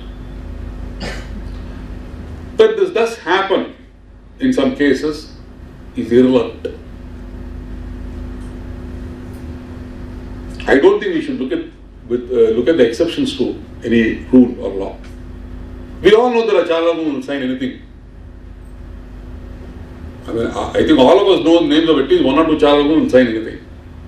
Because we don't want to sign it, he is the first person, he or she is the first person whom we call. But that's not law, it's not allowed. In fact, in that respect, I think all of us who do have friends, who do know people like that, we are also unethical. But I think practically it's not possible, therefore we go ahead with it. As long as I am safe, doesn't matter, and he is willing to sign it, is what we are all looking at. If you go strictly by the definition of ethical, we are also not ethical in this particular aspect. But I think we need to live with the society, we need to live with the situation, we need to live with in the times that we are in. Anyway, that's just a side thing. I don't think, I hope it's not getting recorded. It is. Maybe I am in trouble with the institute. Receiving share in profits from a non-CA, you share an assignment, he gives you work, you share an assignment, you charge fees and you share it with them. Again, let's take a small bookkeeping job where a non-CA is doing, or you tell him you get it, your uncle is the owner of the shop, you get the booking job, we'll maintain all the accounts that tally, I will share fees with you. Now, the amount of fees that you share is not of any consequence. The fact if it can be established that you are sharing fees with them, you can be found guilty under class 3. These are all things that are very difficult to establish what we feel when we do it. But it's not as difficult for the ICAI, which it starts investigating the case, to find out. That gentleman with whom we had an agreement himself will go and say, sir, I got him 10 cases, out of which he paid me only for 8 and he has not paid me for 2, and therefore I filed a complaint. I think we need to be very, very careful with these things. I'm not trying to frighten anybody, but we need to be very careful. It has happened. It's not that it has not happened. If you read the cases decided by the Disciplinary Committee of the Institute of Chartered of India, there is a booklet like this separately for this. Judicial pronouncements. I was going through that and I found one case, just what I told you. The complainant went to before the institute saying, he had promised to pay me so much, he has not paid. In 2 cases he paid, 3rd case he did not pay, therefore I was approached. And he was able to prove that he was paid for those 2 cases. There the problem starts. It's not today. Very many avenues are available. I mean, all of us are so comfortable with making payments in GPay. Whether it's 5 rupees or 5,000 rupees or 50,000 rupees, we're so comfortable with GPay. I don't think any of us carry cash today. So if you make a GPay, it is recorded. It can be found out. The guy who receives it knows, he will produce it as evidence. So again, or entering into a partnership with persons other than chartered accountants in practice. I am a private chartered accountant, I have a firm. The firm, they have the property which is large, about 60% of it we have occupied. 40% is vacant. A doctor client of mine comes in and says, why are you wasting this? This is on main road. Can we set up a scan center here? You put in some money, we put in some money. I put in some money, he puts in some money, we both enter into a partnership and start a Ramesh scan center. Obviously I can't do that because clause 4 says enter into partnership with persons other than CS in practice. I can't enter into with any person other than member at all. For practice, for any other business. And these are the things that sometimes we tend to forget. The reason is simple. We read the CA Act and the 2 schedules only for the purpose of a final exam. After that, we did not read it. How many of you read it after passing the CA final? Particular, sir? Leah? I don't think we ever read it. Maybe we did not even read it for the final exam because we know maximum 5 mark varum. Adhu pass panna. Securing professional business by non-permitted means. Intermediary. You appoint a marketing consultant who goes and gets you clients. You will definitely be found guilty of this. You tell them for first year fees, I'll give you 50%. And for the next 3 years, 20% of the fees. Whatever, or one-time fee. by non-permitted means, if you do it, you're done. So, solicitation of professional work. You can't advertise, you can't go around asking for work, you can't write a general letter to all the businesses situated in Nungambakam Road saying I'm a chartered accountant in practice, I have an office in Nungambakam, it will be easy for you. None of them is possible. Yes, but I can request for work from another practicing chartered accountant. I can write to any one of you and ask for work. That is allowed. I can't ask for work from the business community. I can ask for work from my fellow professionals who are in practice. I can't write to a fellow member who is in service. No. But I can certainly write to any one of you, say, asking for work, professional work. That is possible. That is allowed. And I can respond to tenders. If there is a tender, I can respond to tenders. But then again, you need to be guided by the institute. Institute got it says how you must participate in a tender. You can participate. Today, I think all public limited companies, especially government companies, all appoint auditors only through tenders. Starting from the Reserve Bank of India, everybody has gone through the tender route. You can respond to tenders. There is nothing wrong. That is not a crime. That is not misconduct. But you must also see the tender conditions and then read the regulations of the Institute of Chartered of India for responding tenders, and then in most government companies or statutory bodies like RBI and all that, there is no issue at all, you can do it. But if it is from a non-government company and there is a tender and you find that some of the clauses of the tender are not the way it should be, please refer to the guidelines issued by the Institute as far as responding tenders are concerned, and then respond to the tender. The idea is not to get into trouble with the Institute. That's only idea.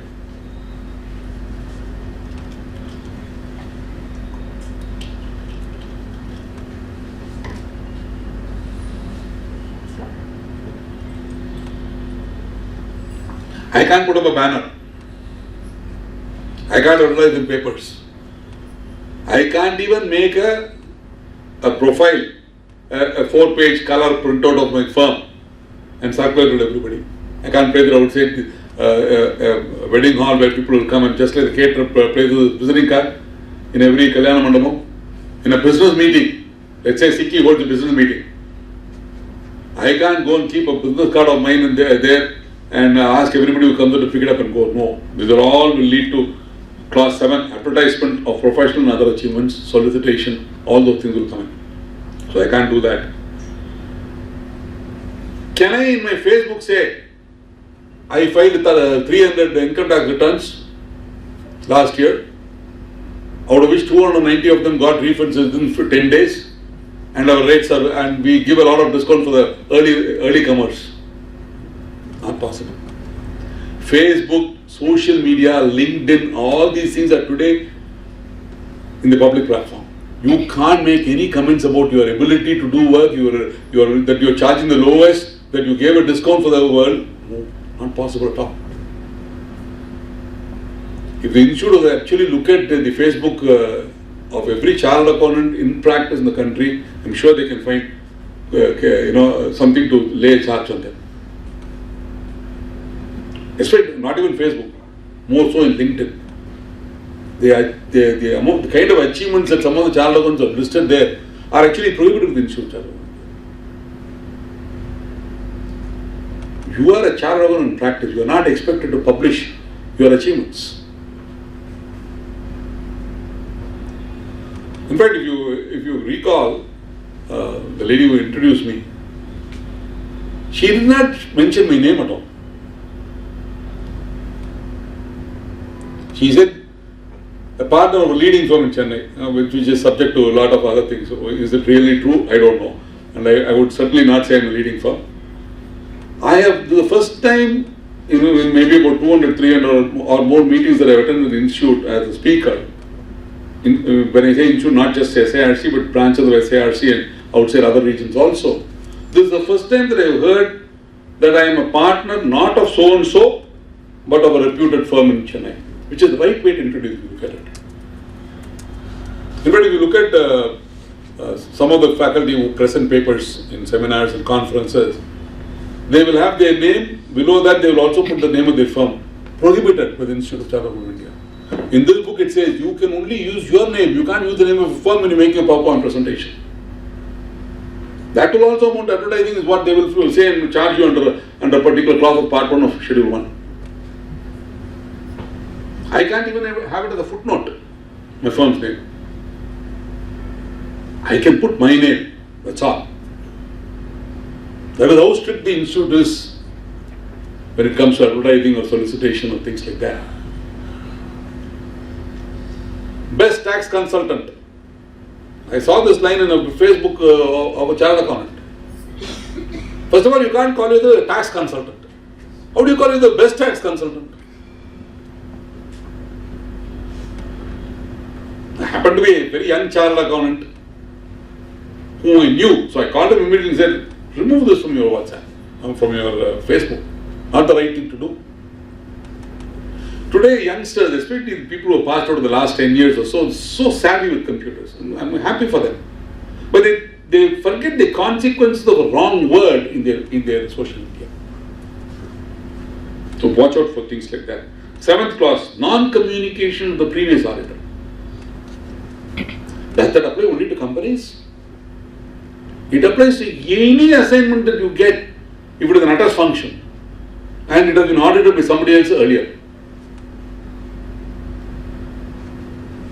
So till last year I was in Trichy, I was practicing in Trichy, a doctor comes into your office and says I was practicing in Trichy, now I have joined Apollo, I am practicing in Apollo, I want you to do a tax audit from this year. We are more than happy to do it. But have we written to the previous auditor? So that applies only to companies. No. It is not a Companies Act regulation requirement of writing to the previous auditor. It is a requirement of the Institute of Chartered Accountants of India. In fact, the Institute says even for branch bank audits you should do it. Where the appointment has been made by, used to be made by RBI, now it's been made by, with the approval of RBI it is made by the banks. Even that is why in every appointment letter that you get from any bank as branch auditor, you will find the name of the previous auditor of the branch. Now does it mean that I write to him and then wait for him to return? All that the institute does not say. You write. So communication with the previous auditor and obtaining a no-objection certificate is very, very important. If you don't do that, at least especially if the previous auditor complains and you don't know who he is. எனக்கு வேலை போயிடுது ஒரு ஆத்தத்தை I can write a complaint against you, no? I mean, I might have driven the client away, that's a different matter. I might have fought with the client, he would have gone away, but once I know that he has come to you, my immediate reaction will be, oh, he left me and gone away, I'll put both of them in trouble. Human tendency, human nature. Quite a few of the cases in this particular clause, non-communication, starts only with the other child account.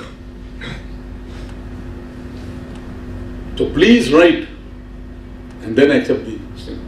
Clause 9, accepting audit upon without ascertaining company law compliance. I told you, DHFL case. You have been appointed as a branch auditor of a company. Have you looked at the resolution passed at the AGM? True copy, certified true copy.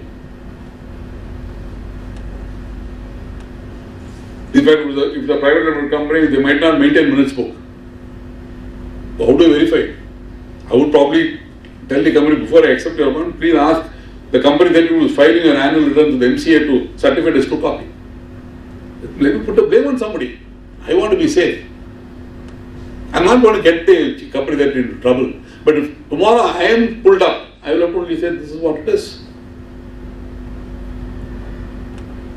I think we need to be very, very cautious about lots of things. Things which are not very difficult, but things which are taken for granted.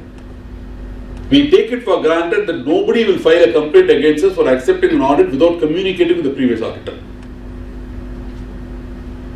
What will the auditor do? What objection can he raise? He can't raise any objections, valid objections. He can only say, my last year fee is outstanding, please. Then it is up to you to tell the client to pay. He will have to pay that. That's what again the institute says. Coming to the 10th one, charging fees on the basis of percentage of contingencies. I charge a fee based on the profit of the company. as a percentage of profit of the company, or I tell them after the audit is over and I file an internal return, so much tax refund will come, a percentage of that is my fee. Not allowed. I do a management consultancy for them, not an attest function. Yes, I can charge fees on percentage basis. Otherwise, I can't. Only in the case of management consultancy, it is possible. But if I do management consultancy, I can't be the auditor of the company. I can't do audit also. Because other services prohibition will come, which we'll look at later. Engaging in business occupation other than chartered accountant. It's like, I'll give you an example of entering into partnership with a doctor. In fact, this happened. One of my clients who was manufacturing garments in Tirupur came and he found the next office next to us empty. He said, "Sir, can you put up one thing? You can take care of it." No? Employ 2 people, you just have to manage, supervise, we become partners. Not possible at all. Even if you are a partner in a family business, you need to disclose it and say, I am not actively involved in the business, I only take a share of the profit. So please watch out if you are in business already. Clause 12, allowing persons other than practicing theatre science, which again we looked at. I think this is very, very similar to that, but where here I am allowing, I am not able to really distinguish between clause 12 and clause 1. But clause 1 is allowing him to practice, here it is allowing a person other than practicing chartered accountant sign on the draft. Both literally more or less mean the same thing, you can get into trouble. We will now move to part 3 of the schedule 1 because part 2 is only for members in practice. I designate myself as a fellow chartered accountant when I am not. When I am still an ACA, I designate myself as a fellow FCA. All you have to do to become an FCA if you are practicing is to wait for 5 years. Why will anyone want to do that before completing 5 years? I don't understand. If you are in service, it will take 10 years or 12 years. Wait for it. Doesn't make a difference, especially for people who are in service, it doesn't make a difference whether they are ACA or FCA. At least for people who are in practice, it makes a difference because as an FCA, you get more points in any of the empanelment with the RBI or with any other agency. Otherwise, it doesn't make. Obviously, there are cases like this. People calling themselves a fellow of the institute, fellow member instead of an associate member. That is a misconduct.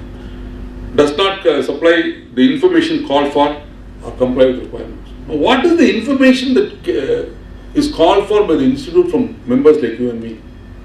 Have you ever received any letter from the institute calling for information? I have never received. But today it is possible that they will send.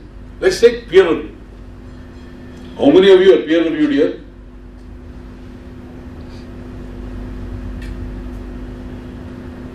Not many. It is mandatory for all who are doing listed company audits. We know that. Non-listed company audits, is it mandatory? If you are a partner, if your firm has more than 5 or more partners, you should have got yourself peer reviewed by now. The last date of 1st July 2024 or the last date, or 31st July, I'm not sure about the date, but it was July 2024. Period is over. If you are a 5-partner firm and you have not got yourself peer reviewed, you cannot accept any assignment, no, you cannot sign any financial statement. No. I am safe, I am not a partner of a 5-partner firm. 4-partner next January, I think it expires in January, 31st March 2024, you have to get yourself a. And 2025, not 24, 31/3/2025 is the cut-off date to get your firm peer reviewed if you want to accept bank audit assignments. So if you want to do 1 branch audit or 2 branch audits, you should have been peer reviewed by 31st of March 2025.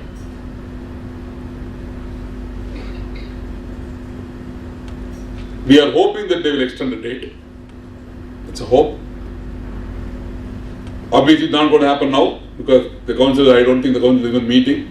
Maybe the new council, when it takes off, assumes office in another 1.5 months, will extend this date. But the extension will not happen every time. No, it has to.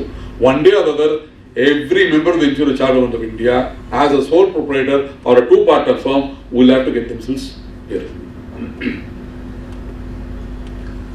And in a situation like this, if somebody tells the institute, or the institute comes to know that you are a five-partner firm that you have not got your peer reviewed, they can call for information from you. The peer review board has the powers to call for information from you as to the number of partners in your firm, and all, what attest functions you have done and all that. And if you don't reply to that properly, you ignore it, say nothing will happen, you can be penalized under clause 2 of schedule 3, part 3 of schedule 1 of the first schedule. That will be misconduct. Not replying to a communicate with the Institute of Charter of India asking for information is a misconduct. Let us not ignore any communication that comes to us from this institute. Just like we go into a frenzy when a notice comes to the institute from the Department of Income Tax Department for a client of ours. Do we or don't we? Where there is no reason for us to fret and fume. After all, it is a notice for him. We are only going to defend him. We are not the primary source. We neither earn that money that they are going to charge him for with, or we did not get him into that spot. But we suddenly go into panic mode. But when a letter comes to the Insurance Charter of India, we just ignore it and put it aside. Let's not do that. You can get penalized. Give false information while inviting professional work. I am replying to a tender, or I am, some company has contacted me and sent me a mail saying, we are interested in appointing you, please send us your profile or your biodata. In the biodata I say I have got 125 staff, 40 of them are article plus, 85 of them are semi-qualified professionals. When I have only 55, not 125. Giving false information while inviting professional work, and if somebody complains, the minute the complaint goes, you are doomed because it is there. You are already committed. No proof is required. You cannot defend yourself. Please be careful when you are filling up forms of the institute and for any empanelment. They know how many articles you have. Much better than you will know. Because after all, the article is registered with the firm's name. So you can only play around with the non-article clause. Don't play around. Put the right figure there. Because you can get into trouble under this clause. And finally, part 3 of the first schedule, where we are talking about other misconduct in relation to members. These are not professional misconduct, but other misconduct. I told you, if you are in prison for less than 6 months, you will fall under part 4. For whatever reason.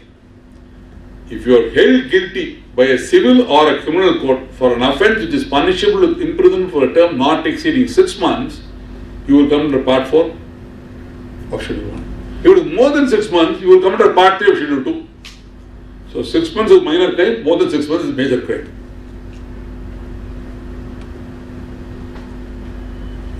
You enter into a fight with your next door neighbor on the compound wall and it turns into a fistcuff, you get arrested and you are sentenced to 6 months imprisonment. You can be found guilty of misconduct. When I was reading through all these things the last couple of days, I said, thank God the public at large don't know about these 2 schedules. Otherwise, everybody can complain about anything about us to the institute. There are such severe things. I don't know whether any other profession has this kind of. I would certainly like to look at whether the advocates of this country have a code of ethics. And is it as stringent as this? Doctors take commission left, right and center from pharma companies to promote their products. There is no code of ethics for them. They play with human life. We only play with financial life. They play with human life. I don't know whether they have anything like this. But the fact remains, we have it, we have to adhere to it. We can't fight the system. And it is only going to get tougher and tougher because of NAFRA. NAFRA, I think, hates our institute. So they are only going to make more and more stringent. And the last clause in Schedule 1, in the opinion of the council, the member brings dispute to the profession or the institute as a result of the action, whether or not related to his professional work. There is a hotel called Hotel Ranjit, opposite of the institute. Let's say every evening I go there at 6:30, go to the bar, drink for 2-3 hours, come and stand outside our SIRC gate and start shouting. I might not even be accusing any of the regional council members or the central council members, but the fact that I am creating nuisance, the institute can come under, can charge me under this particular clause. Small things, but it can happen. So let's not worry about all this. None of us are going to be drunk and come into Brahmaya Hall or even to the institute SIRC. But I'm just saying the kind of things that can be interpreted by these clauses.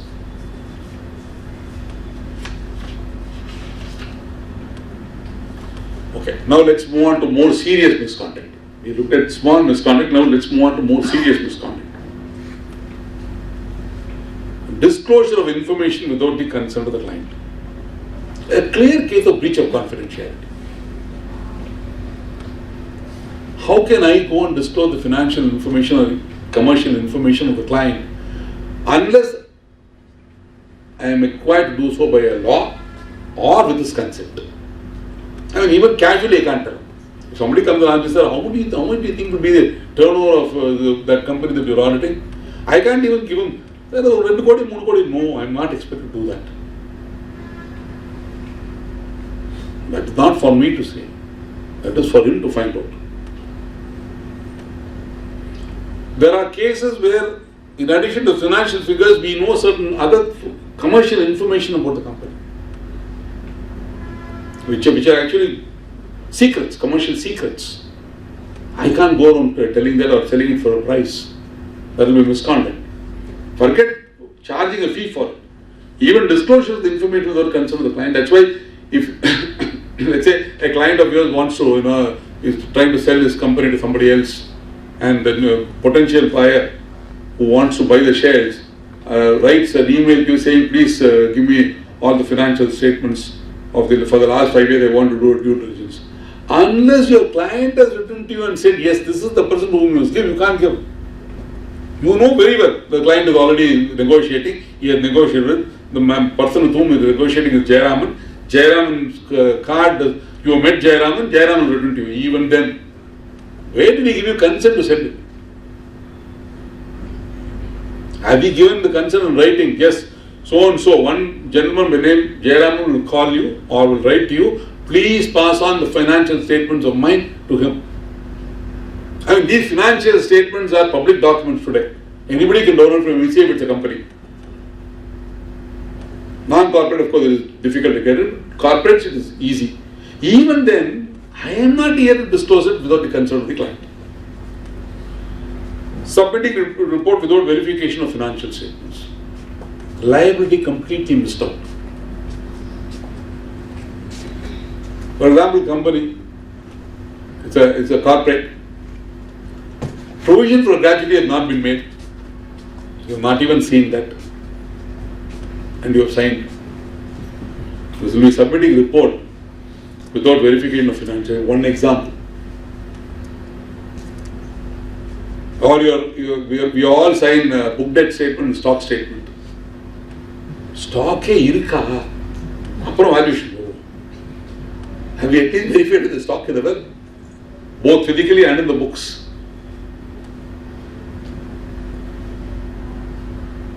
How many of you sign a stock audit, or not a stock audit report, a stock certificate to be given to the bankers on a quarterly basis as per the terms and conditions of sanction? What is the verification process you do? How do you give a report for it, or do you sign on the format of the bank? The institute says you can't just sign on the format of the bank. What do you write there? If you sign only the format, what do you say there? Do you say examined and found correct?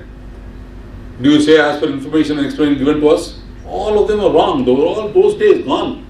I need to have a report. Whether the management responsibility, auditor's responsibility, opinion. Paragraph has to be there. Issued a guidance note on certificate in special cases. You need to follow that.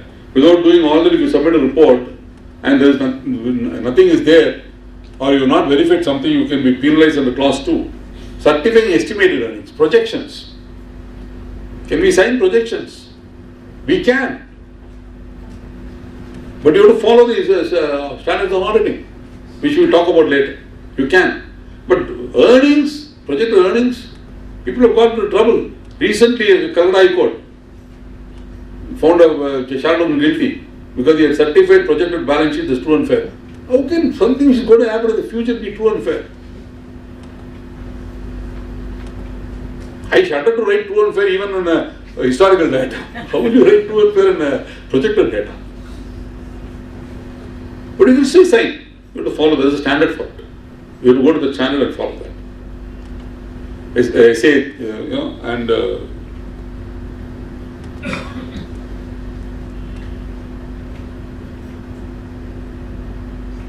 SAE 340, prospective financial information. There is a report to begin, where you are not certifying anything. You are only talking about assumptions made by the projections, how they've been arrived and things like that. You are not certifying anything as true and fair. That you can do. Can we sign a provisional balance sheet? Can we sign a provisional balance sheet? We will come back to that a little later, whether we can sign a provisional balance sheet.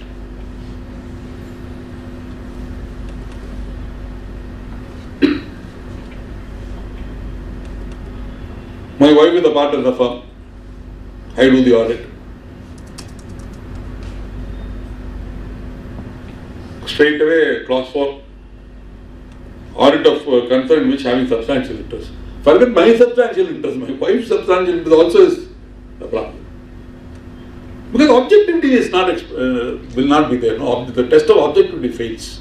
Will I find fault in the financial statements of a firm in which my wife has substantial interest? And that's why that clause is put in. Failure to disclose material facts. Very interesting. What do you mean by material facts? There is a dispute going on between the entity that you are auditing and data of the company. Amount is huge. Probably it constitutes about 25 to 30% of the total debtors. He has sued the company. You know very well he has sued it. Have you disclosed it at least in contingent liability? You have to disclose it in contingent liability because the suit has been filed. Have you done that? Or, as I gave you an example just a couple of minutes back, gratuity provision not made. You ask the client, sir, you have not made provision for gratuity. The client says, sir, we have not completed 5 years. They said, no, sir, we have completed 4 years. There are 150 people or 200 people already working in the company. You know from your past experience, you know for 250 people at the age group of between 25 to 35, this should be the amount of provision for gratuity. Does the provision for gratuity should be made only after 5 years is over? No. Only after 5 years of existence does the company have to pay gratuity anybody. But the minute they cross the number of employees, they come into gratuity. And the minute they are hit by the Gratuity Act, the provision has to be made in the books of accounts.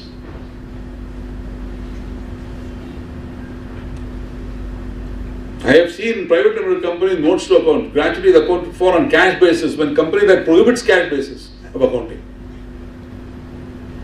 Or, since the company is not completed 5 years, no provision is made for gratuity. So what? It doesn't, just because they have not completed 5 years, it doesn't mean they don't make a provision. Material facts. If the amount is substantial, it can become material. It can play havoc with the financial results. So we looked at that. That you will under for clause 5. Clause 6, failure to report material misstatement. Let's go to an example bank. You are doing the audit of a bank for the year ended 31st March 2024. You find out of the total advance of the branch of 80 crores, about 10 to 12 crores are NPA. And in your investigation, in your audit, you found the NPA date sometime in 2022. Is that not a material misstatement by the previous branch auditor? Or if we had done the previous branch auditor and somebody else is doing, is it not a material misstatement by us? Today, in banks, NPA can only be from 1st of April of the year we are doing audit till 31st of March. You cannot have an NPA date before that. If you're finding an NPA date before that, then the previous auditor was at fault. There was a material misstatement in his report. Or if it is found out the year after you have done the branch audit, then there is a material misstatement in your report. Clause 7, grossly negligent. We will look at grossly negligent a little later. We will park that clause because we need to look at what is negligence and what is gross negligence. Failure to obtain sufficient information. Again, I would love to go back to the same graduate example. You have made provision. But have you looked at the data that was given to the actual valuer? You have every right to rely on the actual valuer, but you have to look at few things. You have done payroll vouching, you found there are 350 employees, out of whom 30 of them are on contract, whatever that term means, and 320 of them for whom PF and ESA is paying. But the data given to the actuarial by the company has only 200 names. What does that mean? You have not obtained sufficient information. You cannot rely on the actual valuation. Everyone, in fact, sometimes when I read through all this and I make a presentation or read for making a presentation, sometimes I wonder, should I continue to be in practice? That's a kind of the thought process that goes through me because there are so many pitfalls. We don't know where the next pit is for us to follow. But unless we build a system of integrity, honesty, transparency and ethical practice, we can easily slip and fall into a pit. Failure to report material departures in accounts. Revenue recognition, there is a change in revenue recognition. Have you reported that in your audit report and the effect of that, have you brought it? Failure to keep clients' money. This is another very interesting thing. You have a separate account in the name of a firm called client's account, where money received from the client put there for paying taxes, TDS and blah blah blah. As far as possible, try and ask the client to do all that. But in case it is not possible and they do send money to you, it must be in a separate account. And it must be properly reconciled every month. To the extent that in the final balance sheet of the firm, the amount received from clients in the liability side and the amount lying in the bank account must be the same. It must match. If it does not match, you can have a problem. Because there have been embezzlements. There are cases, disciplinary cases. If you look at the book I told you, the volume like this, which talks about judicial pronouncements of the disciplinary committee, there are cases where for defalcation and embezzlement has been charged, a member has been charged with for not maintaining the client's account properly. Never take client A money and pay client B's tax. Biggest problem. So if you do have, I know some old firms still continue to have that, I don't know about the new firms. If you do have an account like that, there's nothing wrong in maintaining it, it has to be maintained separately. You can't transfer money from that account to the main account of the firm, it should be reconciled. Don't ignore the bank reconciliation of that particular account.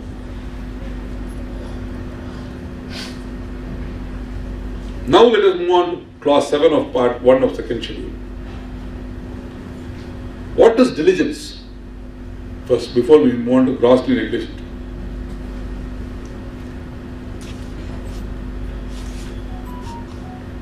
If I stand here in front of our institute and I have to cross the road to the other side, don't I look at both sides of the road before crossing? Will I just cross without looking at anything? That is diligence. A very simple example from one day-to-day life. Diligence involves taking prudent, well-informed decisions after analyzing all the materials and evidences that are available in front of you. Sufficient material and sufficient evidence are available in front of you. If only partial information is available, then the diligence can be questioned. The same example that I gave you. Today, if you go and stand there and look at both sides, you might not see anything. Whether they dug up the entire road, the metro, blockades put up, you won't be able to see a vehicle moving. This is what partial information is all about. You know you can't see it, and you know that you have to go 2 steps more to see it. If you exercise that caution, you are due diligence.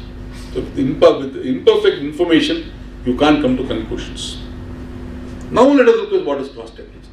We have now understood what is due diligence, and reasonable steps taken by a well-informed man before doing any job or while doing the job is due diligence. We are extremely diligent in several things. The minute a doctor writes a medicine today, all of us Google, find out what is this medicine for? Why is he prescribing it? We trust him, we have been going to him for 10 years now, but we still do that. Why is it costing so much? But in our own practice, are we that diligent?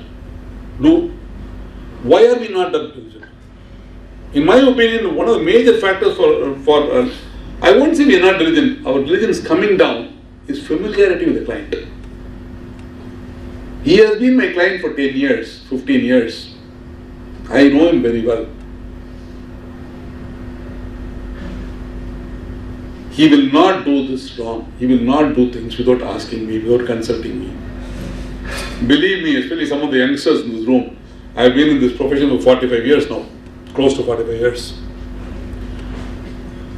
He will ask you only for things where he knows he will say yes. For things where he knows he will say no, he will never ask you. He will go ahead and do it.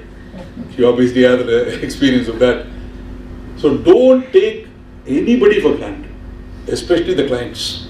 Today a client is with you because you are giving him very good service at a very nominal rate. The minute he is able to find somebody who gives him a lower rate, he will go away. Gone are those days. In fact, it is true of every facet of life now. In my father's day, somebody joined government of Accountant General Office, they will retire from Accountant General Office. They joined Burma Shell, they will retire from Burma Shell. They joined Ashok Lane, they will retire from Ashok Lane. Today somebody is in TCS for 3 years, and not even 3 years. 6 months back you meet him, he says he is in TCS. And 6 months later you meet him, he says some other name, he says joint.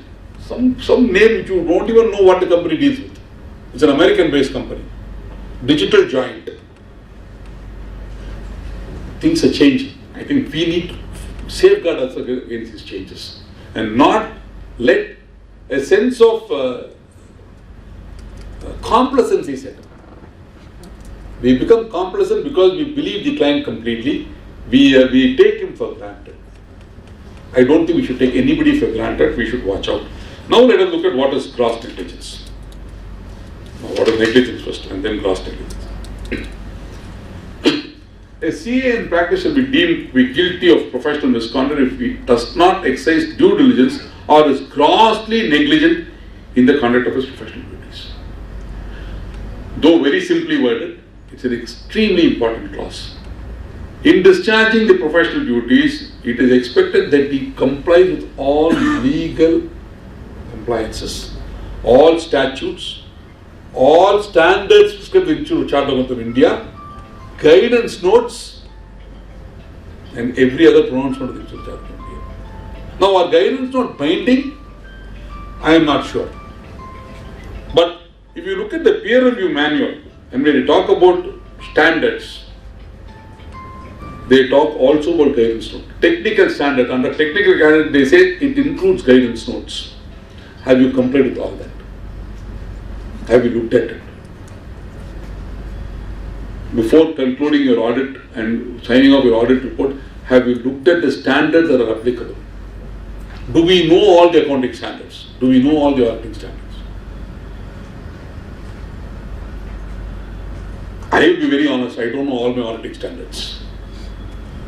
I have got to know auditing standards only by preparing for seminars like this. I'll ask you a very simple question once more. You have now been appointed as the auditor of a corporate which is already in existence.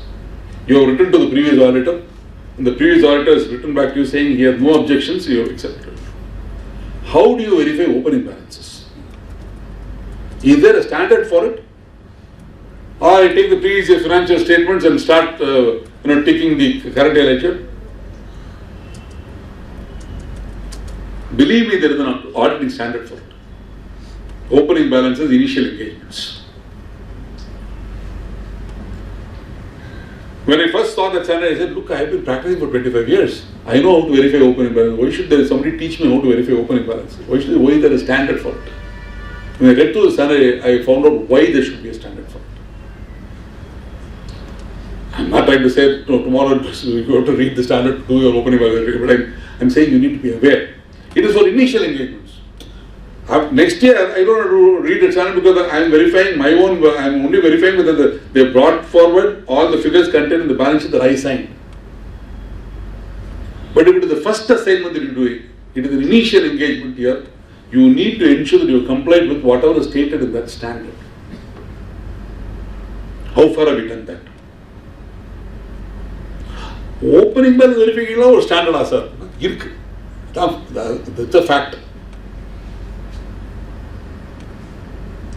Quite a few youngsters would have definitely come across the standard because you all passed your exam only in the last 8-10 years.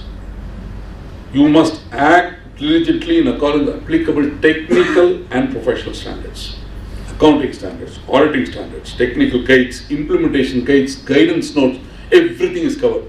If you go by the peer review manual where it says professional technical standards include auditing standards, accounting standard. How many of us give disclosure of notes to accounts in non-corporate audits? Good. Why is it that we are not disclosing accounting standards in non-corporate audits?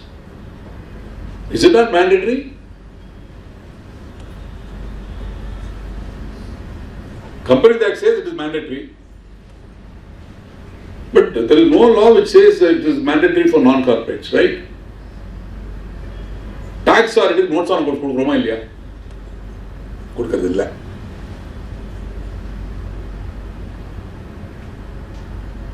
Do we make any changes in the tax audit report? 3CA or 3CB? Forget 3CD. 3CD is an annexure prepared by the, supposed to be prepared with the SSD and we are only verifying it. 3CA and 3CB are our report. Are we sticking to the format that is given by excuse me.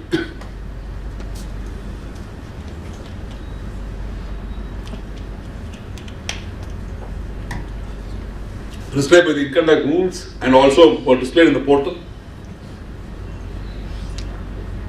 If you read the Institute Chartered Accountants of India's notification, they say you must have a paragraph on assessee's responsibility and auditor's responsibility even in a tax audit report.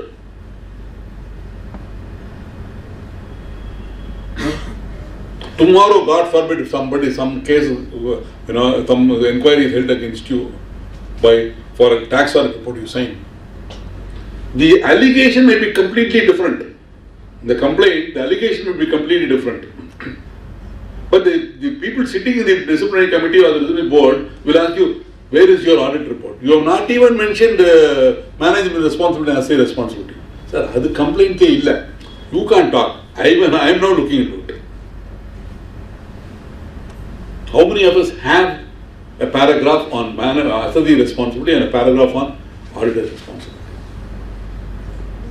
That's why every time I go and talk in any branch, I tell the office bearers, I tell the members who are gathered that it is not only necessary to attend seminars or workshops on GST and income tax. I'm I'm not trying to blame anybody or find fault. We were in the same position 20 years back.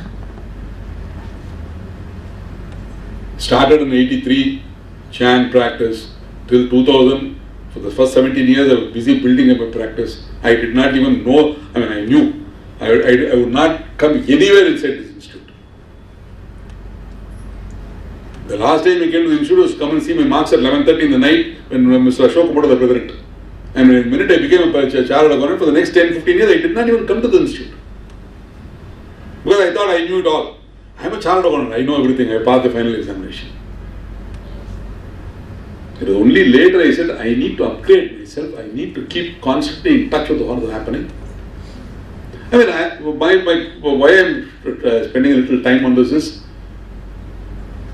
the institute can tomorrow say you are grossly negligent because your audit report itself is not the way it should be as per our recommendations for a tax audit report.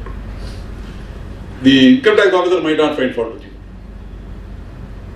But if somebody else, the client himself can go to court, no? Go to the institute tomorrow. Some disallowance you have stated by inadvertently, you have stated in one column in the tax audit report, which you have put in another column. The minute you file it, the CPC matches and says mismatch, add 2 lakhs. Cases like that are coming up, no sir? Our clients are good enough to say, okay sir, please try and respond to it, CPC does not agree, let's go on appeal. But every client need not be like that. He can say, he made a mistake in the audit report. This figure should have been disclosed in so and so place, he has disclosed it in so and so place, and because of that 2 lakhs is added. The institute will take up. The minute they take up, they'll ask for a copy of your audit report, tax audit. And they'll say, where is the SIC responsibility paragraph? Where is the tax auditor's responsibility paragraph? So I think we need to be extremely careful. That's why I said due diligence and gross negligence is something which we should definitely look at.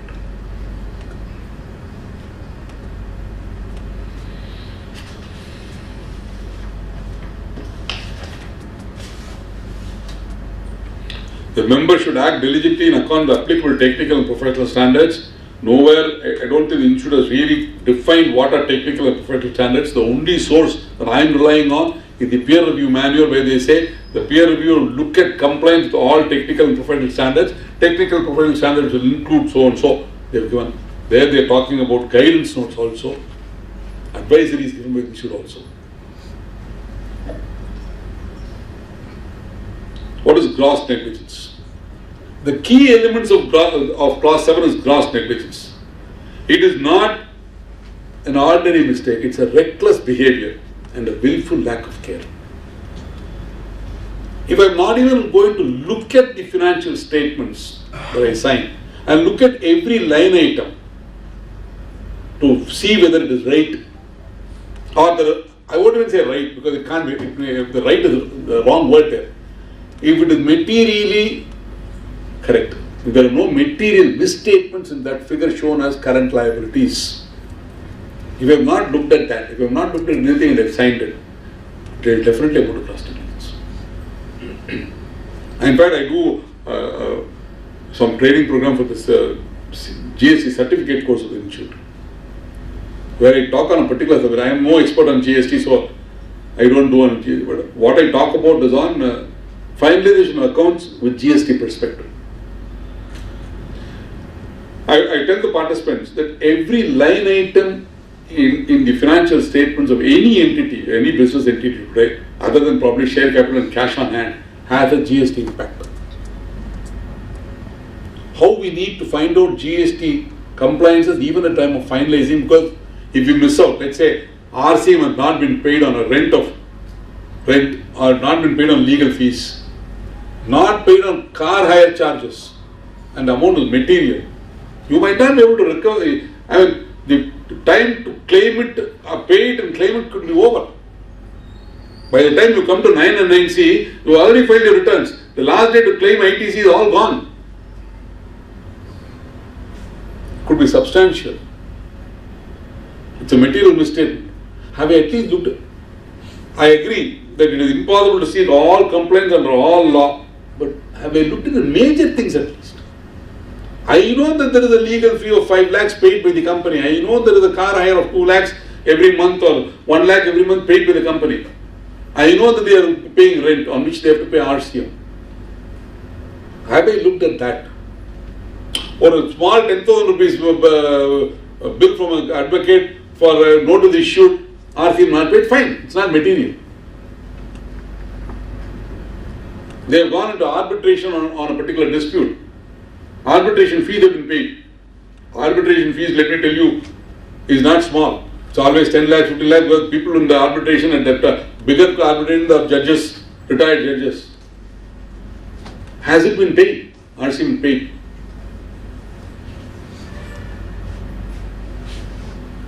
There is a payment made in foreign currency to some company in Germany for the technician who came 10 days to stayed in Chennai for 10 days in 5-star hotel and did some work with respect to the erection of the machine.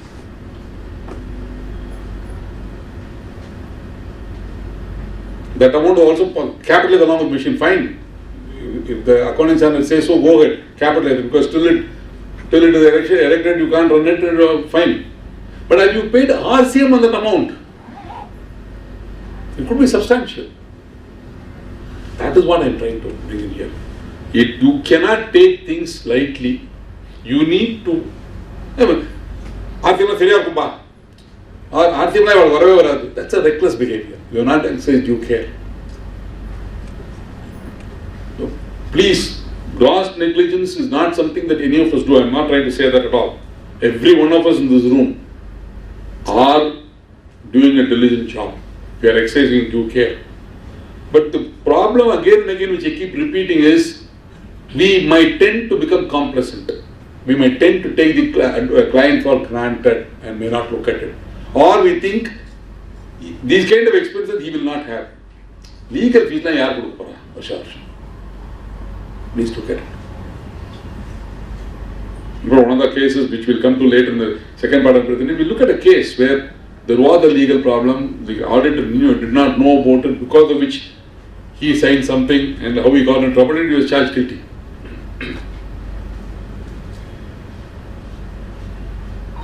Examples of gross negligence: failure to verify key information, certifying the value of inventory without performing any physical verification or examining inventory records.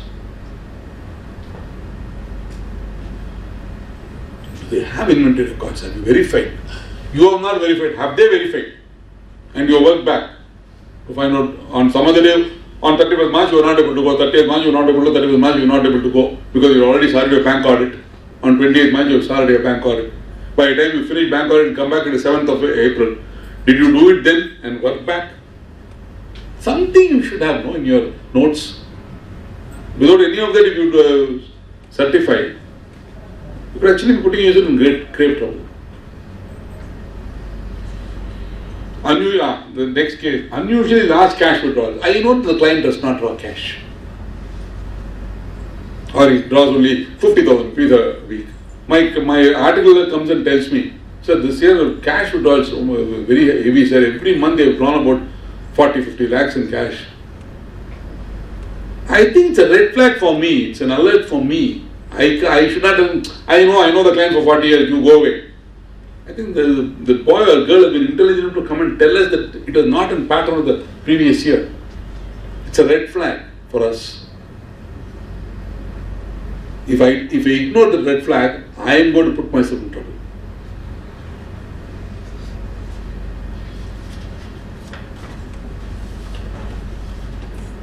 Some more examples of gross negligence: failing to assess going concern assumption, especially in the case of private limited companies or even non-corporates. Partners' capital is completely eroded. Do we make any mention about uncertainty with regard to going concern? Company, share capital is 1 crore, accumulated losses 2.5 crores, 3 crores. Are we having a report in our audit report, a paragraph on uncertainty with regard to going concern?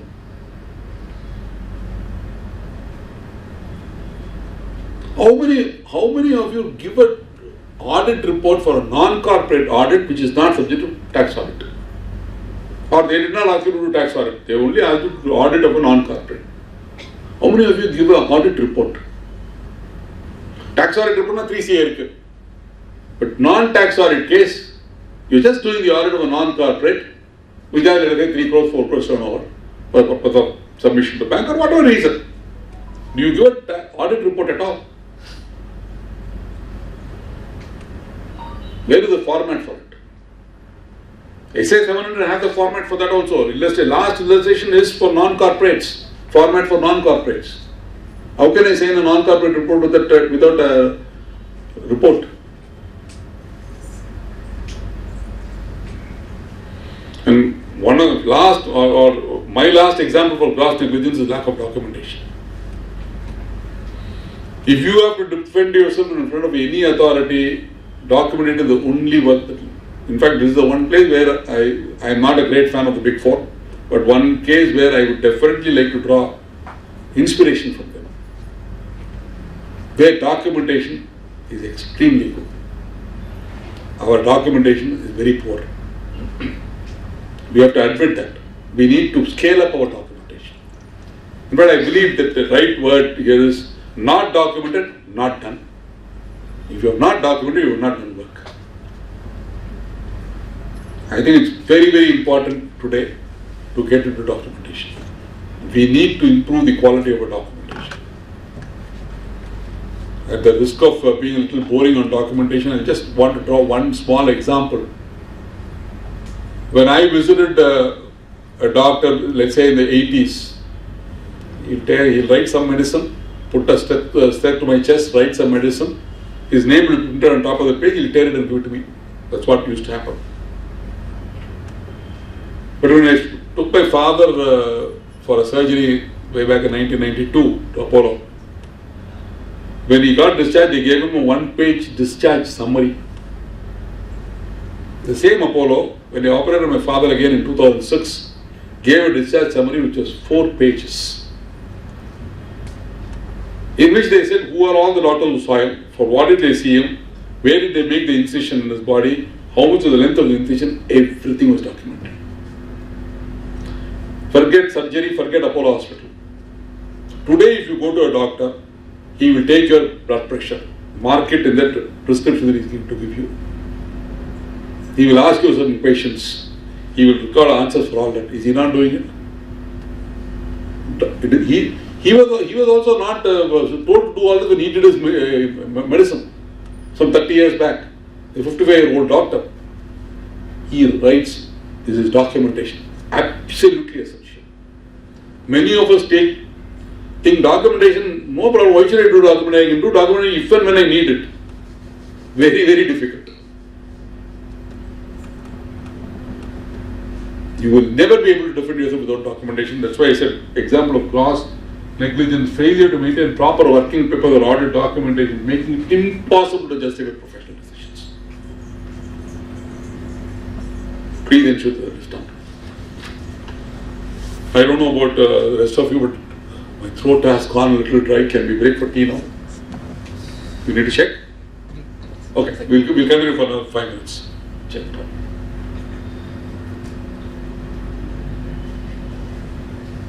Part 2, second schedule, pretty simple, straightforward cases. Contrary to any of the provisions of the Act, being an employee discloses confidential information, includes any information statement, return, or form to any particular knowing that to be false, defalcates or embezzles money received in his professional capacity, acts as an auditor of the company in contravention of the provision of the Company Act 2013. Very simple, nothing very complicated about any of that. And part 3, even simpler. This is a term exceeding 6 months. If you are convicted by a court and imprisoned for a period exceeding 6 months, you will come under this clause. So none of them are very complicated. I think the most important schedule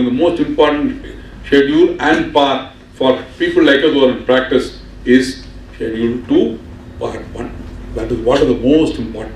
If you are able to see that you are complying with every one of them, then I don't think you have a major issue at all. Now we'll slowly move on to ethics. What is ethics? and what is morals? Are they the same or are they different? I think on that note on what is morals and what are ethics and whether there is a difference, I would certainly want to close for tea or adjourn for tea. Whether tea is ready or not, I think let's adjourn and then come back 15 minutes later for the rest of my session. Thank you so much. Welcome back, ladies and gentlemen. It's evident this is the last session. We have only about 20-25 people. I'll also try and keep it as short as possible, conveying the crux of ethics and ethical standards. Before I move on to ethical standards or the code of ethics as the institute calls it, I just want to clarify one or two things. One, I said SAE 340, it's actually 3400, not 340. And second, one of the members during the tea break asked me, what is gross negligence? Can you give an example of gross negligence? One of the best examples I can give you is verification of debtors. We know the total data, we know the breakup of data party-wise, we looked at it, we have company has obtained confirmation of balances from, let's say out of 60 data, about 55 data, confirmation of balance available, 5 it is not available. We have done a other methodology to find out that it is right, because we look at the balance due as on that date and see whether any collections have been made for the bills outstanding as of 31st of March. Subsequently, by the time 3 months is over and we're doing the audit, whether some of them have been collected, that's another way. And it's only 5 out of 60, it's not, but things can go wrong even there. In spite of it, one data goes wrong. The fact is, we have been negligent in that. But what will be gross negligence? In the 60 cases that I'm talking about, 55 or 50 of them have confirmation of balance. 5 you are able to verify with subsequent listing or subsequent confirmation of balance. And in 5 cases, there is no confirmation of balance. The amount is also not, amount is substantial. But you go by the management representative letter given and you say that everything is all right. But among the 5 cases listed, there are, all of them are corporates, and we know for a fact that those corporates are under liquidation or have been defunct. Once the amount is material, I think it is incumbent on our part, if no confirmation has been received, to check the MCA site to find out whether those companies are under liquidation. We can't go by a management representative letter. Knowing fully whether the company is under liquidation or the company has become defunct from a public portal, if we do not take action on it, ask them to write it off, then that will amount to gross negligence. The information is available with you. The information you know. You do not act upon it. Therefore, to that extent, it will definitely become gross negligence. There are several issues. Same thing can happen in the case of inventory. You verified inventory, you looked at the stock, you have done a physical verification, you looked at the valuation of stock, everything is all right. But there is a substantial portion, let's say 8% or 9% of the inventory or even 10% of the inventory, which is slow moving, obsolete. There has been no movement in the stock at all for 5 years, which is evident to you, because as an auditor you know it's not moved. You do not ask for a revaluation of the stock, provided at a low cost or the market cost at which it can be sold as junk, but you continue to keep it in the original cost. That will amount again to gross negligence. It is not only slow moving, some of them could be obsolete. As an auditor, you should know that they have not moved. If you don't know, then who else will know? So that will again amount to gross negligence. So in every aspect of this, we need to look at what are the evidence available on hand. Have we done a due diligence? Yes, we have done a due diligence. But is there any information in that line item or in that group of assets or liabilities that we are looking at which calls for a further verification? A third party evidence, which is confirmation of balance. Apart from that, is there any public portal where I can verify these things? If, as I said, a company in liquidation, how else can I find out? I can always go to the MCA website and find out which are the companies under liquidation and take precautions. Well, I might not know of all the companies. Cases have happened where the auditor has signed knowing fully well it is under liquidation because that client also happened to be the same client of the auditor. So anything can happen. I think all we need to do is be very, very cautious, do our due diligence and ensure that there is no gross negligence. There could be, we could have been negligent in a few things. I'm not saying that all audits done by everybody, every due care is taken. In spite of all the best due care possible, there could be negligence. But there should not be any gross negligence. Knowing fully well that the information is not sufficient, knowing fully well that the information whereas available in an outside source from a third party portal or a government portal which we have ignored, then or something like the obsolete stock, I think that causes. For example, if the company has pager stock, the pages have gone away today. In those days, when pages were there, technology changes so fast that pages became obsolete in about 2 years from the time they were launched. Similar things can happen in anything. If you are auditing an electronic company, there could be some motherboards which have become obsolete. They are no longer usable. You know for a fact it is not usable. You continue to value it at cost or market value, which is low. You should value cost or market value which is lower, but you value it cost. Market value for that will be junk. They will take it as electronic scrap and try to retrieve it and reassemble it. So those are things which will lead to gross negligence. Any other questions on the first part of the presentation with regard to misconduct? Okay. We'll move on to ethics. As I said, morals and ethics are slightly different. We need to understand what they are. Well, this is not a discourse on morality or ethics. I think we need to understand that difference. Morals always refers to right or wrong, whereas ethics deals about the principles of good and evil. I can be an immoral person but an ethical child of it. It's possible. Why is it possible? Because morals are customs established by a group of individuals or society. For example, I cannot have 2 wives. It's a moral. Law might permit me, but it is an immoral act. Morals, the society's morals does not allow it. Whereas ethics defines the character. My character is defined by ethics.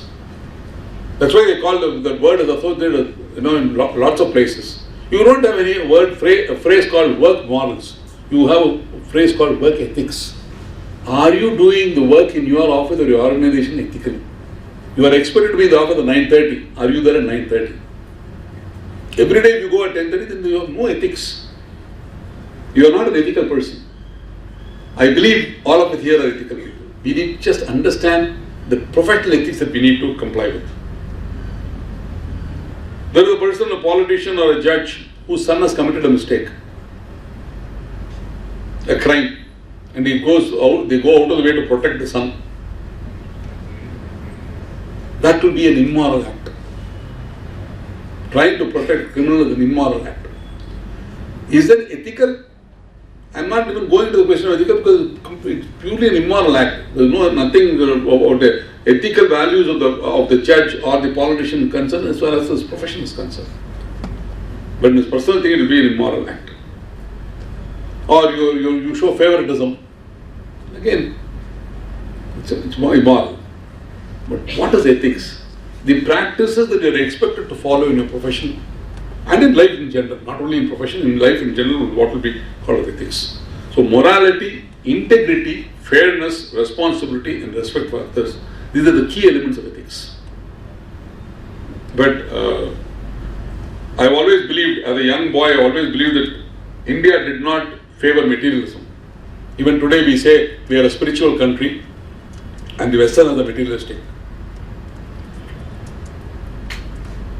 Going in search of wealth or accumulating wealth was frowned upon by the Indian society, at least in the older days, is what I always believed in. Till I read Thiruvallur. Thiruvallur has a full chapter on accumulating wealth. He speaks about illegal wealth and legal wealth. In fact, he says, the wealth acquired with the knowledge of the proper means without foul practices will yield virtue and happiness. Ethically earned wealth is good, is what Thiruvallur says, as said several centuries back. Wealth accumulation is not frowned upon. And he also goes on to say that if you are a strong mind, you will not take the wrong path. You will resist the wrong path in spite of all temptations if you want to be ethically right. I'm not reading out what is written in Tamil because it will sound absurd to you. Since my pronunciation of that Quran will be terrible, so I'm not even attempting it. I can read it, but I can't read Quran. I can read Tamil, but I can't read Quran because it has to be split into certain phrases and words. So I'm not reading that. But essentially, every philosopher in the world, right from Socrates or our own revered Thiruvallur, have spoken about ethics. Every one of them has said the 5 elements that we have listed out is the crux of ethics. Dr. Ambedkar, the founder of our constitution, or the architect of our constitution, has said, history has shown that whenever there is a conflict between ethics and economics, economics always wins. The ends justify the means, therefore the reward will always win over ethics. Unless there is a law or regulation to ensure that you do not stray away from the ethical path. And that's why he goes on to add, vested interests have never been known to have willingly divested themselves unless there was sufficient force to compel them. If there is no code of ethics, if there are no two schedules in the Child Governance Act, Schedule 1 and Schedule 2, everyone will be saying anything we want. I'm not saying that all of us are dishonest. I mean, the temptation will always be there. But because of a fear of the two schedules in the Child Governance Act and the Code of Ethics, we all remain ethical. I think the need for Code of Ethics is very, very important, because without that, just like a law is important for a society to be regulated. If there is no law, you know what will happen. There won't be peace in the country, there won't be peace in the community. Therefore, law is required. Just like a law is regulated to regulate the lives of the citizens of a country, I think a code of ethics is essential to regulate members in practice who are members of the Institute of Chartered Accountants of India. Now, there is no point in asking, do other professions have this? We have it, we need to adhere to it. And I am all for this, because otherwise it will be rampant. We have heard of scams, we have heard of Big Four, Big Five as they were then. What happened in Enron? It was absolutely unethical practice by one of the so-called Big Five then. And if you look at the SEC, the Security and Exchange Commission site of the United States of America, all the big firms of the world have paid huge amounts of fines and penalties. It is there for public disclosure. I'm not joking about this. Please go and take a look at it. The names that we revere, or the names that we think are the big people. Again, I'm not disputing the big stature at all. They are very big firms. They are extremely good firms. But they have also been found grossly negligent. Because one partner or two partners in collusion have strayed away from the path of ethics. Arthur Andersen completely went down because of mistake of few members of the organization. And therefore I think sticking to the ethical path is a sine qua non. It's essential. We cannot do away with it.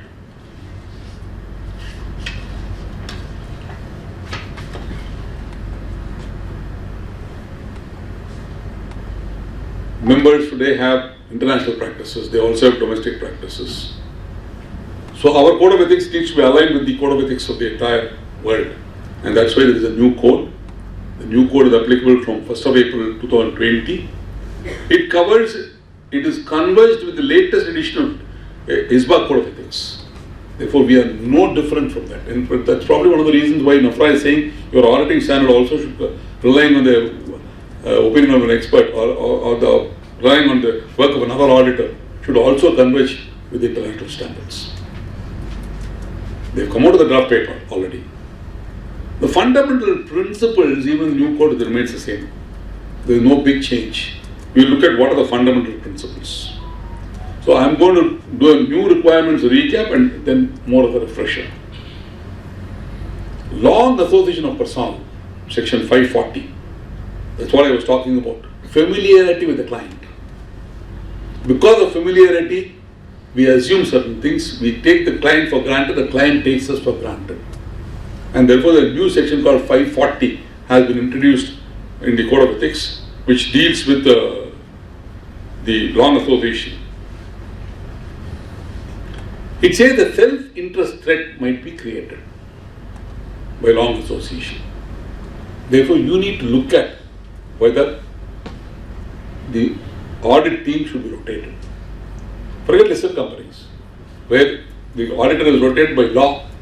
You could have non-corporate companies, non-listed companies, where am I the one who's been associated with that client for 20 years? Is it right? Will my should not my managing partner say, look, you've been associated with the client for a long time. You should not be in the engagement team. Because again, familiarity. It is a self-interest threat and a familiarity threat. I might not want to let go of it because I might be getting some pecuniary benefit from the client. Again, a self-interest threat, but more than everything, it is a familiarity threat.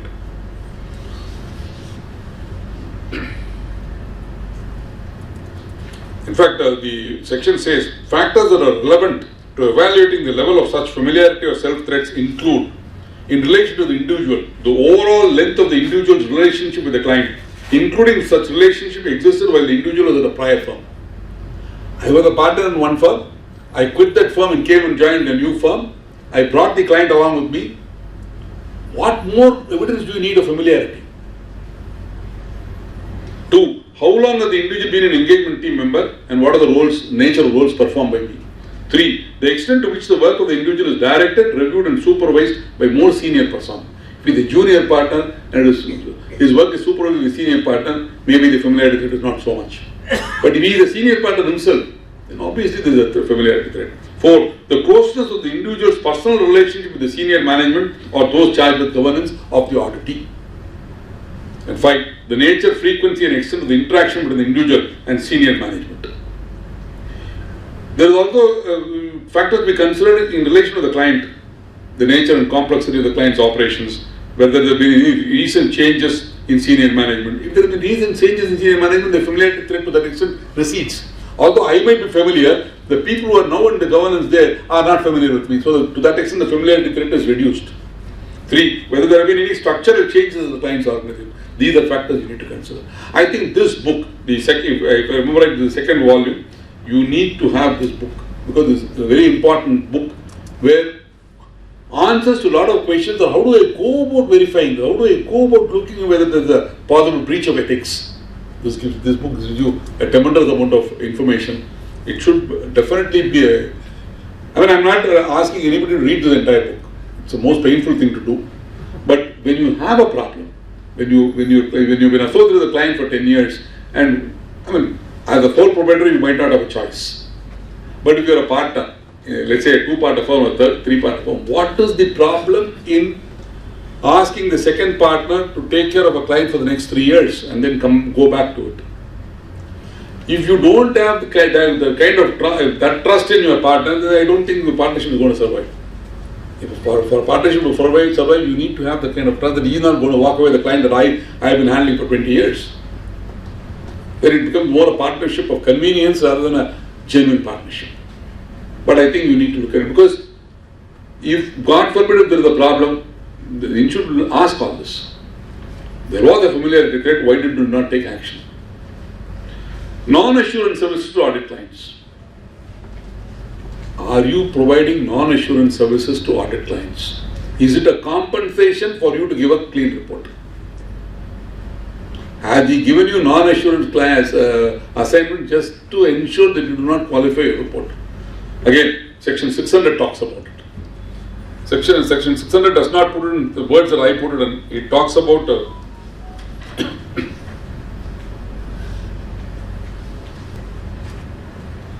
it says a firm or a network firm shall not assume a management responsibility for an audit client.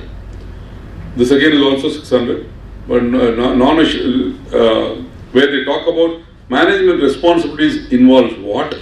And examples of activities would be considered as management responsibility include setting policies in strategic direction, hiring or dismissing employees, directing and taking responsibility for the actions of employees. All this will come under management responsibility. Am I assuming the role of a management responsibility? Am I calling it a non-assurance service? I can't do that because I will be part of the management then. Then how do I have the independence to do a key audit partner? In the context of a partner rotation, the word key audit partner has been added in the Code of Ethics. The engagement partner, the individual responsible for the engagement quality control review, and other audit partners, if any, on the engagement team who make key decisions and judgments. This word key audit partner was not there in the old Code of Ethics, now it has been newly added. They have added the word relative. Relative as defined in the Companies Act are reckoned if the client is the company while immediate family and close family are reckoned in the case of other clients. The immediate family is a spouse or equivalent or dependent, and a close family is a parent, child or sibling who is not an immediate family member. So they have defined relatives as immediate family and close family for the purpose of the Code of Ethics, new introduction into the Code of Ethics. They also have one more called responding to non-compliance of laws and regulations, no CLAR. Fortunately, this still hasn't come into effect. Under this, you are expected to comment on that the company has complied with all laws and regulations. I wonder how we will ever do it if it comes into practice. There are several laws which I might not even be aware of. The Chennai Corporation law is also law. I might not even know about the existence of such laws. I dread to think of the day when this is made mandatory. But as of now, it is not mandatory. So we don't have to worry too much about it. But there is a new clause introduced in the Code of Ethics.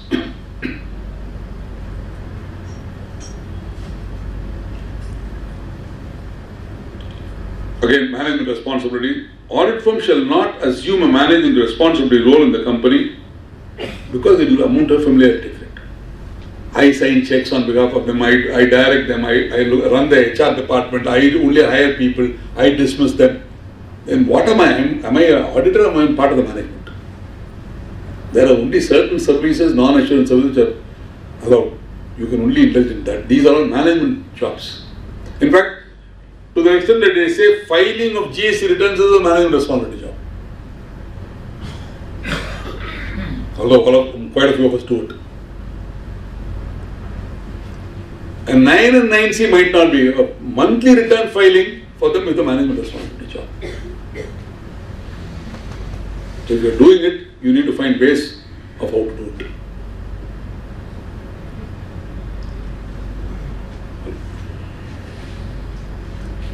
There is a requirement for restricting audit team members and key audit partners from being compensated for providing non-assurance services to audit clients. Why? Self-interest threat.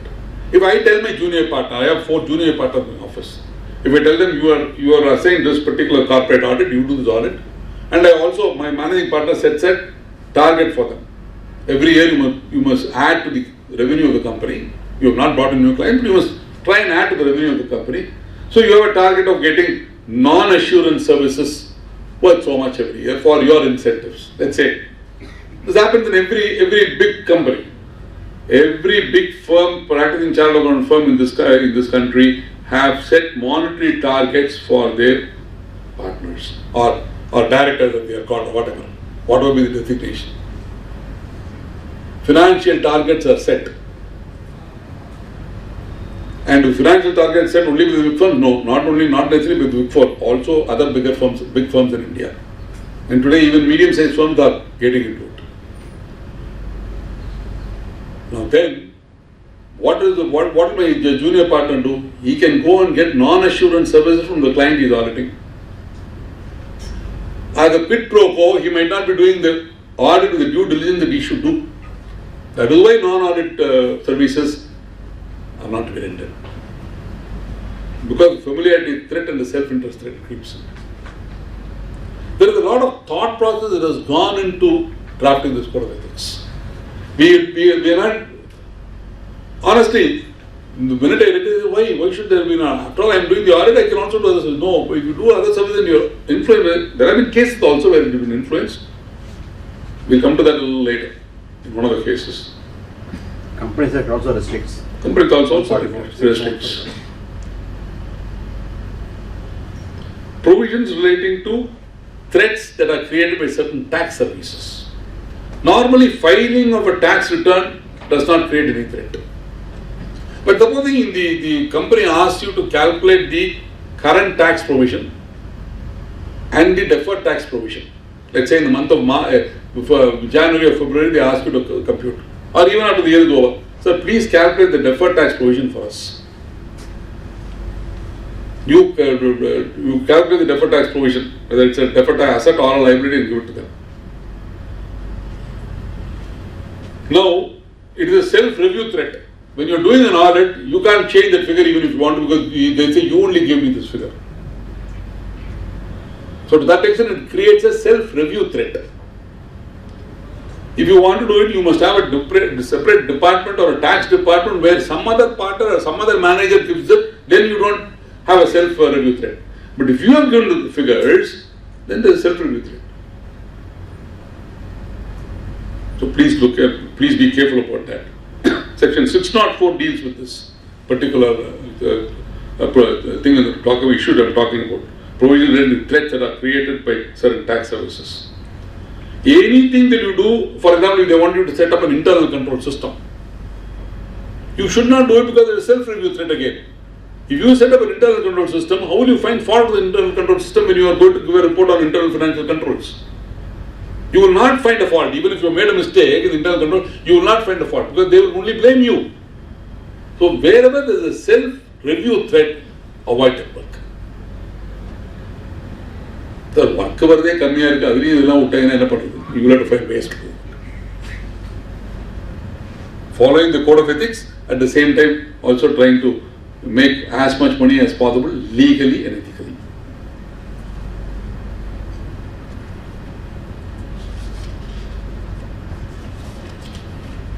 Section 410 says, if you have a client who is paying you more than 15% of the gross revenue of your firm or your individual practice, and as a group or as an individual client, for 2 consecutive years, you need to watch out.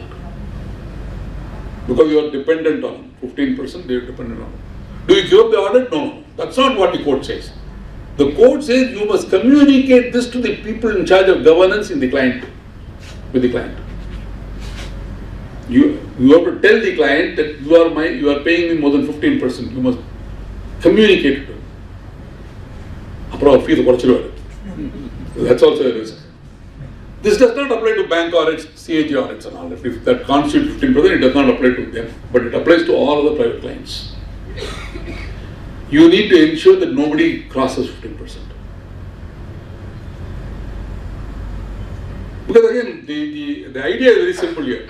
Because he is such a dominating client in terms of your revenue, he can influence your decision, is what it is. But thankfully, the code does not say you must give up the audit. It only says you must communicate it to him. And I have documents as to how, in spite of him being a 15% client for the last 2 years, these are the threats I consider as threats. How I have mitigated those threats. I keep changing my audit team every year. If I'm a 5-partner firm, every year the audit is done by different partners. Therefore, the familiarity threat is taken away.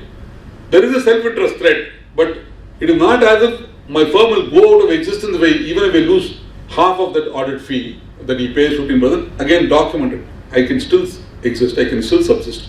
I can still make enough money for all my partners. So if you can document all that and keep it, you don't have a problem. But without any of these things, if there is all these things are only if there is an issue. But on the date the issue arises, I can't go and build back papers or documents. That's why, as we do the audit, we need to take care of these things and prepare documentation for that. In essence, self-review, self-advocacy and conflict of interest are the main focus of code of ethics. Self-review is the most dangerous thing. What is the purpose of the code of ethics? You need to find out what your risks are and how do you mitigate those risks. If you can't mitigate those risks, you should not take that assignment. If you can mitigate those risks, see, completely eliminating risk is impossible. If completely eliminating risk is possible, there won't be any need for any insurance at all anywhere. So, eliminating all risk is impossible. But can I mitigate them? Can I bring it down to a level? Is what we all have to think about. The fundamental principle of ethics is integrity. We are all honest. We are all straightforward. We are men of honesty. We are men of standing in the society. So no issues about that. Objectivity. Am I issuing an audit report based on the facts and circumstances, facts and evidence that presented to me, or am I giving an audit report because I like the chief accountant there, although I know fully well that he has committed a fraud? It cannot be subjective at all. It has to be completely objective. Any opinion you give in your audit report must be backed up with substantial, relevant evidences. It's like, doing a bank audit, bank branch audit. They will fall at your feet from the day you enter the branch till you quit, till you sign, because they don't want any MOC. The 3 letters MOC will go them, make them panic. The very next day, if you happen to meet him on the road, he will not even wish you good morning.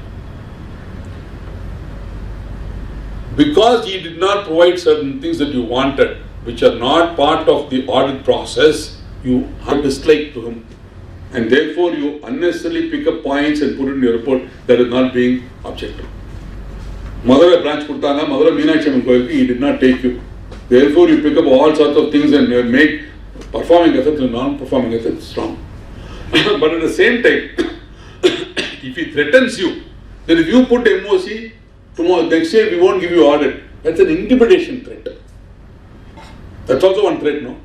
The client can intimidate you. Every branch auditor, if you have done branch audit of banks, I can assure you that every one of you would have faced an intimidation threat.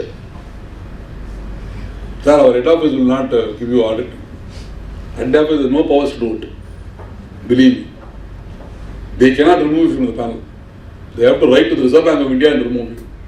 And for valid reason, only the Reserve Bank of India will remove you. Not for, listing 5 NPS. No way.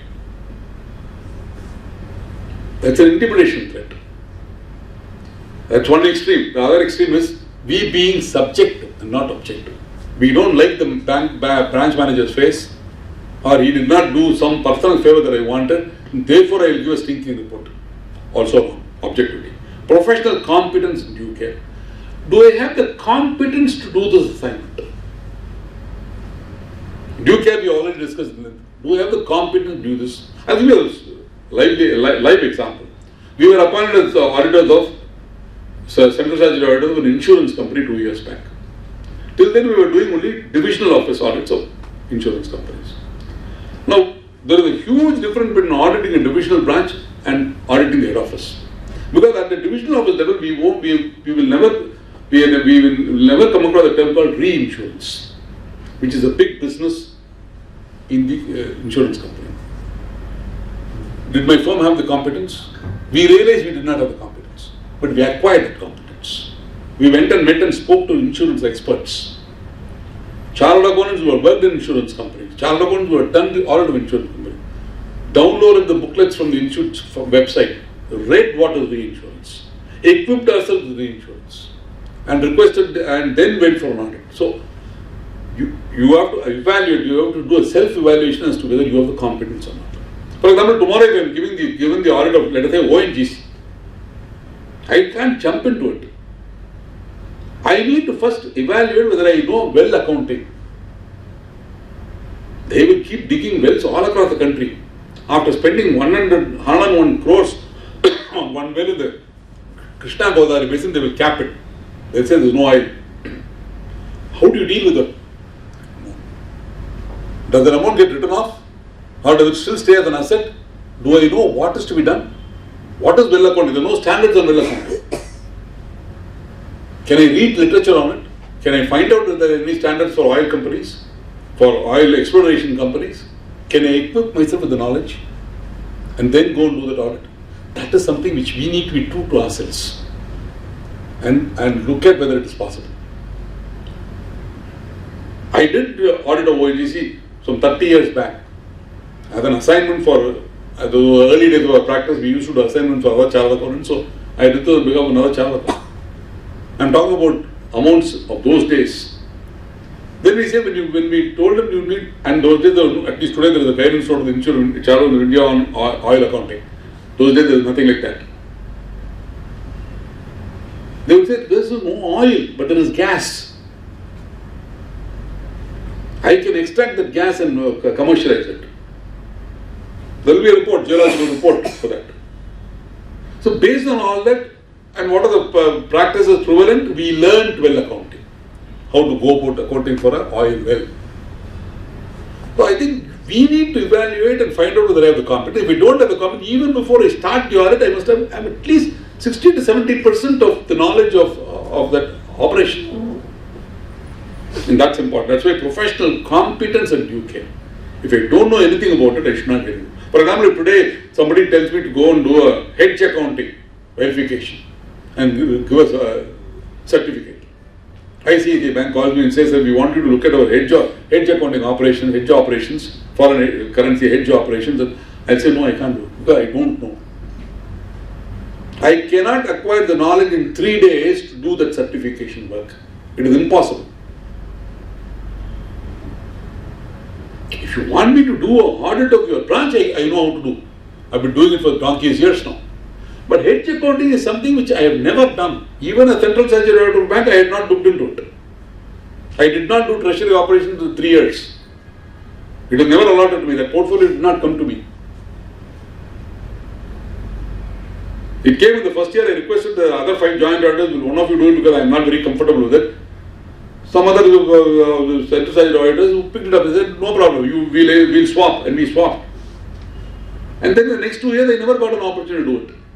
So, what do I know about treasury operations? I don't know anything.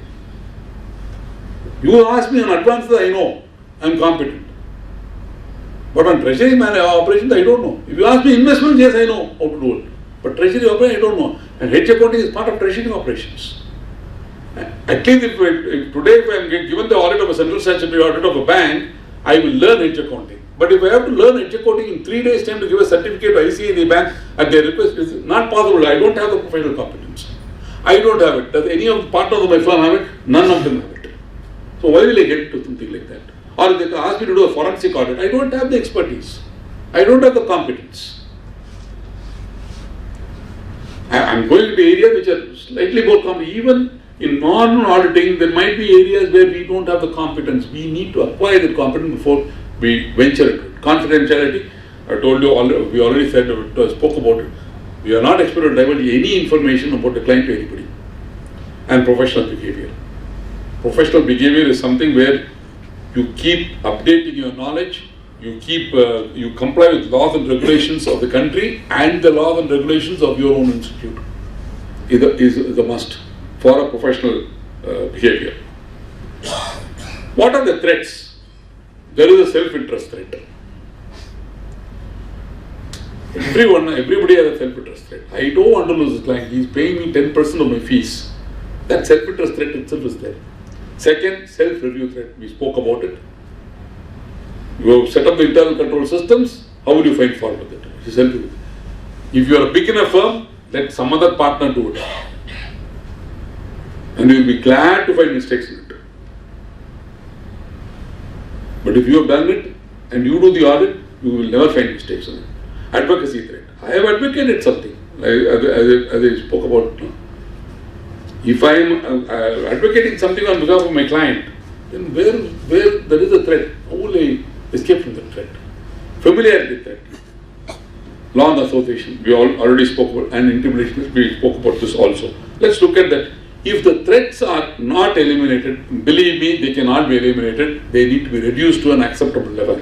If you are not possible to reduce it to an acceptable level, you must consider withdrawing from the engagement, is what the Code of Ethics says. Now, we need to document our finding as to how we mitigated these risks, especially in the case of large clients that you do. Fairly large clients, or the code itself says, fairly large clients in terms of fees to your organization. Are they contributing? They talk about 15%. I would even stretch it to, if I were the in charge of making decisions of my firm, I would say let's not even look at 15%. If I have 4 clients, each one of whom paid 12%, I would look at it. Because those 4 clients constitute 50% of my revenue. The remaining 50%, some 20% comes from bank audits and CAG audits.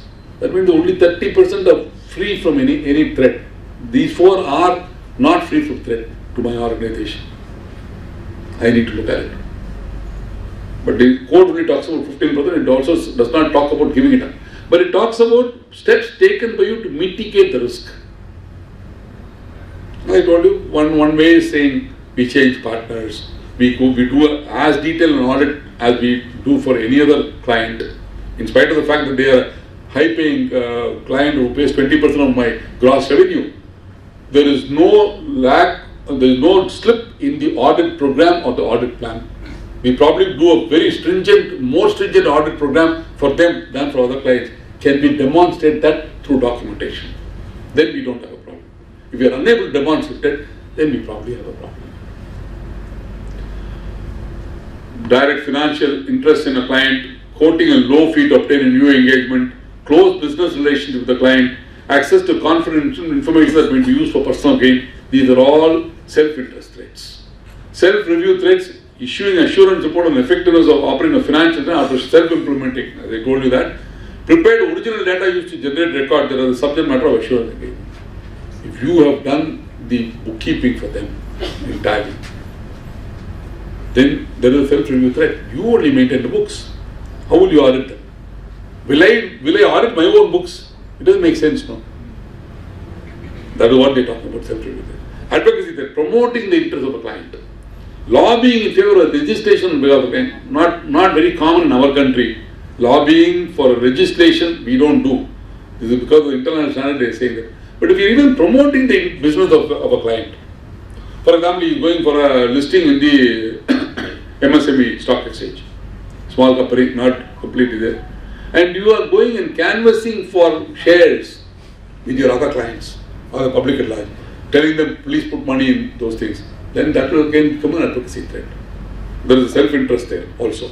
Familiarity threat, close immediate family member who is the director or officer of the client, long association with the audit client. Again, the familiarity threat, several cases can come to our mind. We all pride ourselves in saying that he has been a client of mine for the last 30 years. The minute we have a client who has been with us for 30 years, there is a familiarity threat, like it or not. We need to record how we are mitigating those threats. Intimidation threat, no other example is required than what example I gave you. Bank audit, every bank branch auditor is intimidated, in my opinion. At the head office level, the intimidation is less. At the branch office level, it is more. That is all. We know how to counter it. We don't get caught on. In fact, I love bank audits. I love CH audits. Because it's these two audits that I can write whatever I want in the audit report. Nobody can find fault. As long as I have the basis and the evidence to write to give a qualified opinion, nobody can find fault with me. I love these two audits. In none of my private clients, I can qualify the report, even if I want to. Realistically speaking, honestly speaking, can I qualify the audit report of a private client of mine other than bank and CAG? Not possible at all. I can give up the audit, but I can't qualify. Because if I tell them, I will qualify this year, next year you can go to another client and say, I'll go, why next year? This year itself I'll go away. So I enjoy bank audits, I enjoy CH audits, because there I can write what I want to write. And that gives me a great amount of professional satisfaction. And to that extent, I think we should look at the intimidation threats. Can I counter them? It is not as if private clients don't intimidate us, they also intimidate us. I'm not saying all private clients intimidate us. There are clients who intimidate us. Hey, go away, please go. If somebody is going to threaten you, I don't think it's worth being a client.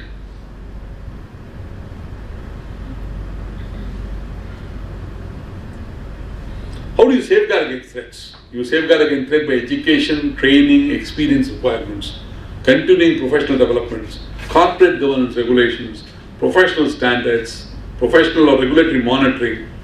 All this is very good for big firms. They are doing big audits or medium-sized firms. For me, I am a 2-partner firm or a 3-partner firm or a sole proprietor.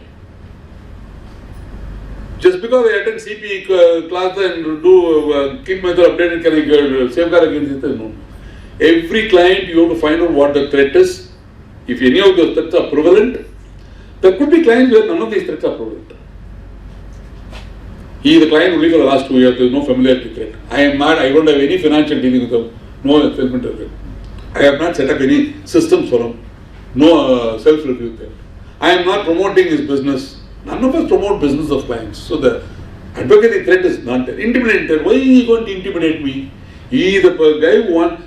For example, lots of us are professionals who come under tax audit as our clients. Doctors, engineers, who are all professionals, individual capacity or in the firm, who are engaging as their tax audit clients. I don't think we have any problem with any of them. We tell them this is what tax you have to pay, this is they pay. And I'm sure, they will request you, sir, is there any other way of reducing it? That question will come from any human being. They are not trying to say that if you don't help me out here, I will not have you on audit. It's not common. So we don't have to worry about intimidating threats from all clients. Some clients, especially if they're big paying clients, might intimidate us. Otherwise, as small and medium practitioners, so at least 50% of our clients, there are no threats at all. There might be a familiarity threat. That time, I am sure, especially if you have been in existence for 25-30 years, there could be a familiarity threat in at least 50% of your client's case, because you've been handling them for 15-20 years. Otherwise, the other threats all you can mitigate. You can bring down the risk. Please document to bring down the risk and go ahead. These are safeguards in work environment. Again, I won't go into it in detail. I'm sure this material will be forwarded to all of you. I just want to bring one or two things to your attention here. For assured and document independence policies and timely communicate a firm's policies and procedures. For example, I am doing the audit of a private limited company in Bangalore. How do I know that my ninth partner in my firm's sister is not a shareholder there, or his wife is not a shareholder? Institute says every year you are supposed to get from all your partners their interest in various organizations and keep it on file and not do that audit. Company Act also says you cannot do audit if your shareholder holding so many shares. Bank audit also says that. Now, if my firm was to ask me to give them a list of all the companies in which I hold shares, I will ask them, why do you want to know my personal wealth? So what we have done in our office, we have done the negative way. Anytime a new client comes in, we will send a mail across to all our partners saying, there's a new client is coming in, please let us know whether you have any financial interest or any other form of interest in it. They all say no, we put in the file and say there is no financial interest. Now, if later on it is proved that there was, only that partner is responsible. There can be no case against the firm, because the firm has done what is prescribed by the Code of Ethics. He has lied. Nobody can do anything about it. It can only lie against him, not against the firm. So we have established our own policy where we find out the financial interest of I might be holding shares in 100 companies or 50 companies which are all listed in the Bombay Stock Exchange. Why should I reveal that data to my partners? However good they are. It's again a human tendency, not to reveal whatever that you hold to everybody. So we try to find out the other way.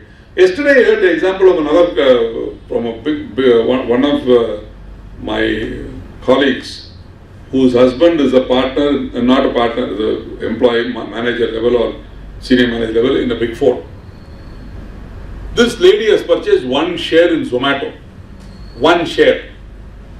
When her husband had joined his Big Four about 2 years back or 1 year back, they had asked him for his PAN number, his Aadhaar, his wife's PAN, his wife's Aadhaar. Using that PAN, they have found out that she is holding one share in Zomato and they are auditing Zomato. So they are telling him, you can't be in the engagement because your wife is holding one share. So the lady told me, she was a colleague, when she came and told me, Ramesh, she came and asked me, I had forgotten that in the Grow app, some stock app called Grow, I had purchased only one share, and somebody sitting in the office of the Big Four knows that I am holding a share. They go to that extent. We don't have to go to that extent. We can get a negative confirmation that they do not have a financial interest in the new audit that we have taken. One, if as on date we do not have any confirmation, we go and get a confirmation from the partner that they do not have any interest in any of the clients that we are already handling. And that let them give it at the end of every year.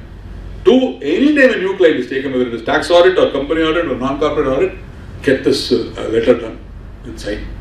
So that there is no issue against that. That is something which I wanted to talk to you about. Engagement Thursday gave us rotating senior assurance team personnel. If you can change your audit manager or your team composition. Again, all this is possible only if you have at least 3 or 4 partners. In a sole proprietary, where is the question of changing partners? Where is the question of rotating thing? There, you only have to write notes on, in spite of the fact that I have known him for several years, for more than 15 years he's been a client, and I am the only one who's handling it. My audit program and plan and my audit evidences or audit working papers demonstrate that I have not been, that I have exercised due care more than what I would exercise for any other client. That's something which you need to write and keep. Don't worry too much about it. It's not something which is looked into by anybody, including the peer reviewer. Even as sole proprietor, you will be subject to peer review in the next 2 years. Take it from me. The institute will not rest and everybody is brought under the peer review ambit. Today they are not going. Today they are far more serious than what they were a few years back, and it will only keep increasing. Today they are not pushing so much because they don't have enough peer reviewers, and that's why you find in the last 1 year every branch has conducted peer reviewer training program twice a year, at least 2 times in the year. The minute we have more peer reviewers, everybody will be subject to peer review. And more than anything else, what prevents anybody from saying, forget the institute saying peer review. Tomorrow State Bank of India says, if you want to do the branch audit for me, or if you want to be my concurrent auditor, or if you want to be my stock auditor, you need to be peer reviewed. Does the State Bank of India has the authority to say that? Yes, it does have the authority to say that. So, I'm just sidetracking it so that you understand the importance of this, and also ensure that you have your documentation in order. For even if you are a sole proprietor, you need to document certain things, because otherwise you will not be able to defend yourself, or you will not be able to upgrade your firm to a level where you pass the peer review. So you evaluate the threat, you apply safeguards, reduce threat, and then accept. If you are unable to reduce it, you have to decline it.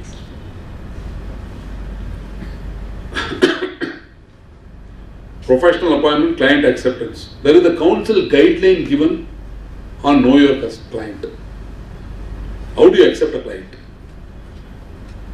Just because somebody walks in your office and says, will you do my tax audit, will you do my corporate audit, do you accept them? Or do you have a process where you look at it? There is a guidelines given, engagement acceptance, whether engagement can be accepted, change in professional appointment, communication with previous auditors. All these things are applicable conceptual framework of the Code of Ethics. This Code of Ethics talks about all this that is listed in that slide.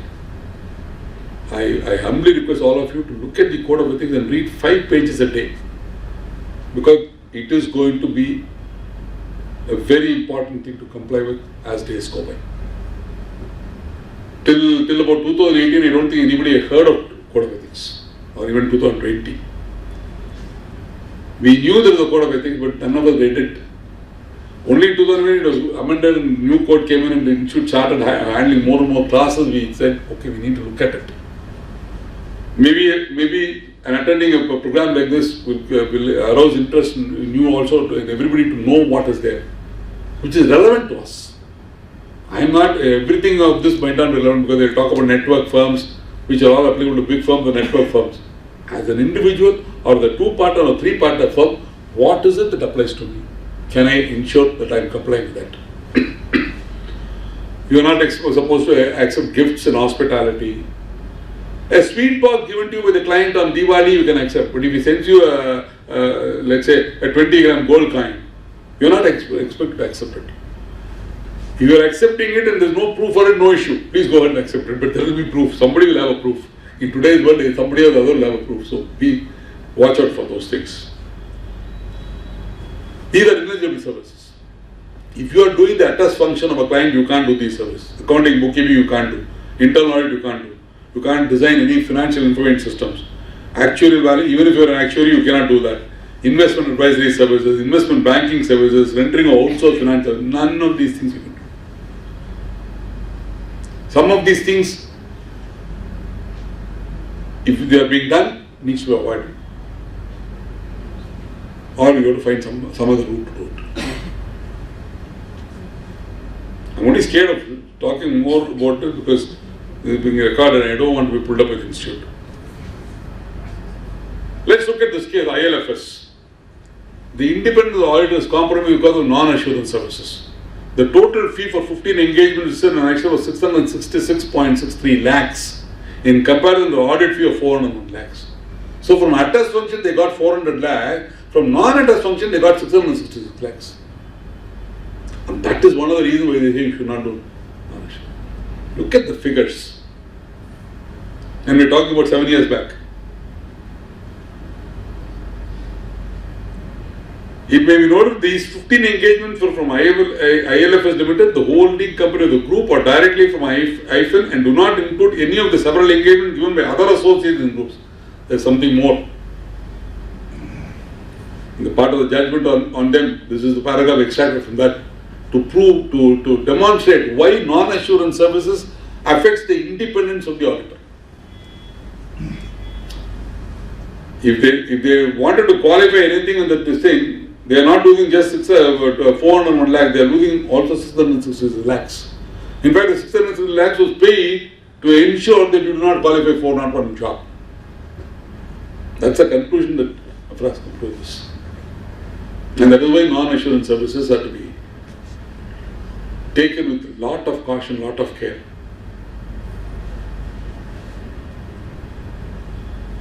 Okay, there are certain developments in the ICAI. As I told you, the three things listed there have been deferred till further notification. No clause has been deferred. The 15% fee is relative size, that's also been deferred. And then they gave further clarification saying there is no prohibition. As I again told you, you have to only bring that fact to the attention of the people in charge of governance of that client, particular client. Taxation service to audit clients with the exception of all of the provisions of the revised code of ethics are applicable to the effect from 1st July 2020. Moving on to other developments, you can send a communication to a previous audit also by email. The only thing is you have to send it to the email address, last known email address as per the institute's database. Now how am I going to find that? That's $1 billion question.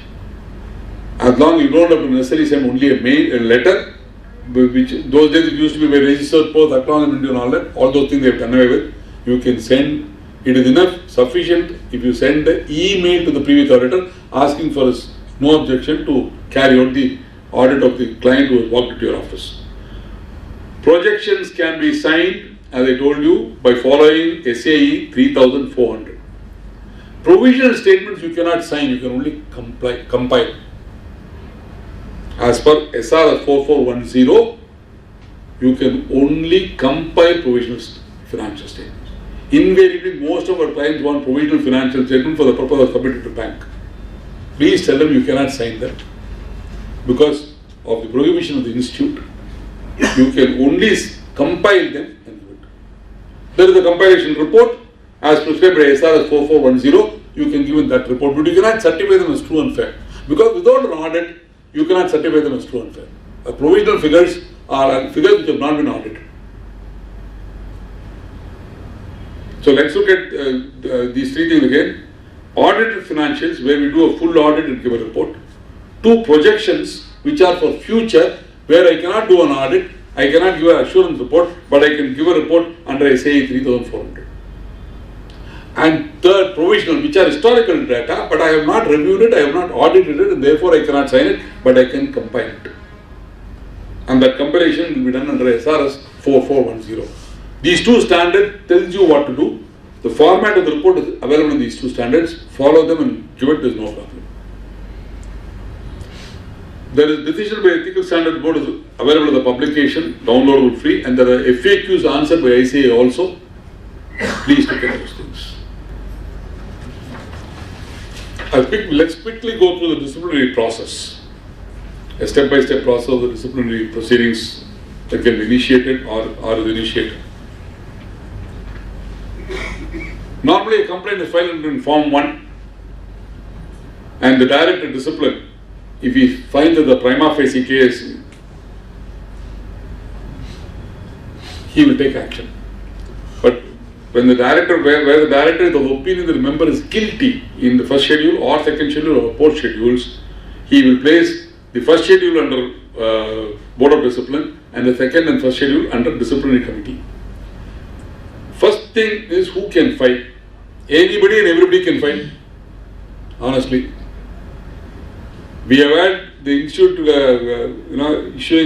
taking up a complaint filed by the wife of a partner of a firm who died. And she has filed a complaint saying that they have accepted something accepted new clients or something like that without seeking my permission. Why does she have to give permission? Nobody knows. But a case was filed that of course, along with several other allegations made, this allegation also made, and notices were issued to the other partners. So anybody and everybody can file. Today essentially banks are filing, financial institutions are filing. On account of audits where misstatement of figures, material misstatement of liabilities or material misstatement of assets, projections have been signed, other matters. These are the three matters on which banks and financial institutions are filing. Investigative authorities, CBI is filing. On bank cases, bank NPA cases, CBI is filing. Companies, firms, other entities, central state governments. Statutory RBI can file, SEBI can file, MCA can file. Fellow brethren, our own members can file. After all, if you don't write to him, seeking his permission to take up the audit, he will file. Clients, their partners, others includes everybody, information. Anybody and everybody can file. Today, advocates, if there is a dispute between two people, or between husband and wife, and the husband happens to be a chartered accountant, the wife is a non-chartered accountant, the advocates advise the wife to file a case against him in diverse proceedings. Things like that are happening. So advocates, the minute you have a conflict, you go to him, who is the auditor? Let's put a case also the auditor. There are cases, Residents Welfare Association, where the advocates have asked them to file against the auditor. Small cases. There is some property dispute going on. Take advantage of this. So, who will file a case against us? Nobody knows. Anybody can file. We need to be vigilant. We need to ensure that we do not give scope for anybody to file a case against us. Frivolous cases and advice of advocates we can always tackle. There is no problem. Can a complainant withdraw the complaint? If the complainant wants to withdraw the case, the director will place it before the Board of Discipline or the Disciplinary Committee, and they may permit withdrawal of the case. It's not necessary that once the complainant withdraws, it is automatically withdrawn. They may permit. Every complaint is acknowledged, a unique number is given. If there is a prima facie opinion, previous complaint pending, then club, otherwise the prima facie opinion, they will start proceeding. They will issue a show cause notice to the person who is named the complaint. If the director shall form opinion that there is no prima facie case, if there are defects in the complaint and those defects are not rectified by the complainant, he can reject it. Otherwise, he will file a case and start the proceedings. A written statement is called for, rejoinders are asked for, other additional particulars and documents are asked for. Prima facie, we find you guilty or not guilty. Board of Discipline may or may not agree. Further investigation if necessary. Damage happens at this stage, the damage starts happening. Typical answers given by people, by the chartered accountants who have been charged by the disciplinary committee is, I am really sorry. The error is not intended. I was only so many years in practice. I will not repeat the same mistake. Forgive me. What to do? These are not replies to be given. You have to fight your case. If God forbid, a disciplinary action is initiated against you, you need to seek the best professional counsel. There are chartered accountants who are expert in handling these cases. There are advocates who are expert in handling these cases. You need to go, even the first reply, because if you commit something like this in your first reply, then you are done. You need to go and consult, if not the experts, at least fellow professionals whom you think will be able to help you draft out a correct plan. Please do not for a minute think that you can write a letter admitting to your fault and asking them forgiveness. Never happens. It will never happen. You have to fight. You have to fight legally. For all you know, you might be right. If you have the papers, you can come. You will be absolved. You will be found not guilty. But the way the case is presented is very important.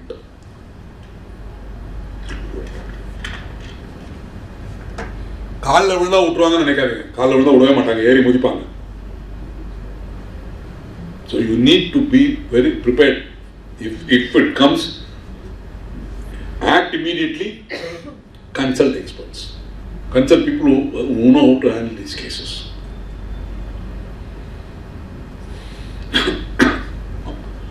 They send you notice, RPD, email also, it will come. All hearings are only by video conferencing, either the ICAI premises or from the member's office or the council's office. Opinion to be exchanged in writing. Written submissions well in advance, both by mail and by post, as we send.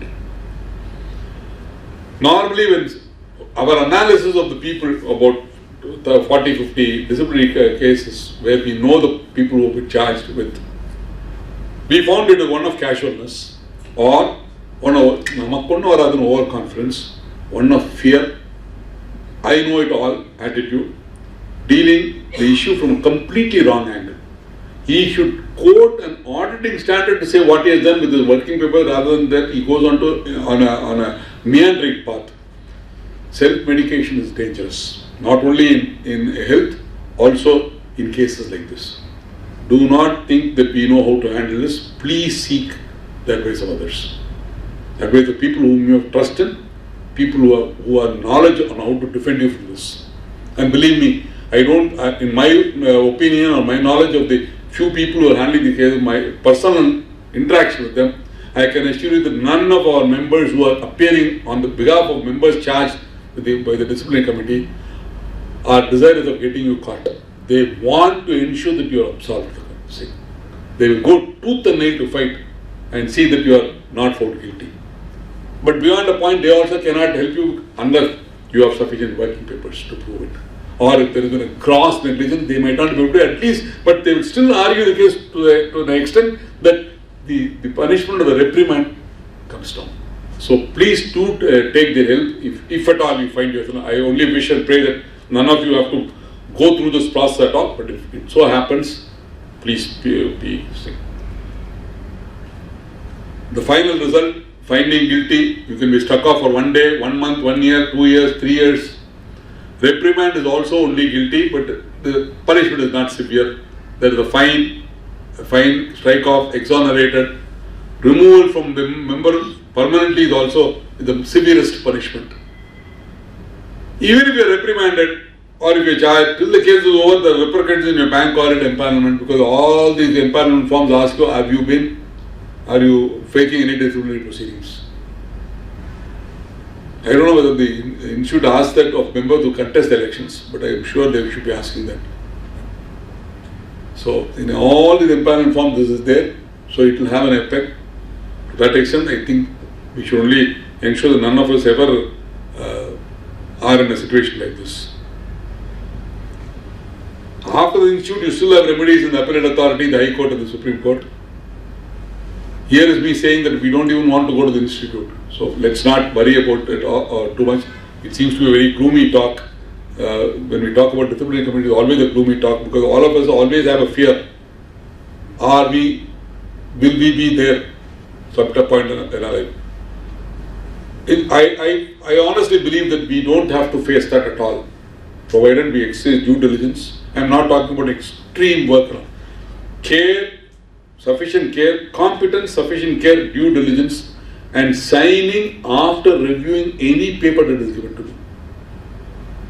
Without reviewing, I will not sign anything. Even if it is a small verification, I will look at the paper, read it, review it, look at the evidence. Even if it is only a stock verification done, I will have to look at it. And I will have a report for it. I will not sign verified and found correct, examined and found correct. As per info and experience given to me, no. I will try and look, if I am doing the job for the first time, I will try and look whether the institute has prescribed a format. Is there a guidance note on that subject? Have they prescribed a format? For example, I think quite a few times the leather subsidy, the subsidies and all that the Leather Promotion Council gives to leather exporters, they want you to sign in that form. There is a form, in the 8th page or something, there is some information given, and they want the auditor signature. I will never do it.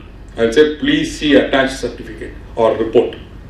There, what is the purpose of the report, what is the responsibility of the company, what is my responsibility, what have I verified, and what is the delivery. If I can ensure that, I don't see any reason why any of us in this hall should ever get into any trouble with the institute as far as the disciplinary committee of the institute is concerned. There are either the action points, there are also some cases that I have listed, recent cases. My request to all of you is, this will be available on the website, and also I think it's going to be mailed to all of you. Please excuse me from discussing those cases. They are all self-explanatory. I've become very tired and my voice is really failing me, so I would like to wind this up in the next 2-3 minutes, and therefore bear with me. Take home message for all of you is, the code of ethics or the disciplinary committee is only for high-end audits like ILF is Satyam. No, it can hit anybody. We have known sole proprietors who have done a trust audit or have done a temple audit who have been charged. If we believe that it is only for people who do high-end audits, please change that opinion right away. It can hit anybody and everybody.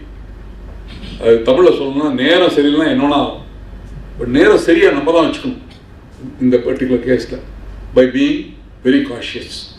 Day-to-day certificates are rigged up.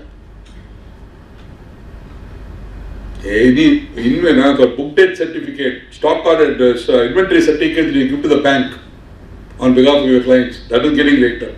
Concurrent audit of banks, tremendous amount of cases coming up. I'll tell you a case where a housing loan was sanctioned. 8 months later, they found something wrong with the client. The concurrent auditor was the first person who was questioned. The case was bogus papers, bogus title deeds are given and a loan was obtained, housing loan. Now, is the internal auditor competent to find out whether the title deeds are bogus or not? He relied on the work of an advocate who has found everything to be right. But he was still questioned, he was still charged.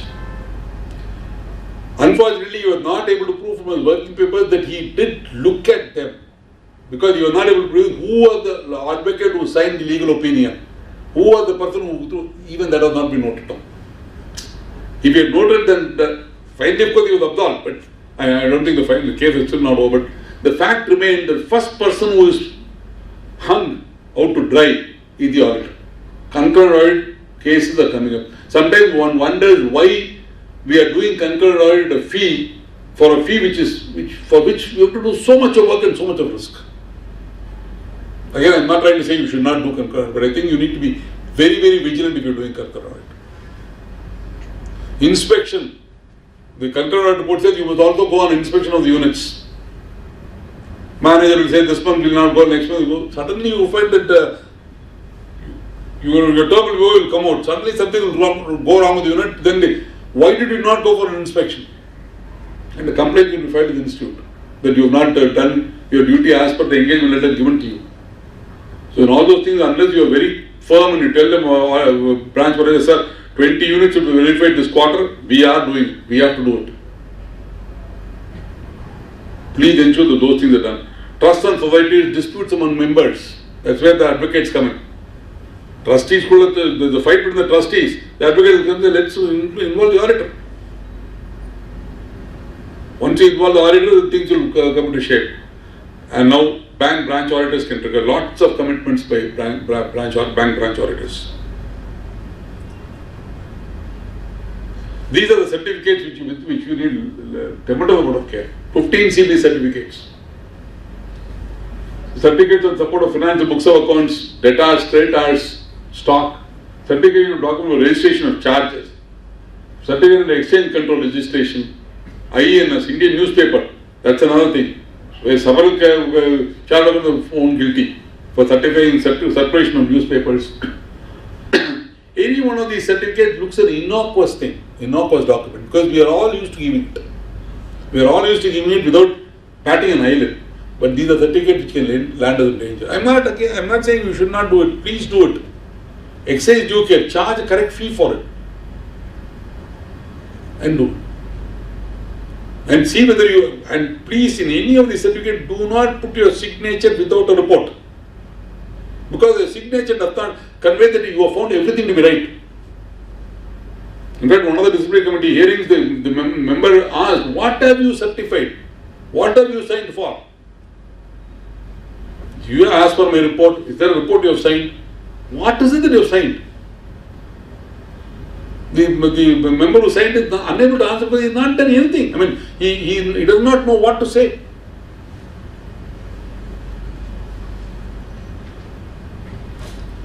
Again, some of the critical certificates which we all are issuing every day or at least every month. Watch out for care on all these things. One final word. When not permitted by law or by ethics, do not accept or undertake. When in doubt, do not accept or undertake. When looks acceptable, do accept, undertake with a lot of professional skepticism and a lot of independence to do your work. Thank you very much for a very patient hearing. I hope you enjoyed it as much as I enjoyed. Thank you.